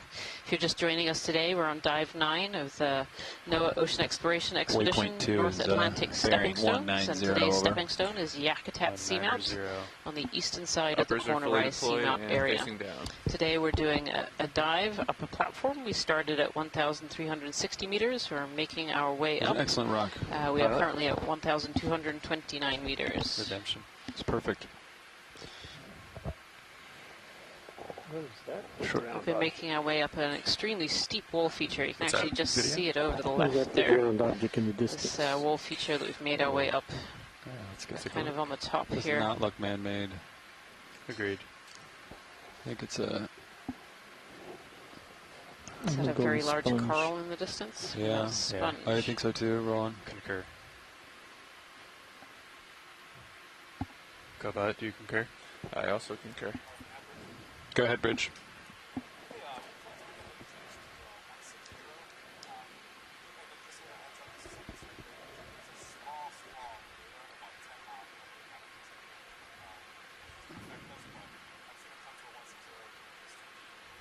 Understood. Heading change to port 10 degrees. I think that's one of these Thank you. large finger sponges Little bit of that we were squall, seeing 10 miles earlier, and away. actually Squall, not took a concerned about it. sample of one of them because it's a little unknown Good copy.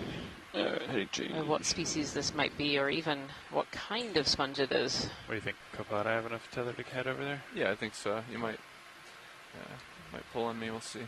It's a nice target to cement in your last sample by doing a nice pirouette.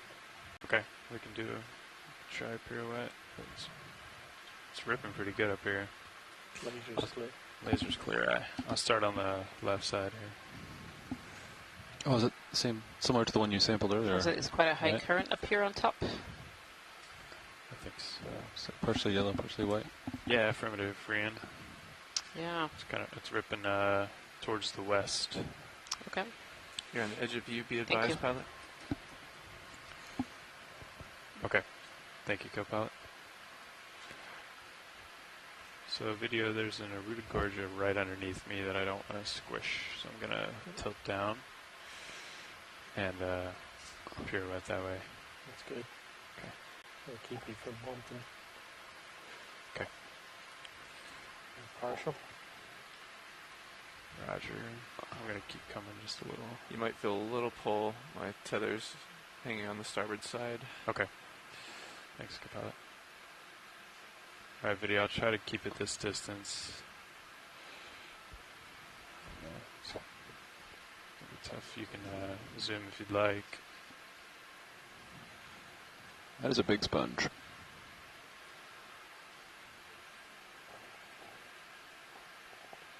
Okay. That is a very large sponge. It looks like the one similar to the one that we collected earlier. But it looks like it's actually two sponges. That white one, that more smooth, possibly a glass sponge. And then this more fringy. I'm not sure how to describe it, but definitely interesting. You can see it even has some crinoids on it. Huh. I wonder what the yellow is. Chris Kelly is calling it a bad hair day sponge.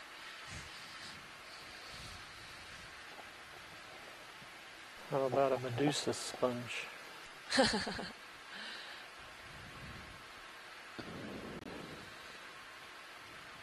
Good shot, Chris. Worked well. Yeah, it's going to be interesting to see today as we get up into the flatter part of this platform, as we make our transition over the edge, if we'll start to see more sponges like we did yesterday when we got to the top of the platform feature we were diving on. I wonder if there's some, speaking of stepping stones, from one flat top feature to the next, do we see similar, at least kinds of animals, or are we going to see something totally different as we get up over the edge here? Going full wide. Copy full wide. Absolutely, that's a great This is point, huge, Kira. huh? With one of our goals and objectives part of this expedition is to actually look for connectivity studies. So that was what Heading change Kira was complete. alluding to 160. on Thank you, Bridge. these platforms that we're actually going on, essentially hopping our way through these Corner Rise Seamounts, and then on a return, the New England Seamount Chain. That one of the objectives is to look for potentially specific species if we can collect their DNA and see if there is any connectivity between various seamounts as well as entirely different regions from, say, the northeast Atlantic near the European margins over to this northwestern Atlantic area as well. So, great to see if we can potentially have these different variations, and as we're collecting samples throughout this expedition, part of the use of these samples will be to determine exactly that. Start with that. I like that. Going to come to starboard a little bit, and then I'll kind of go to waypoint 2. All right. Hey, Bridge, this is your RV navigator speaking. Yeah, let's do a ship move. 10 meters, bearing 190 degrees, speed decimal 2.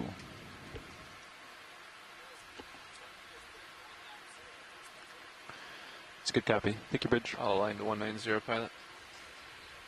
Have more light out there rolling with the stern arms out. Yeah, there's definitely, we're seeing further into the distance than we were before. Copy. What's this little white thing down here? Yeah, I feel like already this is looking very similar to the beginning of the dive where we have this lightly sedimented reef platform with the old coral rubble material sticking out. That's the darker rocks that you see. They maybe were once more whitish, but now have a very thin ferromanganese coating on them that we sometimes call a patina, where iron manganese oxides have precipitate on the outside, and now we can zoom in on what's this little guy that's taking refuge in a little dip in this rock morphology here. Thanks, video. I was hopeful.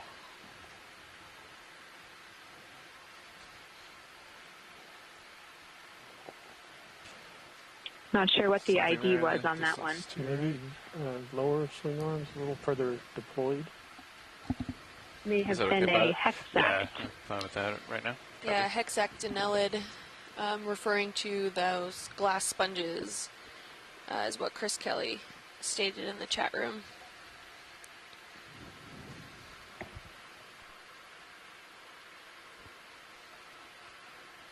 That D2 AFCAM is really good view. See, it just looks like falls off a cliff. Yeah, it's nice. Looks otherworldly for sure. Yeah. We're back to quite a bit of coral rubble on the top of this platform here. Is the angle of the lowers okay? Looks quite interesting. I mean, it's a really fine with me. Just you can guess about what kind of life was here at the time of when these corals were actually alive. And make sure we pass it down to the next watch. I think we probably this entire reef structure system. I'll be on nav, so I'll keep an eye as well. Okay, great.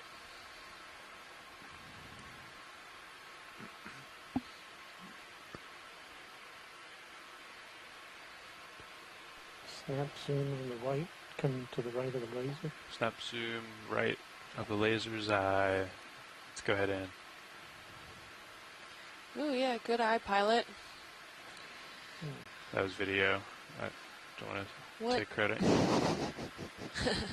Well, thank you, video. Then, what is this?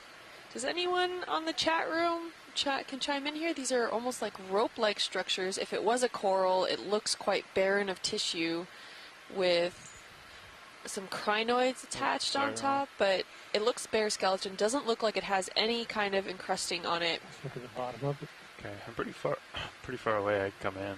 Come closer if you'd like. Would you like the lowers more inboard?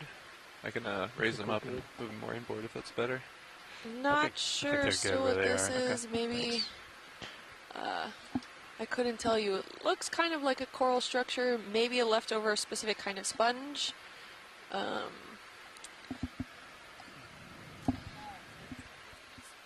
Move complete. Thank you, Bridge. It looks like it can be the base of Acanella. So that's from Tina and Vonda from the chat room. Thanks, video. Megan Putz also stated that maybe it could be the base of a dead bamboo coral. Maybe some of those are Ritagorgias or something else that we've been seeing throughout the dive here.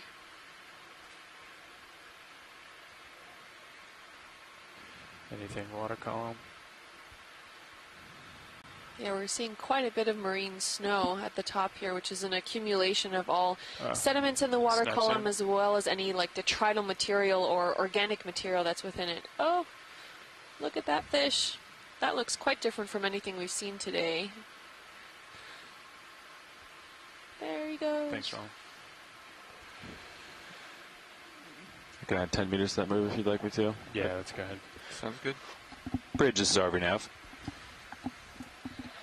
Yeah, I'd like to move another 10 meters, bearing 190 and degrees, so speed Bramley decimal 2. Merton asked in the chat room, are these corals that are encrusted, this coral rubble that's essentially covering that seafloor, Thank you, Rich. along with the sediment, are they possibly Lophelia? So, not quite sure right off the bat. We know that, these stony corals are also known as scleractinians. Do survive quite a long time, and they are well established within at least the rock record. That's a cool view. More recent rock record than more of the version of the ancient rock record, but this is still very interesting to see. I am not certain if this area is covered in Lophelia or possibly another type of stony coral. Definitely something we can see if it came up with some of the collections that we've taken up today. That's something we can look at to try to identify. We have collected in the previous dive some fossilized corals of Desmophyllum, so those single solitary cup corals that are also scleractinians. I think it's the same one. Okay.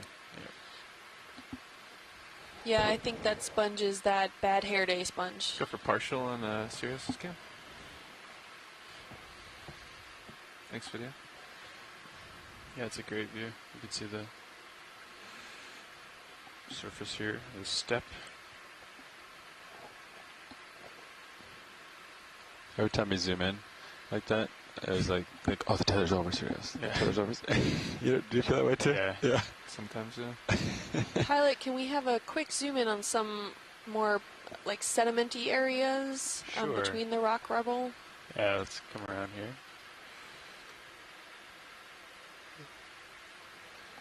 It also starts heaving immediately as soon as you zoom in on Exactly. It's nice and stable there for a minute. Right on cue. Okay, video. We can start to come in. I'm just going to set down here nice and gentle.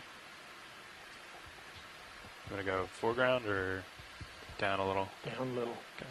Try to get the blades closest to it. Okay. You can come wide on Sirius whenever you're ready. I think you're ready. I'm ready. That looks good. Thanks, video. Nice zoom. Here we have some crinoids. Can we scale slightly upwards? Oh, after a good shot of this crinoid. This has 5 arms, quite purplish red here. Great shot of the oral area. Slowly tilt up like the sediment. And then some of that sediment behind. So we got a brief view of also the sediment earlier when we were scaling up that section. And we can see here still a whole bunch of coral rubble. We can see the smaller grains, which are likely those foraminifera that have been left behind. Kira, do you see any other kinds of sediment grains or anything in here? Move complete. Thanks, Bridge. Thought I saw some pteropods. Looking down 4 or 5 degrees. Yeah, I think Move you're complete. spot on. Gentlemen. Definitely Thanks, biogenic sediments Nav. with Pilot, lots these of two coral shake out. stalks and small spines, and also these larger grain carbonate. You can see really fine carbonate Trying to sediments in walk a other little regions, but I think the currents are strong enough here that we're seeing most of the coarser grain material falling from above. Like Kim, you said, maybe some plankton debris. Going out slightly. Okay. Well, definitely plankton debris. But fun to see that really coarse, rounded texture.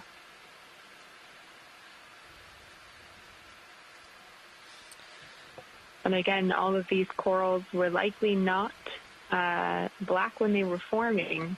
We rarely see black corals on this that have a black, not black corals like the kind of coral, but coral that's black on the outside. But it's been sitting here long enough that ferromanganese oxides have precipitated and a very thin layer on the outside, suggesting they've been here for thousands, maybe tens of thousands of years.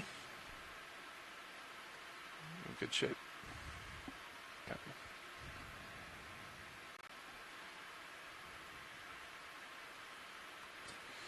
Upward and onward. Oh, We're so this is your definitely navigator not speaking? seeing the sponge density that we saw yesterday, or at least not the larger species.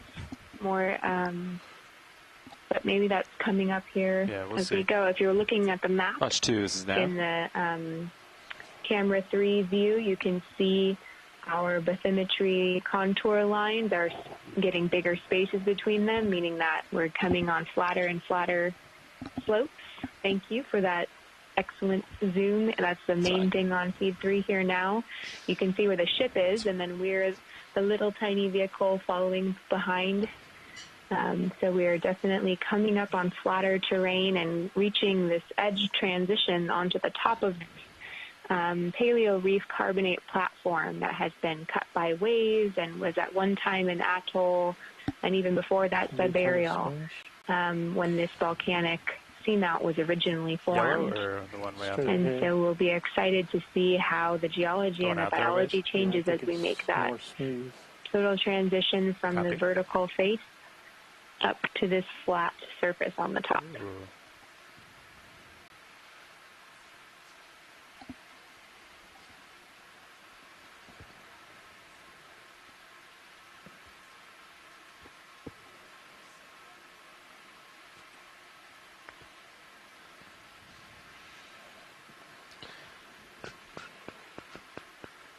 Something dark. Dark. Yeah. Centering up a little. Want to come in on it? Could be the edge of that rock, potentially. Smooth edge. Is that where you put the other one? It does look like the other one. A rock standing up on end there. Huh. The unwanted one. Yeah, those are not good rocks. Yeah, it's tough to tell when the surface of these rocks look more smooth. You can see that this one looks much more smooth than a lot of the coral rubble exposure that we see. It could be that it's here and it's been smoothed by currents and it's sticking up, or it could be a rock that's been transported here from somewhere else by kelp, rotted debris, or from glaciers. What's wrong? There it is. There you go. One of the first larger sponges we've seen a few off in the distance. Tight zoom pirouette. Okay, you want to hold off on the zoom? When I'll wait for the zoom, then we can maybe pirouette around to see what the other side looks like. Okay, sounds good. Whenever you're ready. You clear with lasers? Yes. Man, that is putting off a reflection. Yeah. Isn't it? Yeah, I'm creeping in. Stand by one.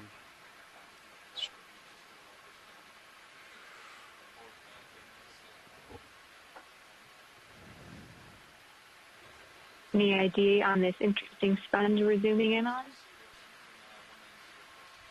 Yeah, from Christopher Kelly, we have this could be a demo sponge, Posil astra, potentially. So these sponges are filter feeders. You can see all those little pores in there. And inside each of those pores are specialized cells called choanocytes. And these choanocytes have little flagella that move water from one side to the other. And so the water is moved through these pores, and then other specialized cells in there are sucking out the nutrients and food that they need to be able to survive.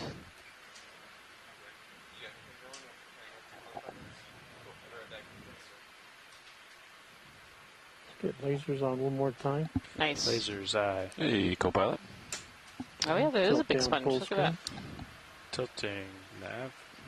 Lasers clear. So those lasers are 10 centimeters apart. They're what we use to scale things on the seafloor.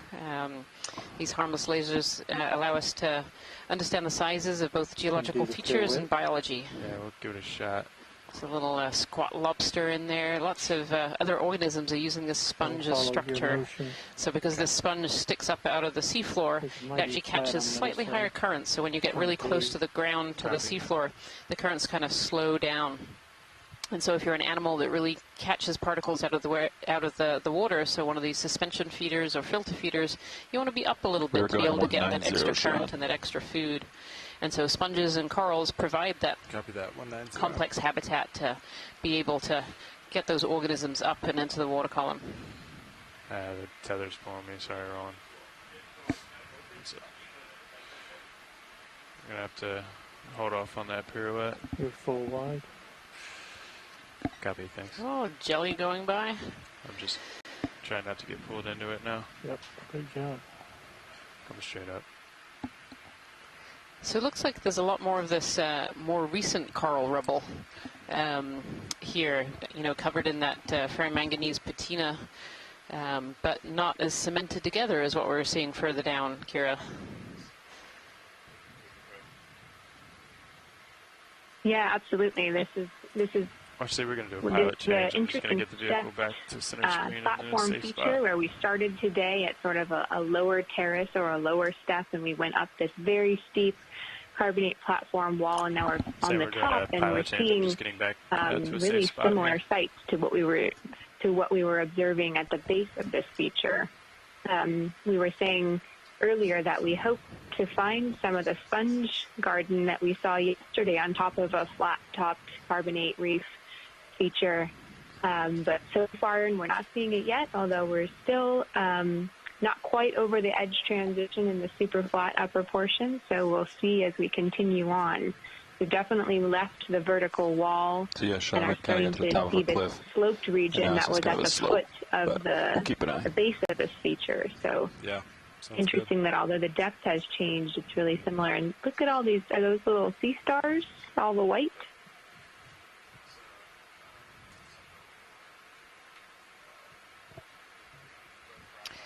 We're actually just doing a pilot change here for a minute, Kira.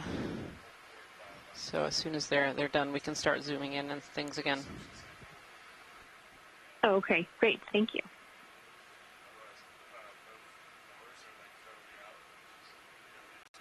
Definitely seems to be a little bit more sediment deposition at this depth, though. I don't think we were seeing quite as much white, finer sediment down below. So maybe at this shallower depth, there's a bit more biogenic debris falling from the sea surface and accumulating. I also am not sure if the current speeds have gone down a little bit here. I know that we went into a slower current regime as we were climbing the wall, so that could also be another reason why we see a tad more sediment accumulation here, but really clear that the energy environment has been quite high with high currents since the sediment is clearly not that thick.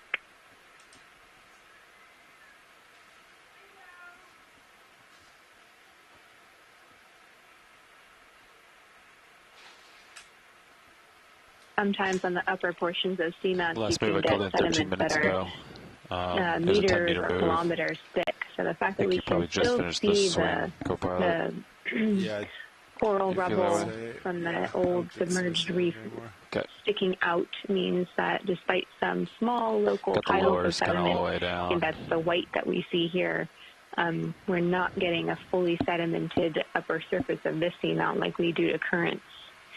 And some of the wave cutting that has happened while this large volcanic feature has been subsiding from the surface into an atoll and now an old reef platform to this current depth. Any interesting objects? Understood.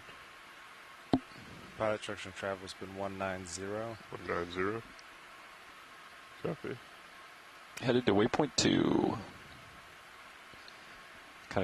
We have passed the cliff and now we're on the slope. Copy that. What do we have for samples? Sounds like port's full. Both rock boxes are full. That's correct. And one suction sample. That's correct. I know Chris and I jumped on before the end of my shift asking for an urchin and a sea star. Did you guys already grab those, or have we not come across them?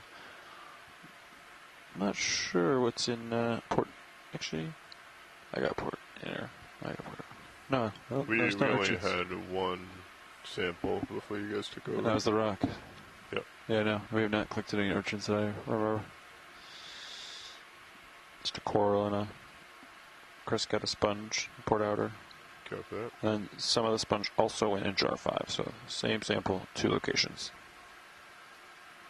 Copy. And how much time do we have left on bottom? Stand by.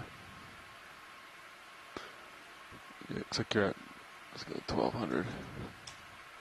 1 hour, 11 minutes.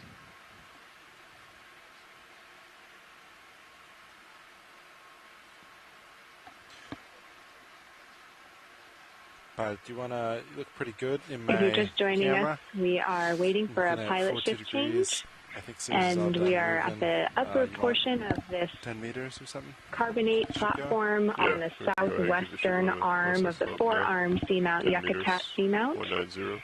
And we have just gone over a really steep wall feature and are now getting to the upper surface of this platform feature. And we're hoping to see a nice transition in the biology that we're seeing and maybe some new types of geology. You can see coral rubble that's been stained with ferromanganese oxide poking out of a very thin layer of carbonate sediments. That's the white. And we can see a few small things in the distance, but no large animals at this time. We've got a fish swimming by here. Maybe a few big sponges in the background. Yeah. All right, we'll let them go. We've got about maybe an hour left of dive time, if I'm correct. So we'll see what we can see as we traverse the top of this platform feature.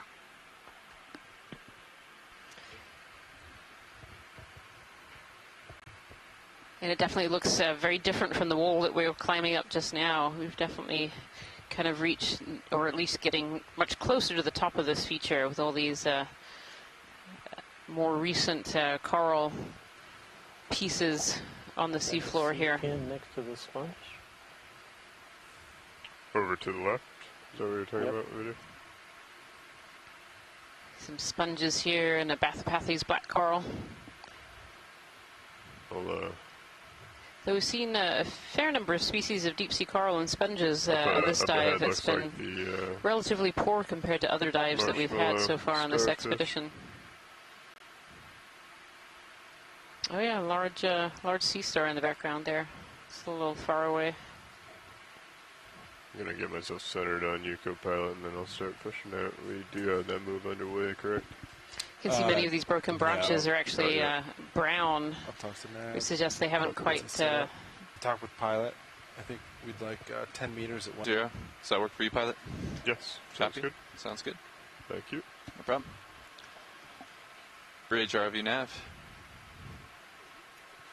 Yeah, we'd like to request 90 at decimal 2 knots.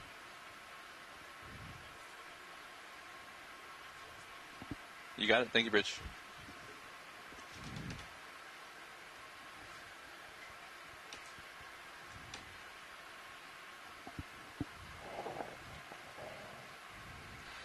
Yeah, so what's interesting is that we're seeing either different levels of this coral rubble degradation. I'm seeing some larger clumps, and maybe this was just a more robust coral skeleton that it takes longer to actually break down. And then we're seeing some smaller fragments all around. Now this could also be accumulations of solitary corals or just a very large mix of probably a variety of different corals. And right now we don't know if they were a reefal structure altogether at one point. It seems a bit unlikely that this was all alive all at the same time, but rather more in time frames that you'll see some of these reefs maybe live and then die off, and then other coral colonies will then colonize what's on that dead coral rubble and then build off of that again, and then the cycle continues. But in this case, it looks like the majority of this entire section has died off, and we're seeing some small coral like octocorals and various chrysogorgids. We're seeing more octocorals than anything, which then usually don't have a thick interior skeletal structure such as those known as the stony corals or scleractinians. We're seeing this, what I believe is the same sea star that we saw earlier, where Chris Ma was able to chime in that they were quite fleshy, and he compared it to pumpkin, the interior section of a pumpkin, when he was able to analyze one of these. Copy that. So I'm wondering if Chris Ma is still on the line. Maybe he can chime in. How close can you get to it? Making my way in.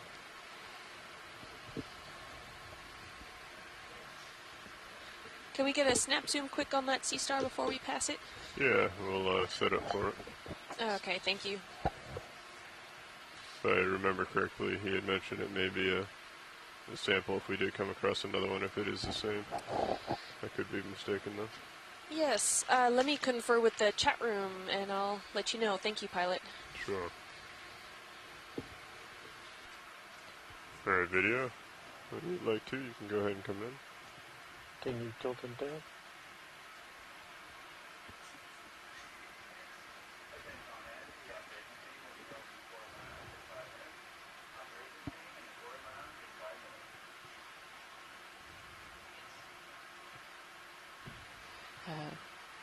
Pilot, this is Watchley. Go ahead, Watchley. Yes, there is interest in collecting this particular sea star. Understood. Thank you. Good imagery before. Of course. Let me know what you want to look at. Start with the lower center leg. Coming down. Copy, bridge move complete, Hold on. thanks. I'll come down a little bit more so we can get the...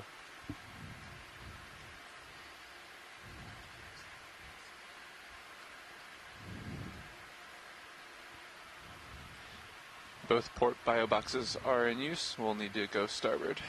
Okay. If I remember correctly, this shouldn't really be squishy like a slime star, correct? Yeah, it should have a little bit more structure to it. Okay, but assuming it's still probably pretty soft. Full screen. Understood. I'll want to feather it. It'll be a little more challenging to get into the starboard. Look at that right leg. It's pointed up at us. Right leg. Lower right. Copy. In the lower right. Understood.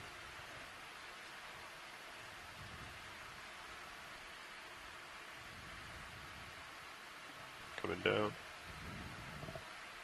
Holding there.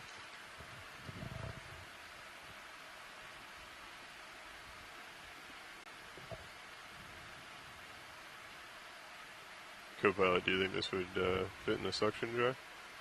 I didn't see lasers on it yet. Yeah, we'll get lasers on before we get too far. I'm going to come up a little video. Holding there.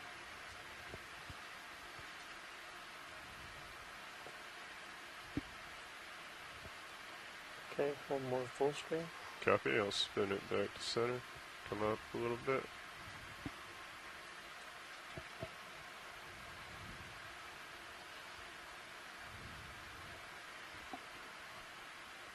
Holding there.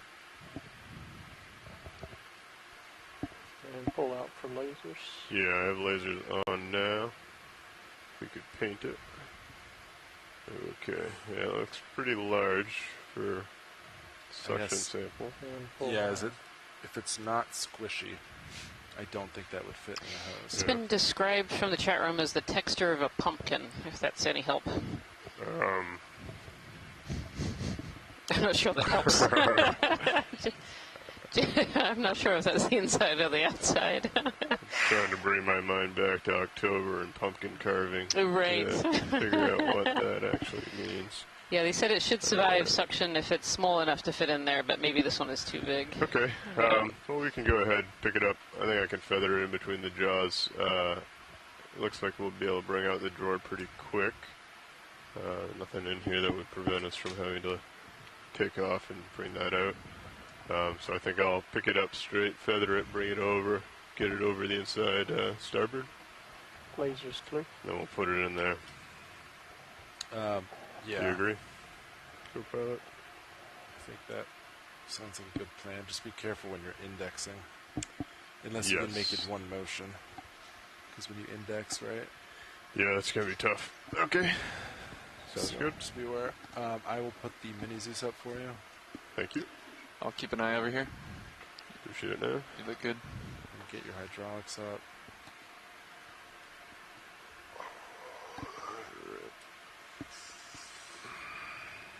Hydraulics are up. Point at the craft. Okay. Arms coming on. Coming live. I'll follow you center.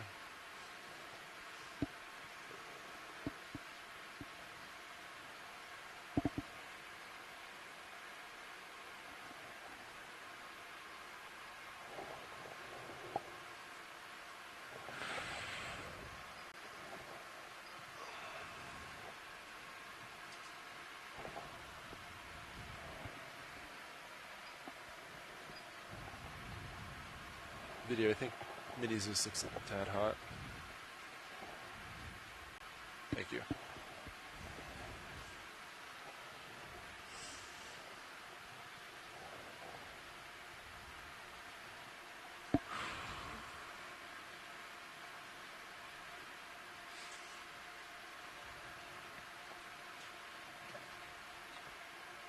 Right, do you want to extend the drawer first?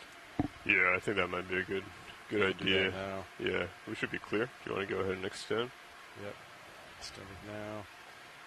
That pin's retracted. This one's extended. Won't the hose get in the way of the view? Not sure. That's halfway. Do we keep going, or these items will... I think that's all right. Actually, if you could come in just a tad, just so I can see it fully. Oh, sorry. Sorry, pull the drawer back in. Thought you were right there. Yeah, there we go. That's fine. Okay, come down.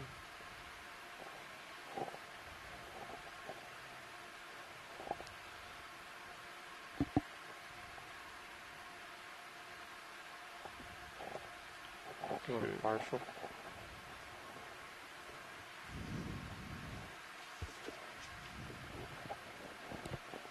Would you like a partial zoom? No, I'm fine. Thank you, Vinny.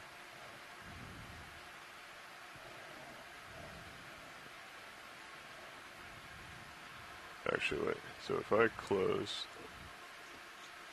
Yeah, that's right. Yeah. That's what I remember. So it's going to have to be a feather. If I close and index, still closes. Okay.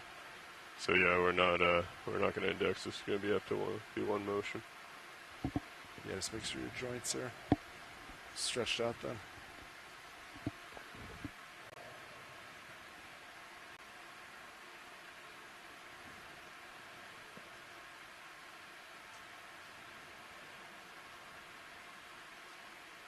Okay. So we're stretched out. What I'm going to want to do is full shoulder up.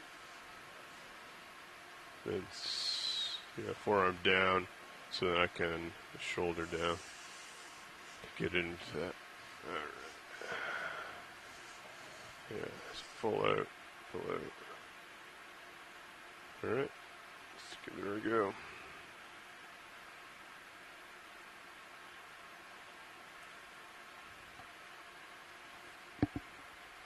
Come in a little bit on main Zeus, please, video.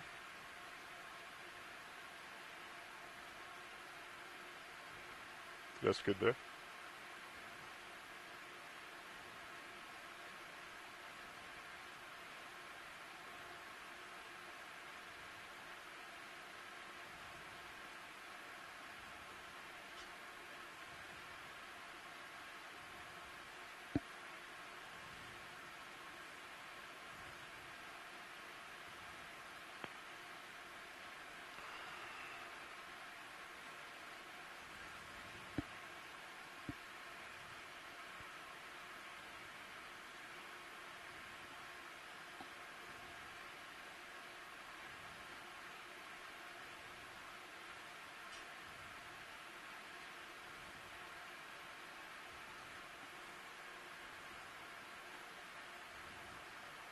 Drawer out. Extending.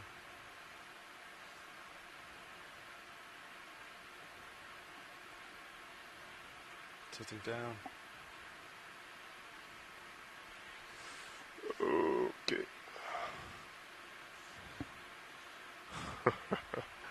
Alright, that's fine.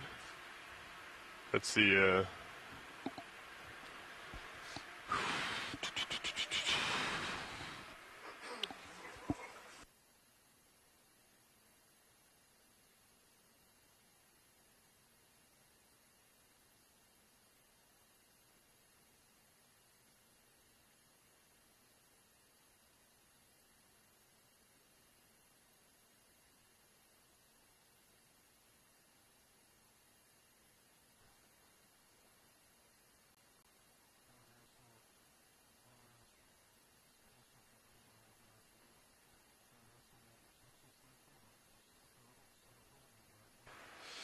The angle does not work on the starboard box, unfortunately.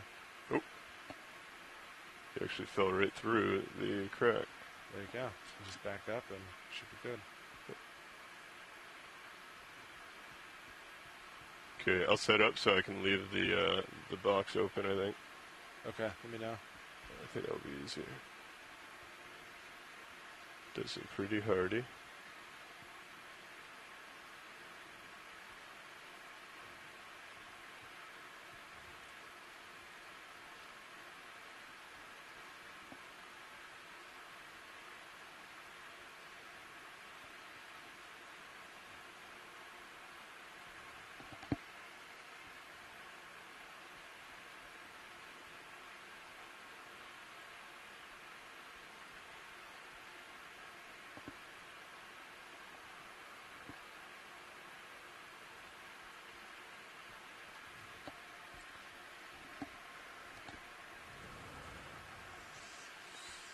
Okay, that's coming on.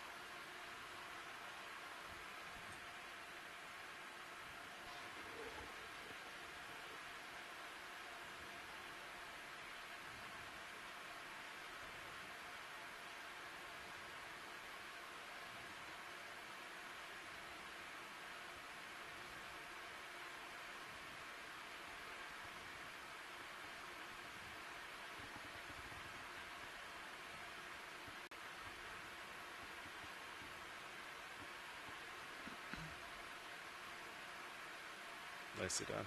Nice job. Nicely done, pilots. Thank you so much. Come up with the mini Zeus.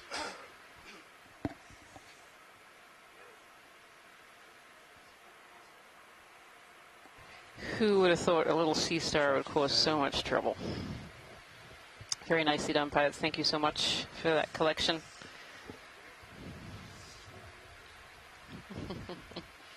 Ramping down. Hydraulics off.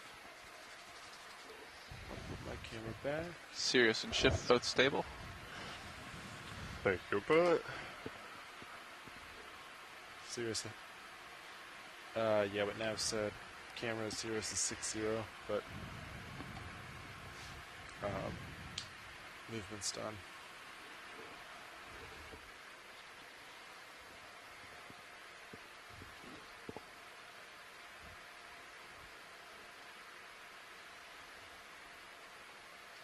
I'll put camera back to 4.5 for reference, which is about right there.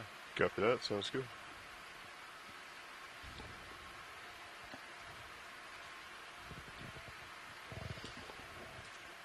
Built just like a pumpkin.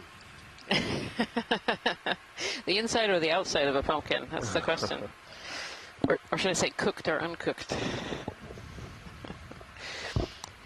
If you've just joined us here today, we have about the last 45 minutes or so of this dive to go. This is dive 9 of the NOAA Ocean Exploration Expedition, the North Atlantic Stepping Stones. And the stepping stone we've been exploring today is Yakutat Seamount, which is on the eastern side of the Corner Rise Seamount area. So far in this dive, we've John, would you mind, traversed up a very steep wall. We've actually, seen could you set it up so it's a good assortment of species of deep-sea corals and sponges, though it's been relatively low density and relatively low diversity compared to here on the wall. other dives that we've had in this region. I can take a snap of it as we go, though. Understood. If you want to do a quick snap, let's... Quick snap of the slime star there. Oh, that one's a good color. Alright, we've seen it already, just for identification purposes. Nice, thank you so much. Alright, pilot, I'm looking at E45, sonars look good. Feel about 10 more meters. Actually seen a fairly good assortment of sea stars during this dive Copy, so 10 far more as meters, well. same bearing. Including one that we just collected that is a potential new species Still 190, correct? of Condraster. Bridge ROV nav. Could we request a ship move, please? We'll do 10 meters again, range, bearing 190 at decimal 2 knots, please. Good copy.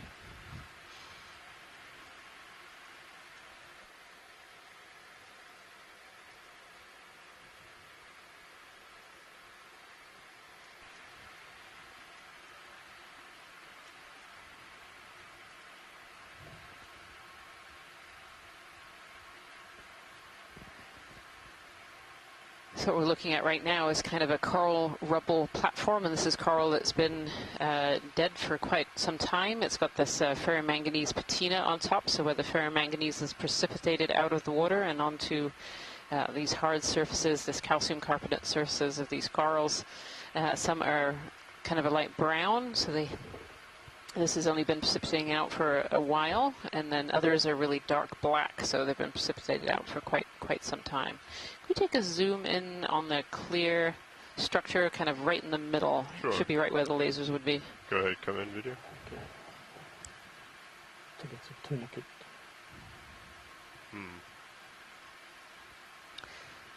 Yeah, we've seen a few of these during this dive today, and I think that this is a tunicate. I think it just closed up on us. It must have sensed us being able to, the current from D2. These are otherwise known as sea squirts. These are really quite large ones too. It'd be great to back out and put some lasers close to that if that's possible, pilot. Sure. And video is clear. I'll turn lasers on. We can paint it as we come out.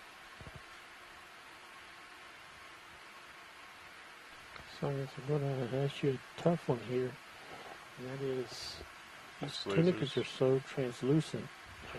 Where could there be any neuron cells, or whatever would it be, its brain? Sorry, Roland, I didn't quite catch that. Full wide video, please. So we have a complex question about where is the mind or the mental, the brain of that creature.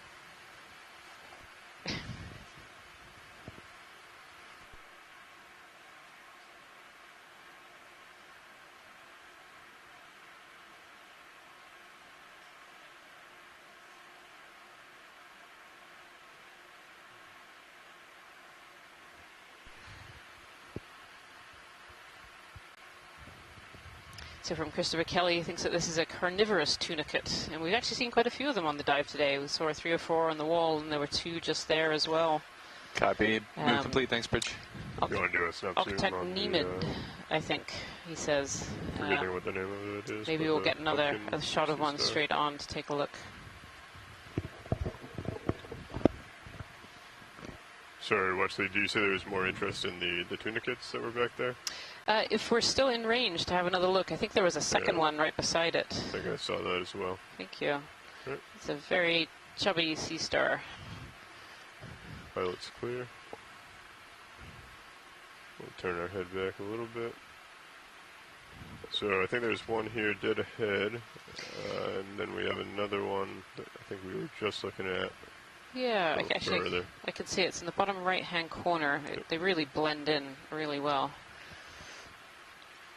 Kind of in that quadrant.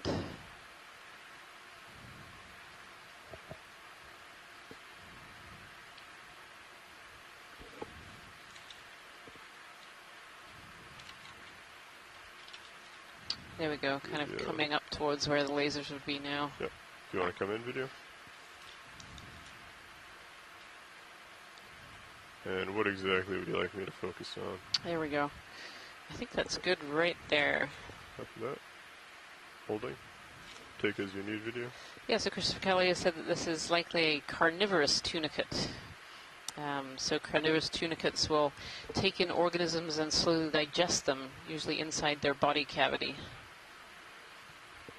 And we've seen a few today during this dive, a few on the wall earlier, and then a couple up on top here as well. Really fascinating to see Looks these like here. The intake is opening. Is that full zoom video? It is max zoom. Copy that. Yeah, it looks like that's starting to open up slowly. Thank you so much, pilot. That's great. Sure. Pilot's clear when video is.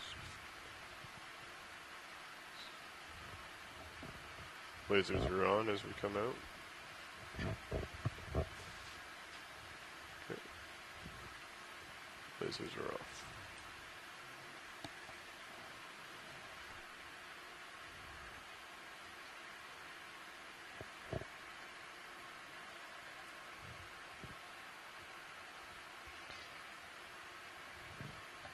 So what we were talking a little bit about yesterday is when these corals would have been alive, and when and how they died out. And some of the corals from seamounts similar to this one have been dated at anything from 10,000 to over 100,000, even 200,000 years ago.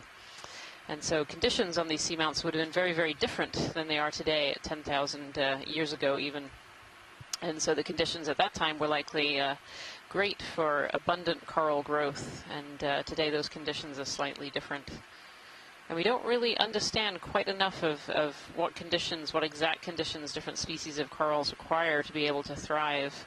But we're just starting to learn about those little pieces of the puzzle through exploration expeditions like this one, where we discover more locations where these corals are living and more depths and different environments. We can start to put all those pieces together to try and understand what it is these corals need to be able to thrive and survive.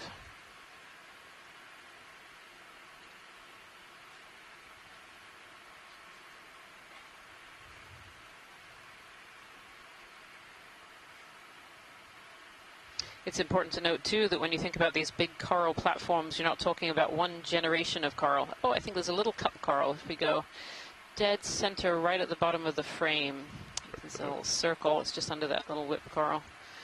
We saw some, we actually saw quite a few live cup corals at the very beginning of this dive, and then they really were not abundant at all. Actually, I think that one's an anemone. Yep. Copy. Yeah, that one's a little anemone. Still nice to see, but not quite what I was thinking it was. Pilot's clear when video Interesting. is. Yeah, at the beginning of this dive, we saw a lot of little cup corals all covering the platform, a kind of basalt ledge, and then we came up to the wall, and they really disappeared out. But yeah, so what I was saying is it's important to remember when we think of these coral platforms that it's not just one generation that we're looking at. It's many, many generations, probably over, again, 10,000 years potentially of growth, or at least 1,000 years of growth, where you have one generation and it dies out and the new recruits are recruiting onto old skeletons of these corals. And so when we pick up any of these fossil corals, we can go back several generations, because you can see one coral is growing off another, and another one is growing off of that one, and another one is growing off of that one. So we can kind of look back in time at what conditions were like. Looks pretty flat. Had about... It's a really beautiful Iridogorgia coming right up ahead of us. Yeah, sounds good to me. I'm looking at U40. Very, very tight whirl on that one. Still looks pretty good. These Iridogorgia have these beautiful spiral skeletons that when the coral tissue is died off and the skeleton is left behind, it has kind of a pearlescent, iridescent sheen to it, and that's part of where it gets its name from. Iridogorgia. I think if we could keep the zoom stationary, they were trying to do some... Holding. Copy. From Les Watley, we have this Iridogorgia fontinalis. Yeah, 10 meters. So a slightly different species than we were seeing in yesterday's dive. Bridge ROV nav. This one is much tighter whirls. Almost looks like a little umbrella on top of this one. Beautiful. Range 10 meters, bearing 190 at decimal 2 knots.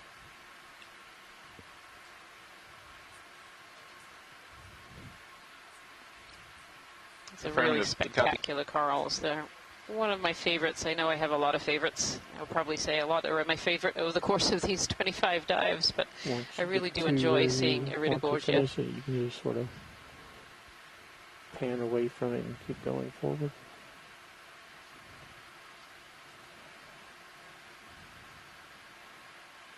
Beautiful, thank you. Yeah, it would have been kind of hard to continue going forward video where we're on that slope. Oh, that's what I meant to do, exactly what you did. Alright, just come up my way in a smooth motion was my thought. And then we can come back and requiet. So what you looking for, video, or a little bit slower, exactly faster? That was pretty good. Copy that. Les Watling's actually saying that particular coral that we were just imaging was actually only the second specimen that's ever been seen of that species. So that's really fantastic to be able to take that image today. Dark background behind it. Beautiful.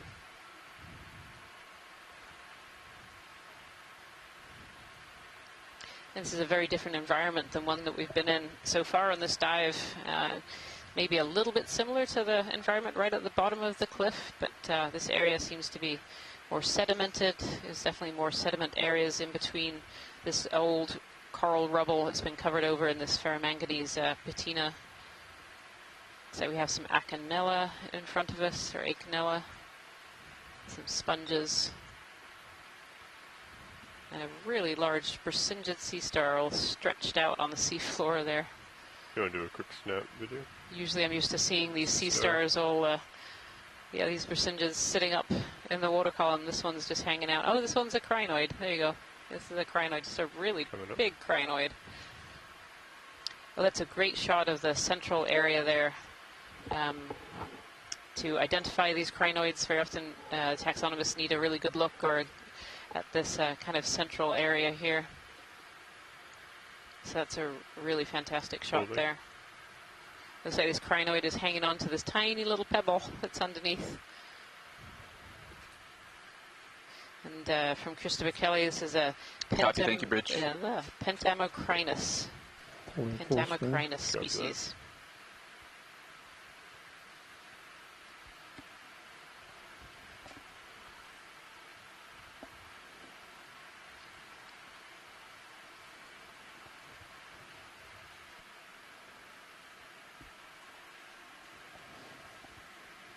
And I'll zoom out as you lift away. Kept that. Go ahead.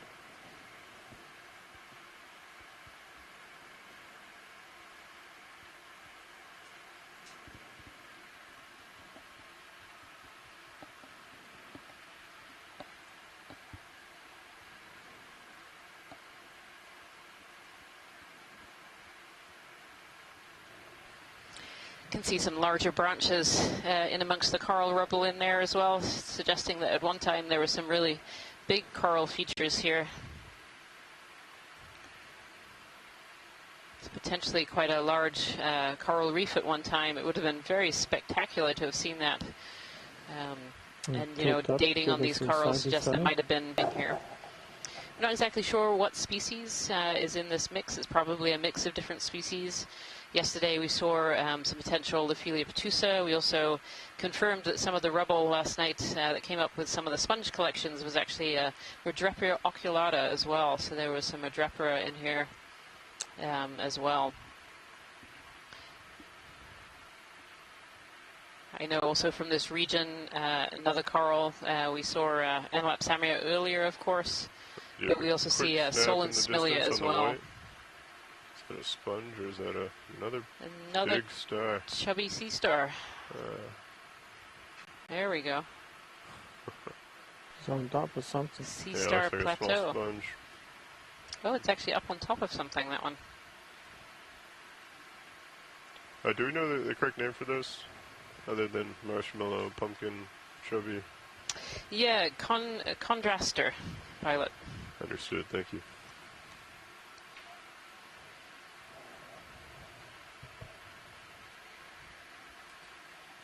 Our pie looks like it's really flattening out. Yeah, we want to get another one? Yeah, how do you probably go for 20. I've seen the same thing. Yeah. I think 190 still looks pretty good to me. Yeah, I agree. 20 meters, 190. Is it in the direction of waypoint 2? It is. Excellent. Thereabouts, it's such an interesting different from the top of the platform we saw yesterday, just a little bit further west of us than we are today. That we saw the really dense sponge gardens. Range and here 20 we're meters. seeing with very You got it. Thank you, Bridge. coarse sediment and some smaller species here today. Ooh, this looks like a tourniquet on a little higher up. Go ahead. Ooh. We're going in that direction, I believe, roughly. Copy that.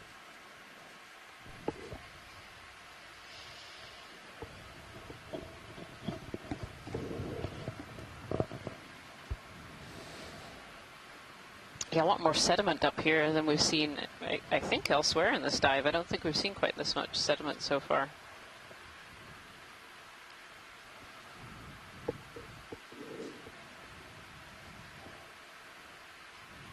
I think I can reach out from here. You should be coming over me to port. This is potentially another Contraster Sea Star. Yeah. And it's actually sitting atop something, so we think it might be feeding. Sorry, say that again? Which would be a really interesting observation. We did try that earlier, but it's worth another shot. We should take a zoom from this distance because prior to the technology that we're using today, understanding relationships like what organisms were feeding on or what they lived on was very hard to elucidate from collections from grabs and trawls and dredges, and so being able to have a camera and actually be able to image on the sea floor these interactions between different species is incredibly fascinating part of these exploration expeditions. Come over. Maybe on a rock. Oh, it's not even on the sponge. Oh, it's not. The sponge is by the side and it's sitting on the rock. Interesting. Actually, this is a beautiful shot of those tube feet. You can see those tube feet actually just steady if you have more video that you retracting on the right-hand side there. Okay. These tube feet are we controlled by a water vascular system. So water comes in and out of specialized tubes within the sea star that allow it to move and create suction on the end of those tube feet to be able to crawl along the seafloor. Interesting. If we could have the lasers on that one, please, pilot, that would be great. Lasers are on currently. Let's be a little over 10 centimeters. Yeah, look at that. Arm so to the arm to arm is probably closer to 15. Nice. Thank you. Lasers are off.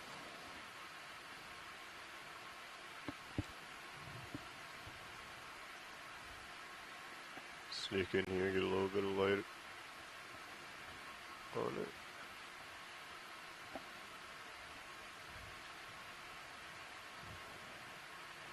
Okay, video, go ahead and come in again.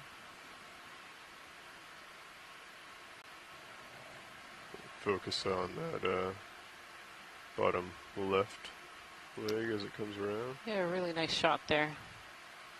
Here you can see the end of the sea star arm. You can see those little tube feet with the bulbs right underneath those tubes. And we were thinking that this one was potentially sitting on a rock. Some information from Chris Marr here. So these were thought to be ciliary filter feeders up until the video and pictures showed them actually feeding on organisms on the sea floor. So this is great. So this one is, it doesn't look like it's feeding on this particular sponge, but maybe there's something underneath it there. Beautiful. Copy, Bridge. Thank you. Really great observations. Thank you so much, pilots. Sure. I'll always stop for a sea star. Always stop for a sea star. As we back out here, you can really see this coral rubble. I could see some what was definitely identifiable as Desmophyllum dianthus, which is a solitary coral. Okay, I'll come back to center. Is often found in the fossil record in this area. Affirmative.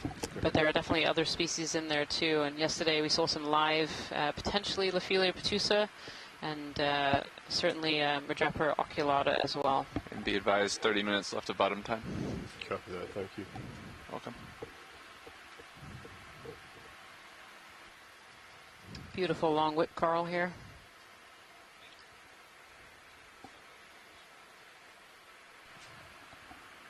Chris Mara is saying he suspects that there was something on that rock that sea star was busy feeding on.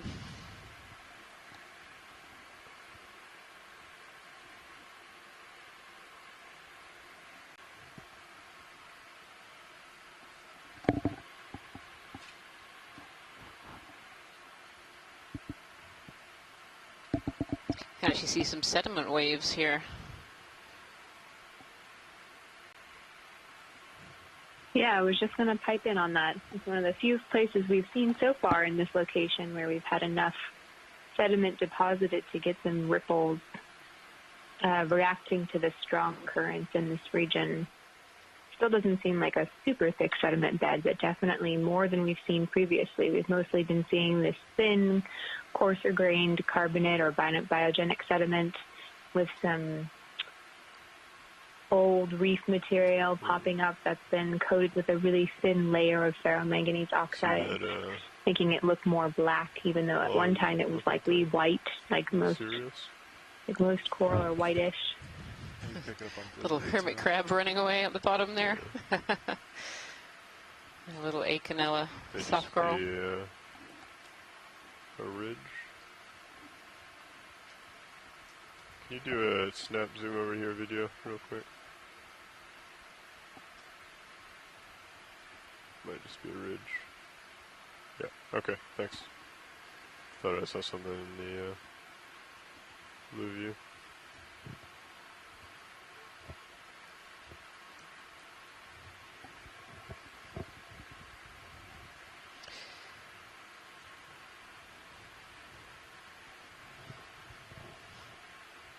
It's an interesting comparison, the top of this feature, or at least we're getting towards the top of this feature compared to the top of the wall system that we saw yesterday.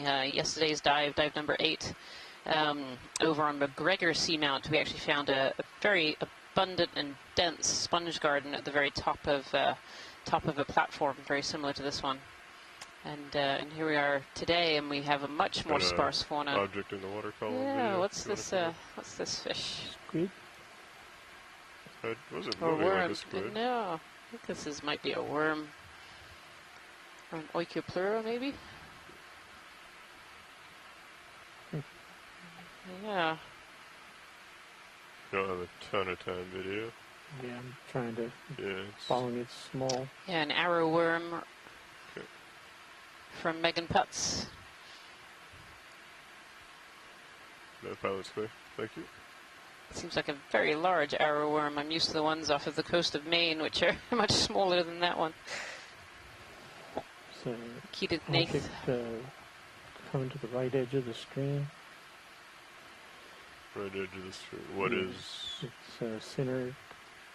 I don't know what to call it. Is it white? It's dark red. Zoom into the lower right corner.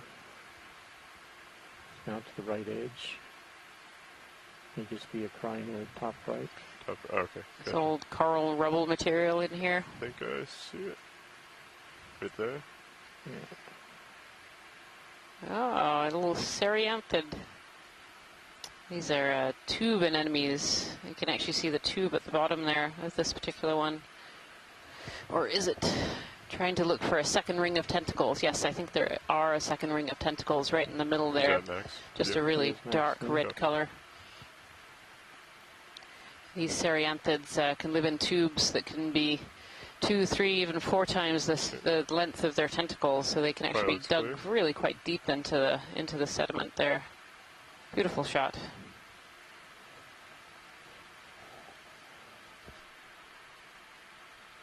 That's all right. Yeah. There's something moving here. If you want to come in. The other one was like bluish and purple. This one seems more gold to me. Gold color, yeah. This is definitely a different one than the one we saw yesterday. This is beautiful. Look at this polychaete. Get a toe down. Sorry, video. Tilt camera down here, pilot. What do you have me at right now, co-pilot? 4.5. Okay. How it's shining in the lights of the a little bit. of the ROV. Has its bronze armor on. Absolutely amazing. Look at that. Right next to that crinoid. You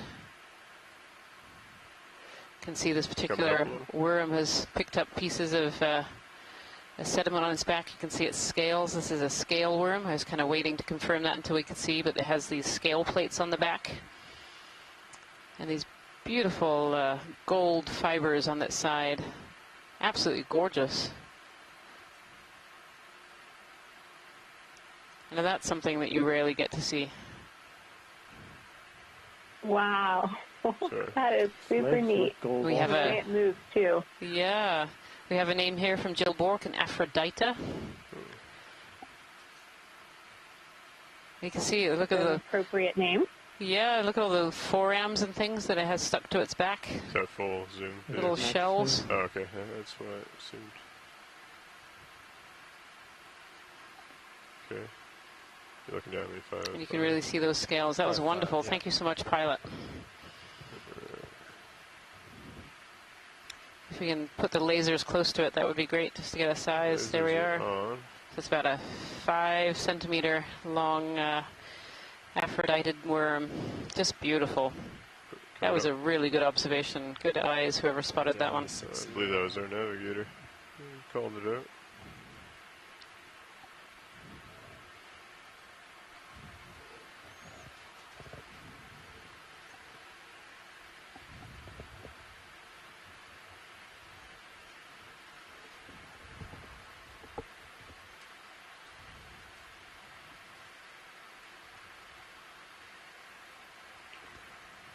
Not exactly the golden treasure I thought I would be finding as a ROV pilot.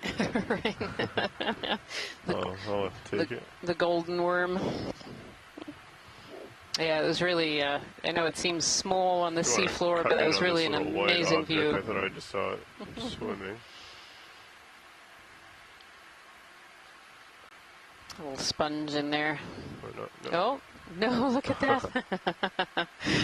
There we go. A little disguise. It's, I forgot what they're called. The crabs that carry the sponge. Crab walking around with a sponge. I think they had a specific name, if I remember correctly, from the last expedition.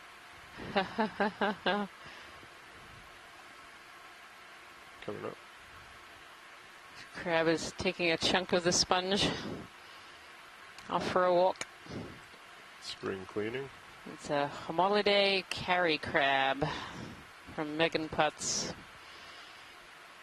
That crinoid doesn't seem too happy about it being there. Just giving us a wave.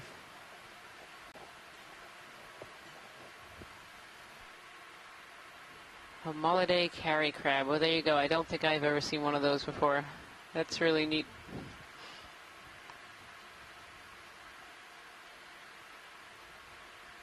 Interesting behavior from this crinoid sitting right next to it as well.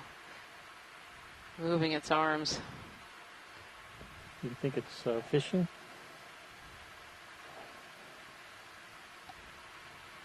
You think it's fishing? Potentially, it could be fishing, trying to catch food. Yeah. I think we're good, pilot. Thank you so much. Cover that. Pilot's clear on video is. Continue on our way.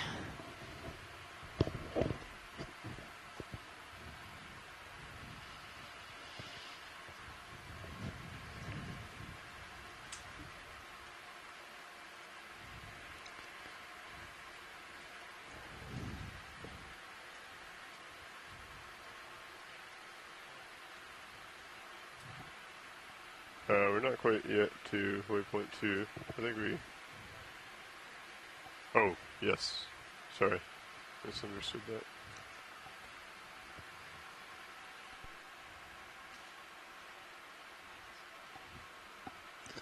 Go ahead, watch lead. Yes, we're still a little ways out. Sirius is about 113 meters presently. So, yeah, we may not hit it unless we pick up pace, and even then I don't know that we'll get there. Yeah, copy that. We have about 20 minutes of bottom time left, be advised. Not a problem. Yeah, pilot, if we want to make tracks, we could do can I put your blue out a little bit? Yeah, of course. Yeah, feel free to take the blue view and scan around if you need to change it. Just So, 60 meters out looks nice and clear. Sirius is all stopped. I think we could do a 30-meter move. I agree. Again, getting into some thicker settings here. Just a little bit thicker. Bearing? Because that's a relative term. Sounds good. Bridge RV nav. We'd like to request a ship move, please. We'll do 30 meters range this time, bearing 190 at decimal 2 knots.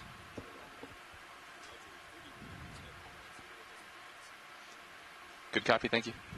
Yeah, it starts to make you wonder if depth is one of the factors here, playing in on why the top of this carbonate feature is a bit different than yesterday's.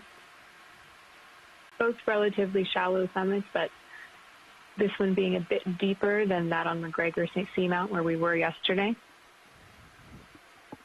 Video's swapping out. Copy that. Thank you, video. Yeah, in terms of the biology, depth can really have a big factor. It doesn't seem like we're that much deeper than yesterday's, but we're a few hundred meters, which can make a big difference for different species and the conditions that they're happy living in. Just being that little bit shallower would mean just a little bit more food in the water. Could have been very different current regimes. And of course, larval supply is a very big deal for what species will live where. So it's really curious, though. It's a very, very different landscape than the one that we were looking at yesterday.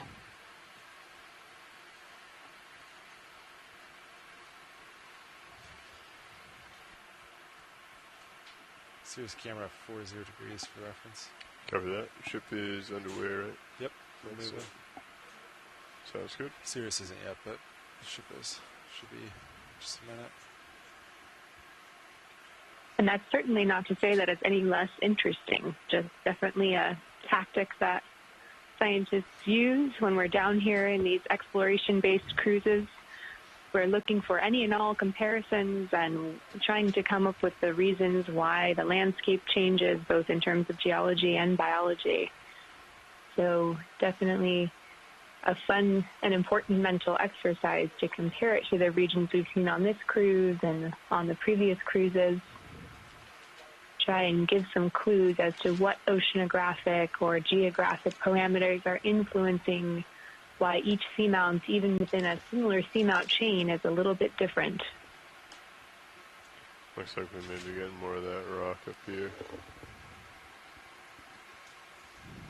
Still don't see that right there. Yeah. It's just a little thing. Just poking through a little bit. Minor increase in slope.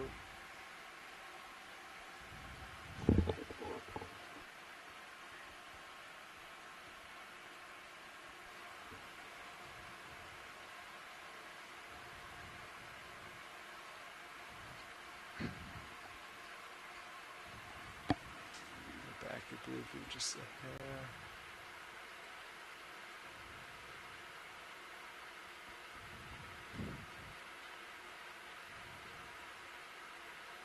Looks like up ahead we've got some larger rock features, a few large, more smooth boulders. I guess we'll see as we get closer. Yeah, it definitely stands out in this this landscape here. These more bouldery areas, and definitely kind of continuing to go upslope a little bit, though at a much shallower angle than previously on the wall that we had just come up and over.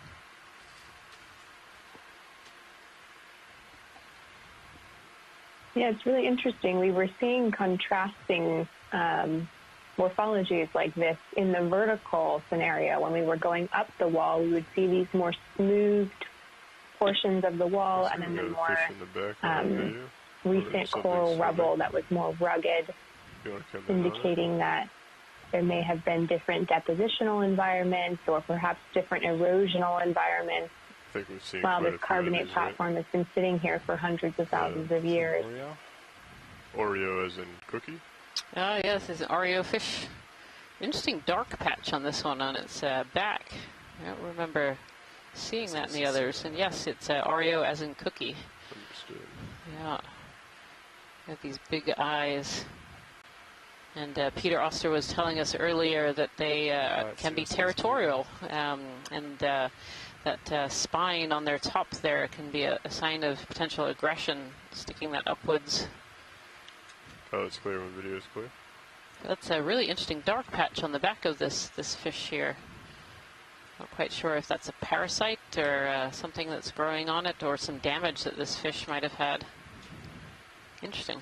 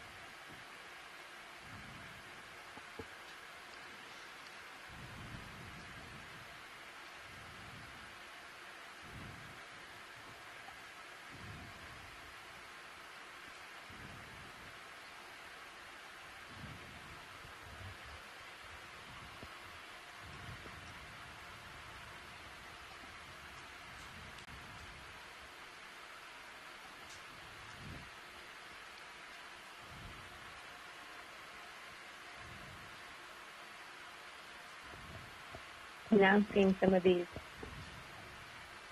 smooth features that are almost looking lobed and rounded, kind of sticking up out of the sediment there.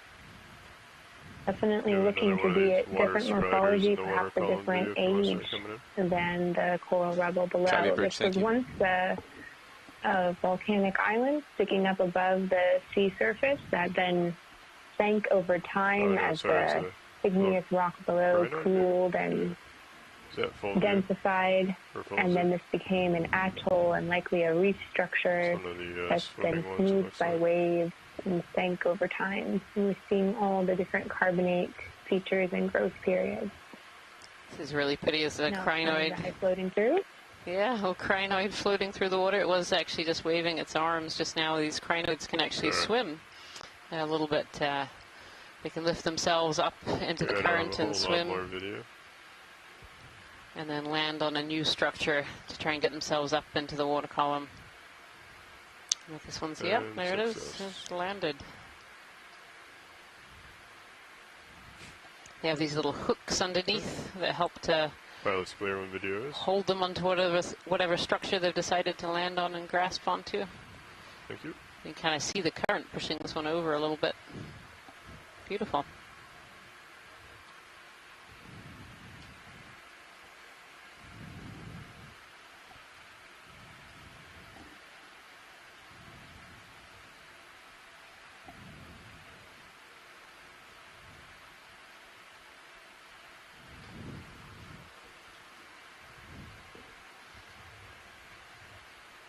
I'll do a quick snap center here, like the little sea star. Oh yeah, very yellow sea star there, wrapped around an old piece of fossil coral, which is covered over with hydroids and crinoids, and I think some sponges in there as well. Yeah, nice. Ship move just completed at 19:33. I was just about to make sure you heard that. Yeah, what's bottom time left? Oh, bottom time left, we have about 12 Looks minutes. like another drop stone there, Kira. Looks very out of place, that particular rock. So do you want to get in one more 10-meter Yeah, absolutely. We've been seeing a few of those. Yeah. Anytime you see a rock that really looks different, it can be a clue that it's been rafted there, either from kelp fast holding onto rocks and then being ripped out and eventually dropping, or glaciers. Range 10 meters, bearing 190 at decimal 2 knots, please. We're seeing? I think it's a sponge. This is kind of wrapped around. It looks a little fish-like. Oh. That's correct. Good copy. Yeah, sorry. I was totally misviewing that. There's some items I'm seeing over them, but I want to peek real quick at the rest. Or this coral platform here. Camera down. Yeah, we can see more sponges off in the distance. Maybe it's getting a bit more diverse for sponges as we're climbing near the top. You're a little quiet. I think you're right. How's that? We can definitely see some more of the large think it's just a steeper increase of slope. A bit more abundant as we're moving further up here. And Pilot's 10-meter moves do take about 3 minutes to complete, just FYI. 6 meters depth. And I believe the summit depth we were expecting was 1,175. So we are getting towards this transition zone onto the upper surface for the last 10 minutes or so of our dive here.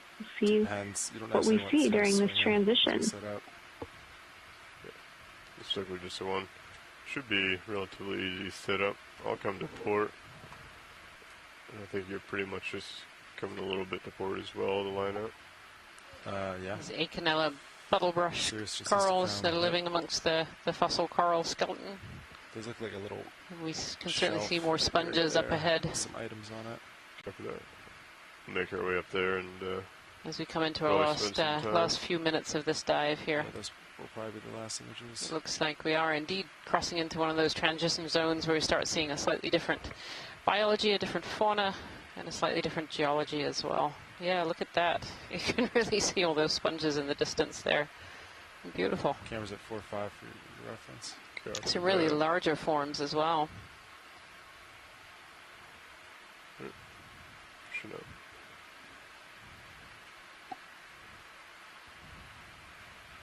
Plate-like sponges from Megan Putz, Posilastra. Plate-like sponges.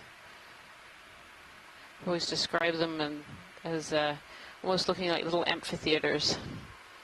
So they always have like a little coral or a little structure on the inside. There's something dark up there you can see in your view. See lots of Bursinges just laying out on the seafloor here. All these sponges on the coral platform. Yeah, there's definitely a little ridge. Yeah.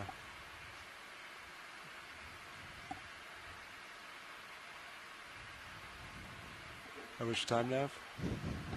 When you look out like this and you see a color dominating, like yellow, is it usually the case that it's all similar species or totally coincidental that multiple species are taking on the same color? Or let's take a look at this little wall feature. And move is complete. So the yellow that we're seeing here is probably what we call an encrusting sponge. So we think that there are these white sponges and then this yellow is encrusting over the top of them. And the yellow can also encrust on the top of the corals as well. We actually collected a little by on one of the rock samples that came in yesterday. It had a lot of this yellow encrusting sponge on it. Now this is really interesting. It's like we've hit another little wall here, little step up. Yeah, you can kind of see it on Sirius's view. Watch the. Oh yeah, and yeah, you can see it quite well on the radar on camera 3 as well. If this was, you know, the main hypothesis for this platform feature is that it was there's a big crab in the distance, if you want to come an in atoll, a little bit video. And so we could be seeing terraces from old wave cuts as the atoll and the seamount subsided. So we could be seeing here a little wave cut terrace. Oh, this big crab. Wow. Okay. Missing a leg. Pilot's clear when video is. If you wouldn't mind just bringing your camera down a little bit. Been in a bit of a battle, that crab. Yep, right there. Oh, Oreo fish. A Chaseon, Megan Putz says. Chaseon crab, missing a leg. If you want to do a little bit of a tighter zoom on the rock feature video as we come by.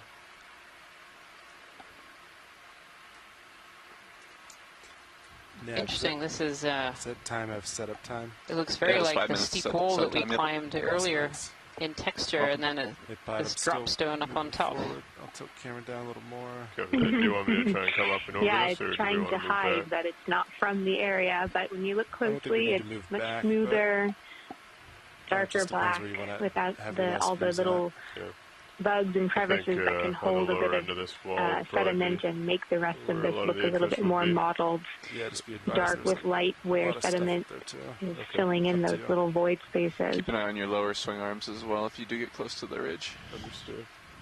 Right, video full wide. Watch, we only have a few minutes here. Co-pilot has found some potentially interesting features near the top that you can see from Sirius, or we could stay at the bottom with this little wall feature here if you'd like. I think if we can transit to the top, that would be great. Just have a really quick look on top. That would be wonderful. Sure. Thank you. All right. I'm going to slowly start coming back to center co-pilot and then up this feature. Some information for those of you who are worried about that poor legless crab that we just saw. Megan Putt says the legs grow back, so that leg will grow back for that crab. Coming up. Is that a little jelly? If you want to do a quick snap. Shrimp. Shrimp. Copy. Full wide.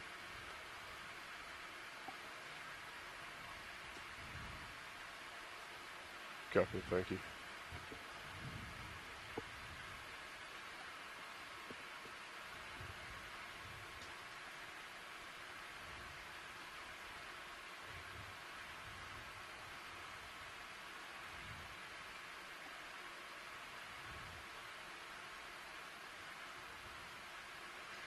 Can see here as we go up, there's a couple of different kinds of black coral. We have seen a couple of them so far this dive, but there's some stauropathes and parantopathes in front of us.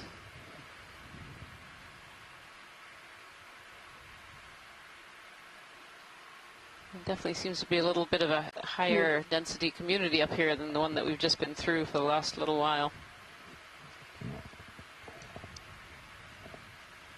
Yeah, absolutely. And we're seeing this texture again, like you were saying, it's more of the wave-smoothed, older portions of the platform versus that really rugged coral rubble we were seeing in the sedimented areas. If you want to come out. Tiny cookie star. Full wide. There's also another one to the left that's a little different. If you want to come in here.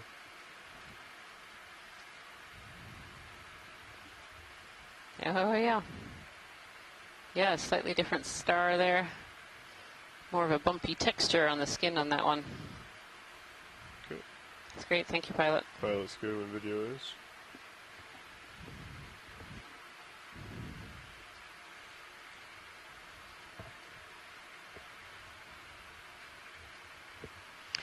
Looked like there was a little high pinnacle up here as we were looking up the top. I don't know if that's true. Looks like it gets pretty flat based off of blue view and Sirius view. You know what, I think I can see like a sponge sitting dead center up top. I bet that's what I could see. How much time do we have left? About 3 minutes left. Yeah. All right, pilots. Yep. I have enough time to push out and get close to that sponge if you'd like to watch it. Absolutely, thank you. Yeah, the texture of the seafloor has definitely changed to that consolidated carbonate that we've seen for much of this dive.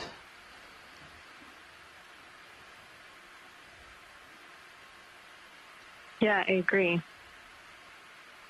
Now seeing it more of in a horizontal orientation than that vertical like we were seeing on the wall. Yeah, really interesting. This sponge is actually two sponges, more of this finger-like sponge that we collected a small piece of earlier. Because it's really unknown, certainly what species this is, but even what kind of sponge this is, we're not really sure.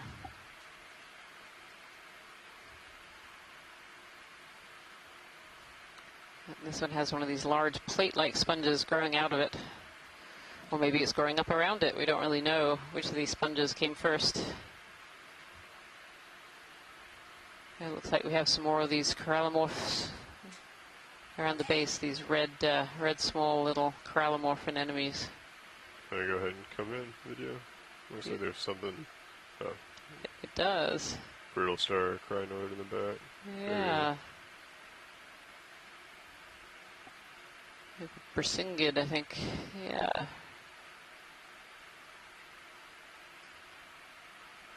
Yeah, and more crinoids up there as well.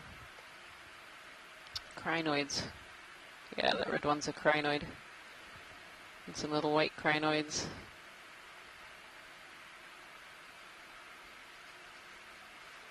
You can really see the spicules in that sponge as well, these spiky spicules.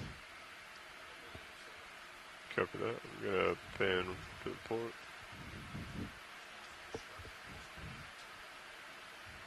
Copy that. Though it may look soft and fuzzy, I think any of us who've ever had to process sponge samples in the lab will tell you that it is not soft and fuzzy. These spikes really stick into your skin and can cause little splinters. They're actually quite sharp.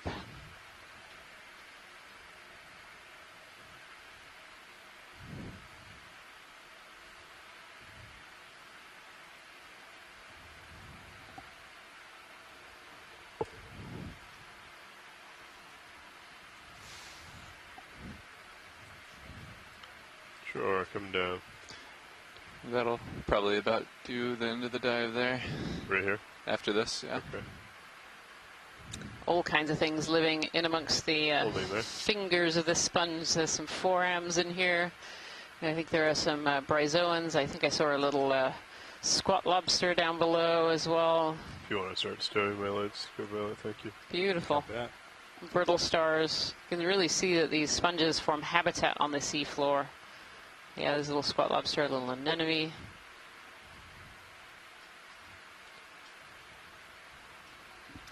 Any kind of organism that can form this complexity really has the potential of being what we call an ecosystem engineer. So engineering an ecosystem on the seafloor for other organisms to come and live around. And you can really see the sponge fits that definition really nicely. Is video clear? Excellent. Alright, watch lead. I think that's going to do it for the dive. That's a really great term. I hadn't heard that one before. Going to go ahead and start stowing and preparing to ascend back to the surface. Thank you so much, pilot. Yep. Thank you. All right. So with that, we're going to end our dive today. Today was dive 9 of the NOAA Ocean Exploration Expedition North Atlantic Stepping Stones. I want to thank you for diving with us today on Yakutat Seamount. I want to say a big thank you to the mappers that mapped this area overnight, the ROV team and the video team, and everybody aboard the Okeanos Explorer, as well as the teams on shore as well for helping us with the dive today. Thank you so much. I'm coming up as well. Please join us again tomorrow when we'll be diving again on Yakutat Seamount, but this time at a much deeper location. I think Sirius, the heading's been plus or minus 20 all day. I think that's it. Thank you so much, and thank you for everyone in the chat for helping us describe the very cool things we've seen today. I'll go ahead and turn to port, and then I'll back from there, or push out from there. Copy that. That's Delta 17. Camera's at 83. Tether looks good. Okay. That's Delta about 20 there. I'm going to start turning my head to port. Camera's looking 9-0.